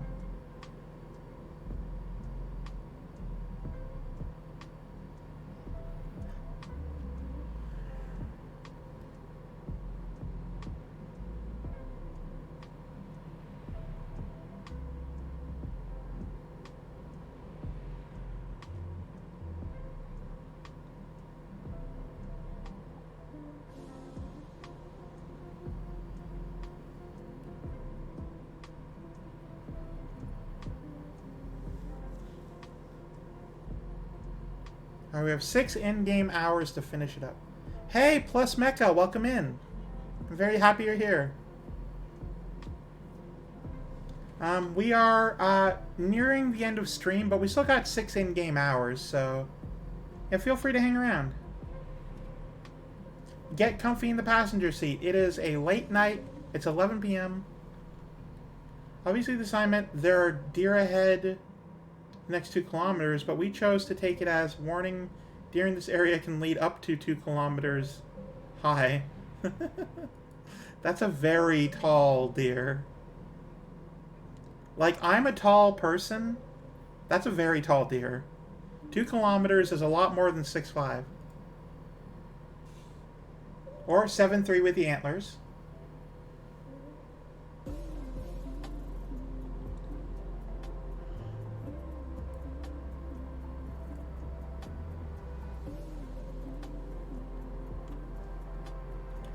A little further down the road, we saw the same sign with 15-kilometer warning. We laughed hysterically. Yeah, I know, that sounds really funny. Like, if you're already in the mindset for that sort of joke, then yeah.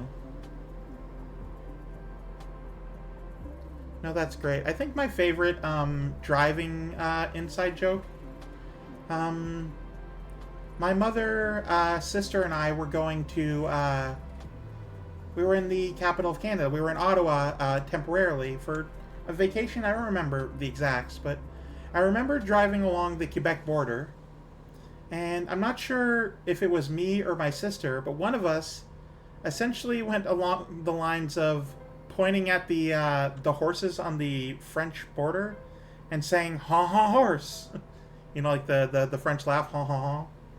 And we all enjoyed that. It was really funny.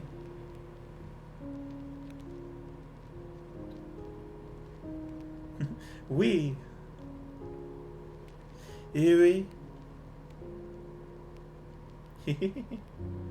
Oui, oui, baguette.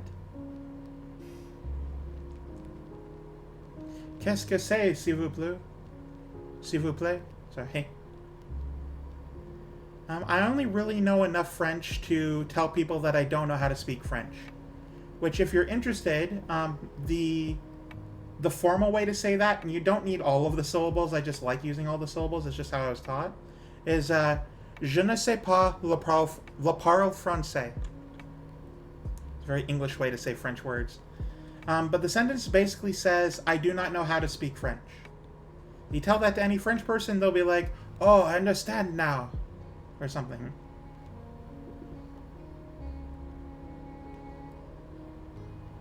But I live in Ontario, so automatically I am an enemy of all the French Canadians, and vice versa. We're at a cultural war, if you will.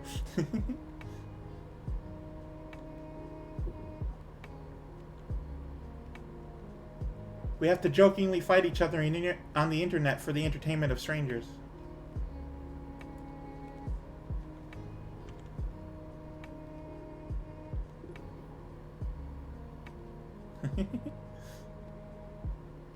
Well, don't say that. What if you have to choose between me and a really good friend of yours that's from Quebec? What if they vote for the Bloc? What about then? Not that that means anything to anyone here.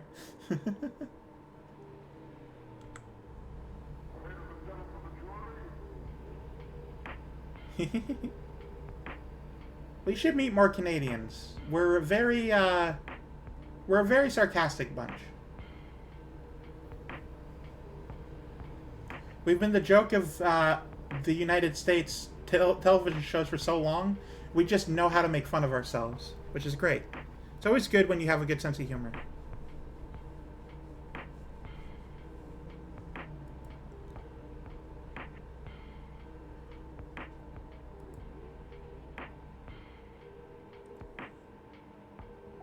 Like, everyone's first impression is to immediately go to South Park.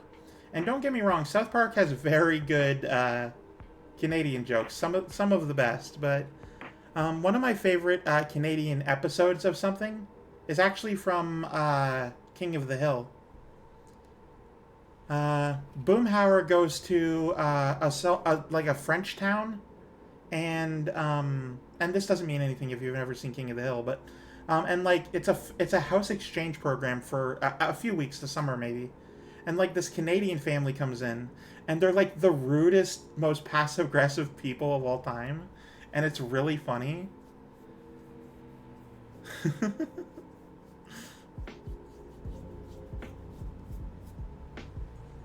Because, like, imagine somebody out passive-aggressiving Peggy Hill. Like, it's so funny.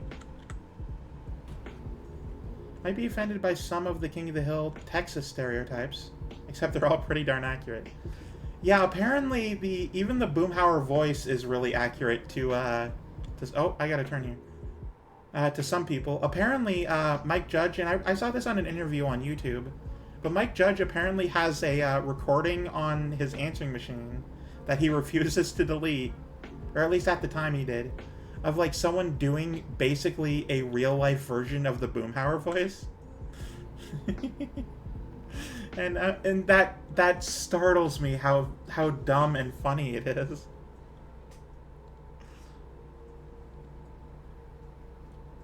Now, I'm not from Texas, obviously, but I would hope that it is not as hot as everyone says it is. And I know that's not true, but I believe in my heart that everywhere on Earth only ever gets up to 25.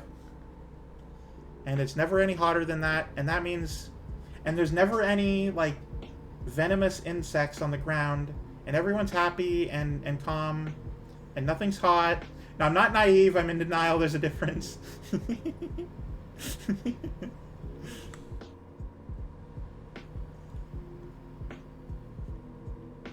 There are no venomous spiders everywhere, and there are no scorpions on the ground, and none of it is hot, and it's all relaxing and friendly, and everyone's cool with each other and happy, and we're all at the barbecue, you know, cooking burgers for the meat eaters, cooking mushroom tops for the vegetarians, and it's all great.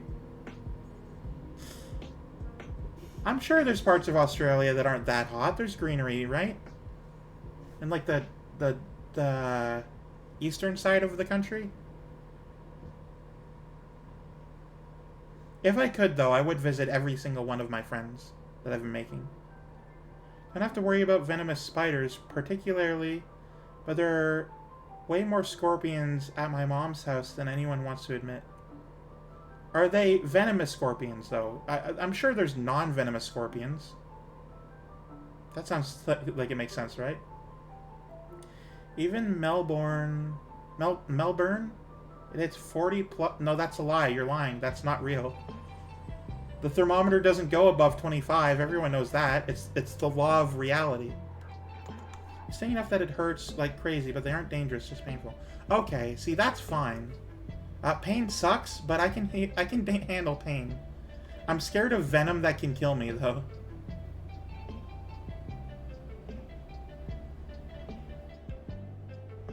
Like, I've been stung by a bee before. It hurts, and it stings for a while, hence the name, but, like... Yeah, no, it isn't that big of a problem. The big problem comes from when it's, like, lethal, you know? Or at least hospitalizes you. That sucks. I don't have to go to the hospital because I stepped in the wrong part of the grass field. I'm always wearing boots, so I don't have to worry about tetanus generally.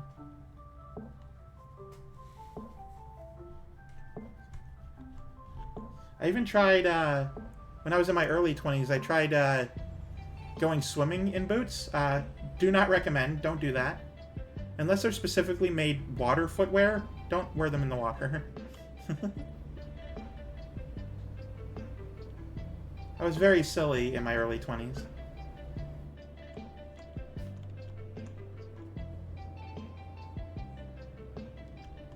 Don't go in the tall grass, especially tall grass that sounds like maracas.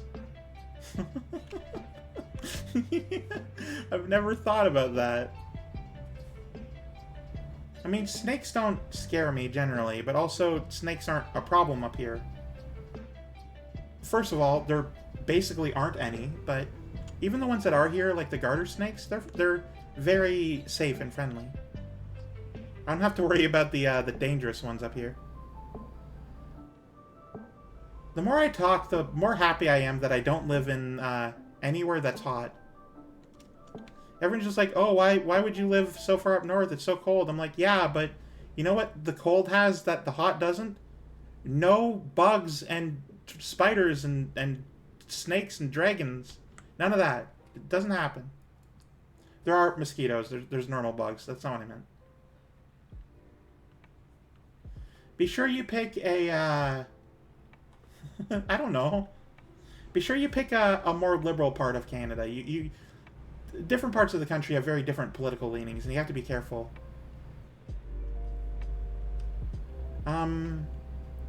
For people like us, people who are trans, try to avoid the Midwest. I don't know how the territories go. I know Quebec is pretty Catholic. Like, very much so. I hear BC is okay, and not only is BC okay, here, but also it has mountains, and mountains are cool. Biggest problem with BC is that it has one city, and it's the most expensive city. So be careful about Vancouver.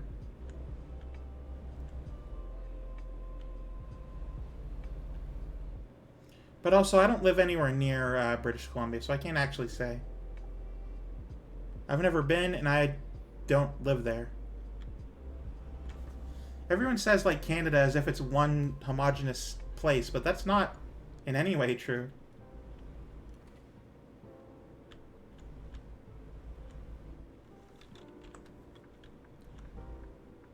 Good news is tomorrow's high here is 26C. That is certainly the highest high it should ever be. The high here, since I'm at a red light anyway. Hang on. The high here tomorrow is going to be, let's see, tomorrow is Tuesday. It's going to be 10 Celsius. We won't talk about 2 weeks ago then. It was a pretty bad heat wave 2 weeks ago. In particular for me, because I was in heat, but we're ignoring that. Yeah, no, it was pretty, for like a day or two, it got back to summer temperatures. And everyone's just, Andrel, you've just lied to me. I'm sorry to say you have typed an incorrect information onto your computer or phone or whatever. It's not real. Those numbers can't exist in a row.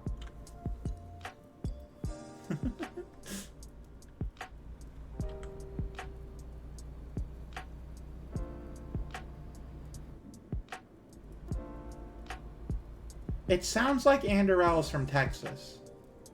Yeah, yeah. That's what I've picked up on throughout the conversation on the stream today.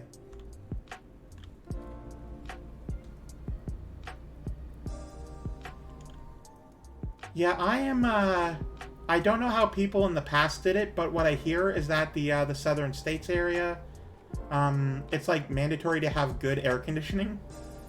And then you have like no heaters because you don't need them because you don't have winter, basically. And up here it's basically the reverse. I do not have an air conditioner in my cabin. But it is very well insulated, so in the winter time, the difference between the door being open and the door being closed is like 20 degrees. I love Houston, but it's hot and humid in Houston, so you don't go outside. Well then all my respect to people who are in Houston who do construction work. Went to Houston in summer once, it sucked. I was once in Florida during the summertime. It wasn't very hot, but it was very humid.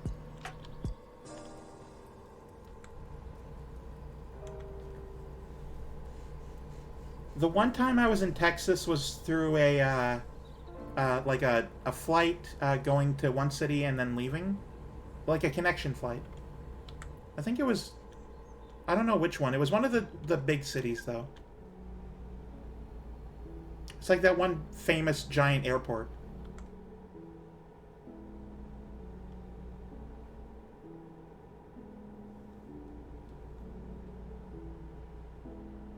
As a souvenir, I got a fridge magnet that is Texas and has the word Texas on it.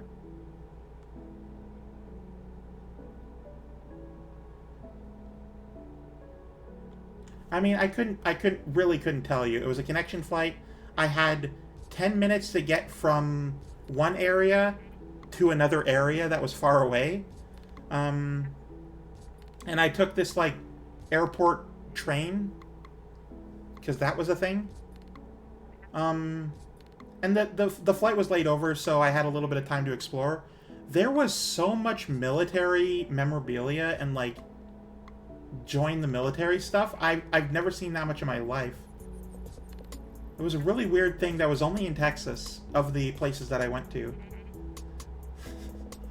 It's like, there was a sign at the gift shop that said, if you're in active service, then you get a 30% discount. And I'm like, that's so weird to me.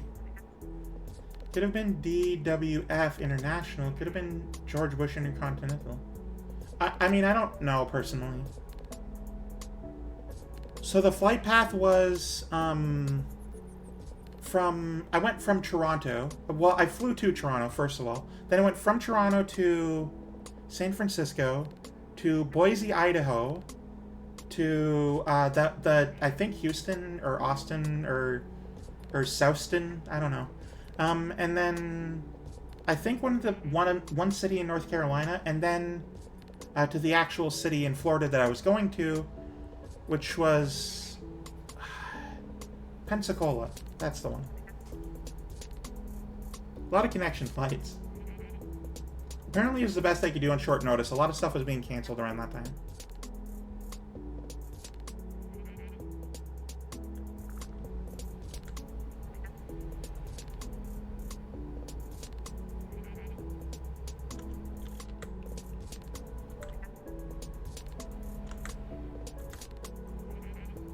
Alright, I am an in-game hour off of getting this delivery done.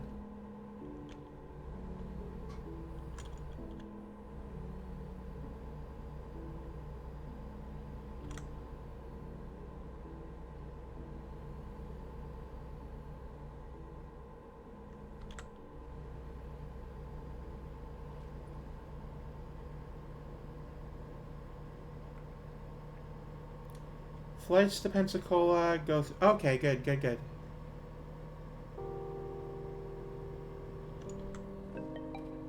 Yeah, it was interesting seeing the different parts of the United States.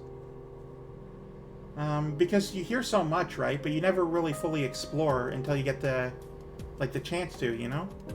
I'd never left Canada before that day. So it was really interesting to see all the differences. The first difference I noticed was, first of all, apparently, people have so much anxiety flying that the aisle seat was actually more expensive than the window seat, which I was not aware of. I thought it would be the reverse, but no, that's just not how that works. So I was able to get a window seat for fairly cheap, which was nice. Because I wanted to... I don't have a fear of heights. I just get anxious around other people, which was the main problem with being in an airplane, but, you know, we're ignoring that for now. I spent a long time on that flight from Toronto to San Francisco, because that was the longest one, staring out the window. Just seeing, like, the differences. I didn't know how small the Great Lakes were until I saw them through an airplane window. I could see both sides of Lake Michigan at the same time. It was crazy to me. And then, as we were flying over the American Midwest, like the Montana area, there was a lot of farms that were like circle farms. And I'm like, wow, that's really crazy. I didn't even really think about that. But it's like, those exist because they're automated, right? They can be watered in a circle. Airplanes having other people on them are like temperatures over 25°C. One just imagines they don't have. Well, I assume they're circles because of automation, right? So like the arm slowly rotates over it, watering it evenly as it goes. Honestly, that makes the most sense to me.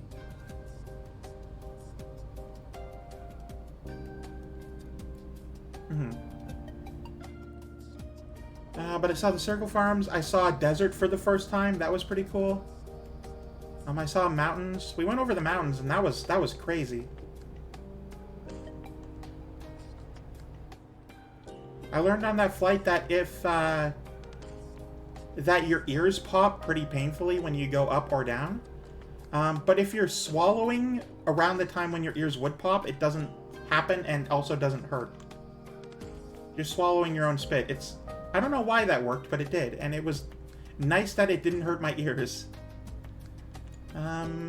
Let's see, what else? San Francisco was pretty cool. I spent a few hours there. Pretty normal airport stuff, I think. They had the escalators that are just like flat ground conveyor belts that you stand on. Well, I tried gum, and it didn't work as much as swallowing. I think it's just because my head was in action doing... Anyway. And then there was... I learned that Canadian currency is not something they just accept in places. Flat escalators, moving sidewalks. Not sideways. Alright. Where do you need it? Oh, I don't want to... I could put it there. Yeah, I'll just put it here. Easy.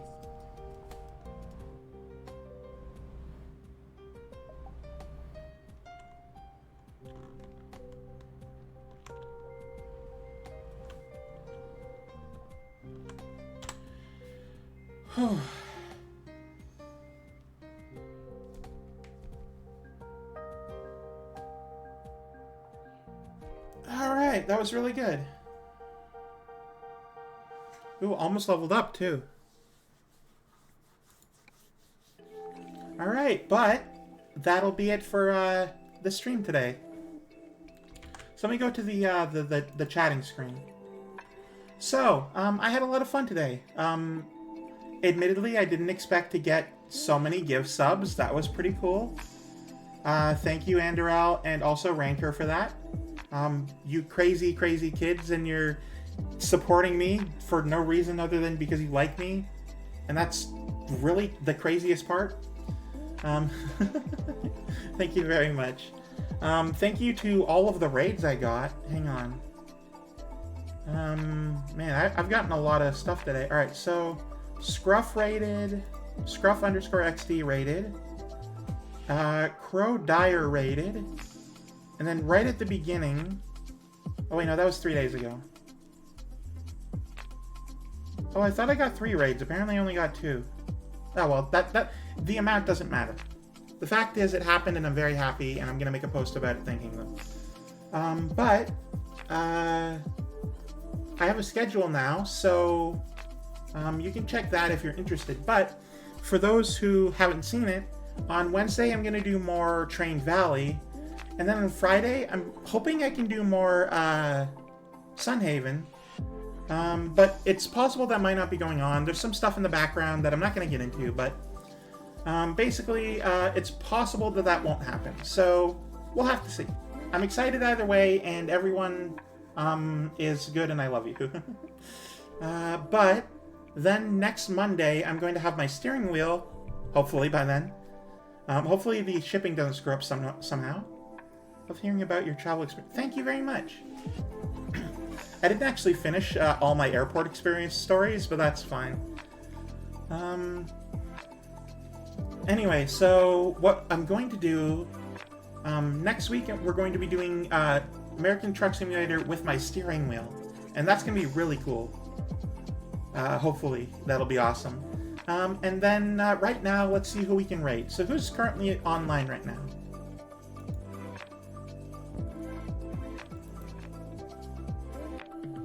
Ooh, quite a few people, actually.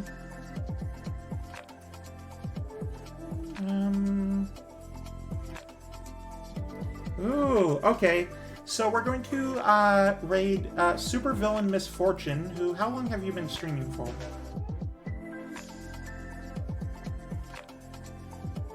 For 9 minutes? Alright, well, we're going to be an early raid then. She is... I don't want to say a good friend. We don't really know each other very well, but she is a very good person. And she's currently playing Stellaris by the looks of it, so I hope you guys are interested in that. But right now, let's get the raid ready, and I hope you guys had a very good stream. I know I certainly did. Thank you again for the gift subs. And until then, thank you very, very much, and I'll see you everyone on Wednesday. Please stay tuned for the raid in a moment.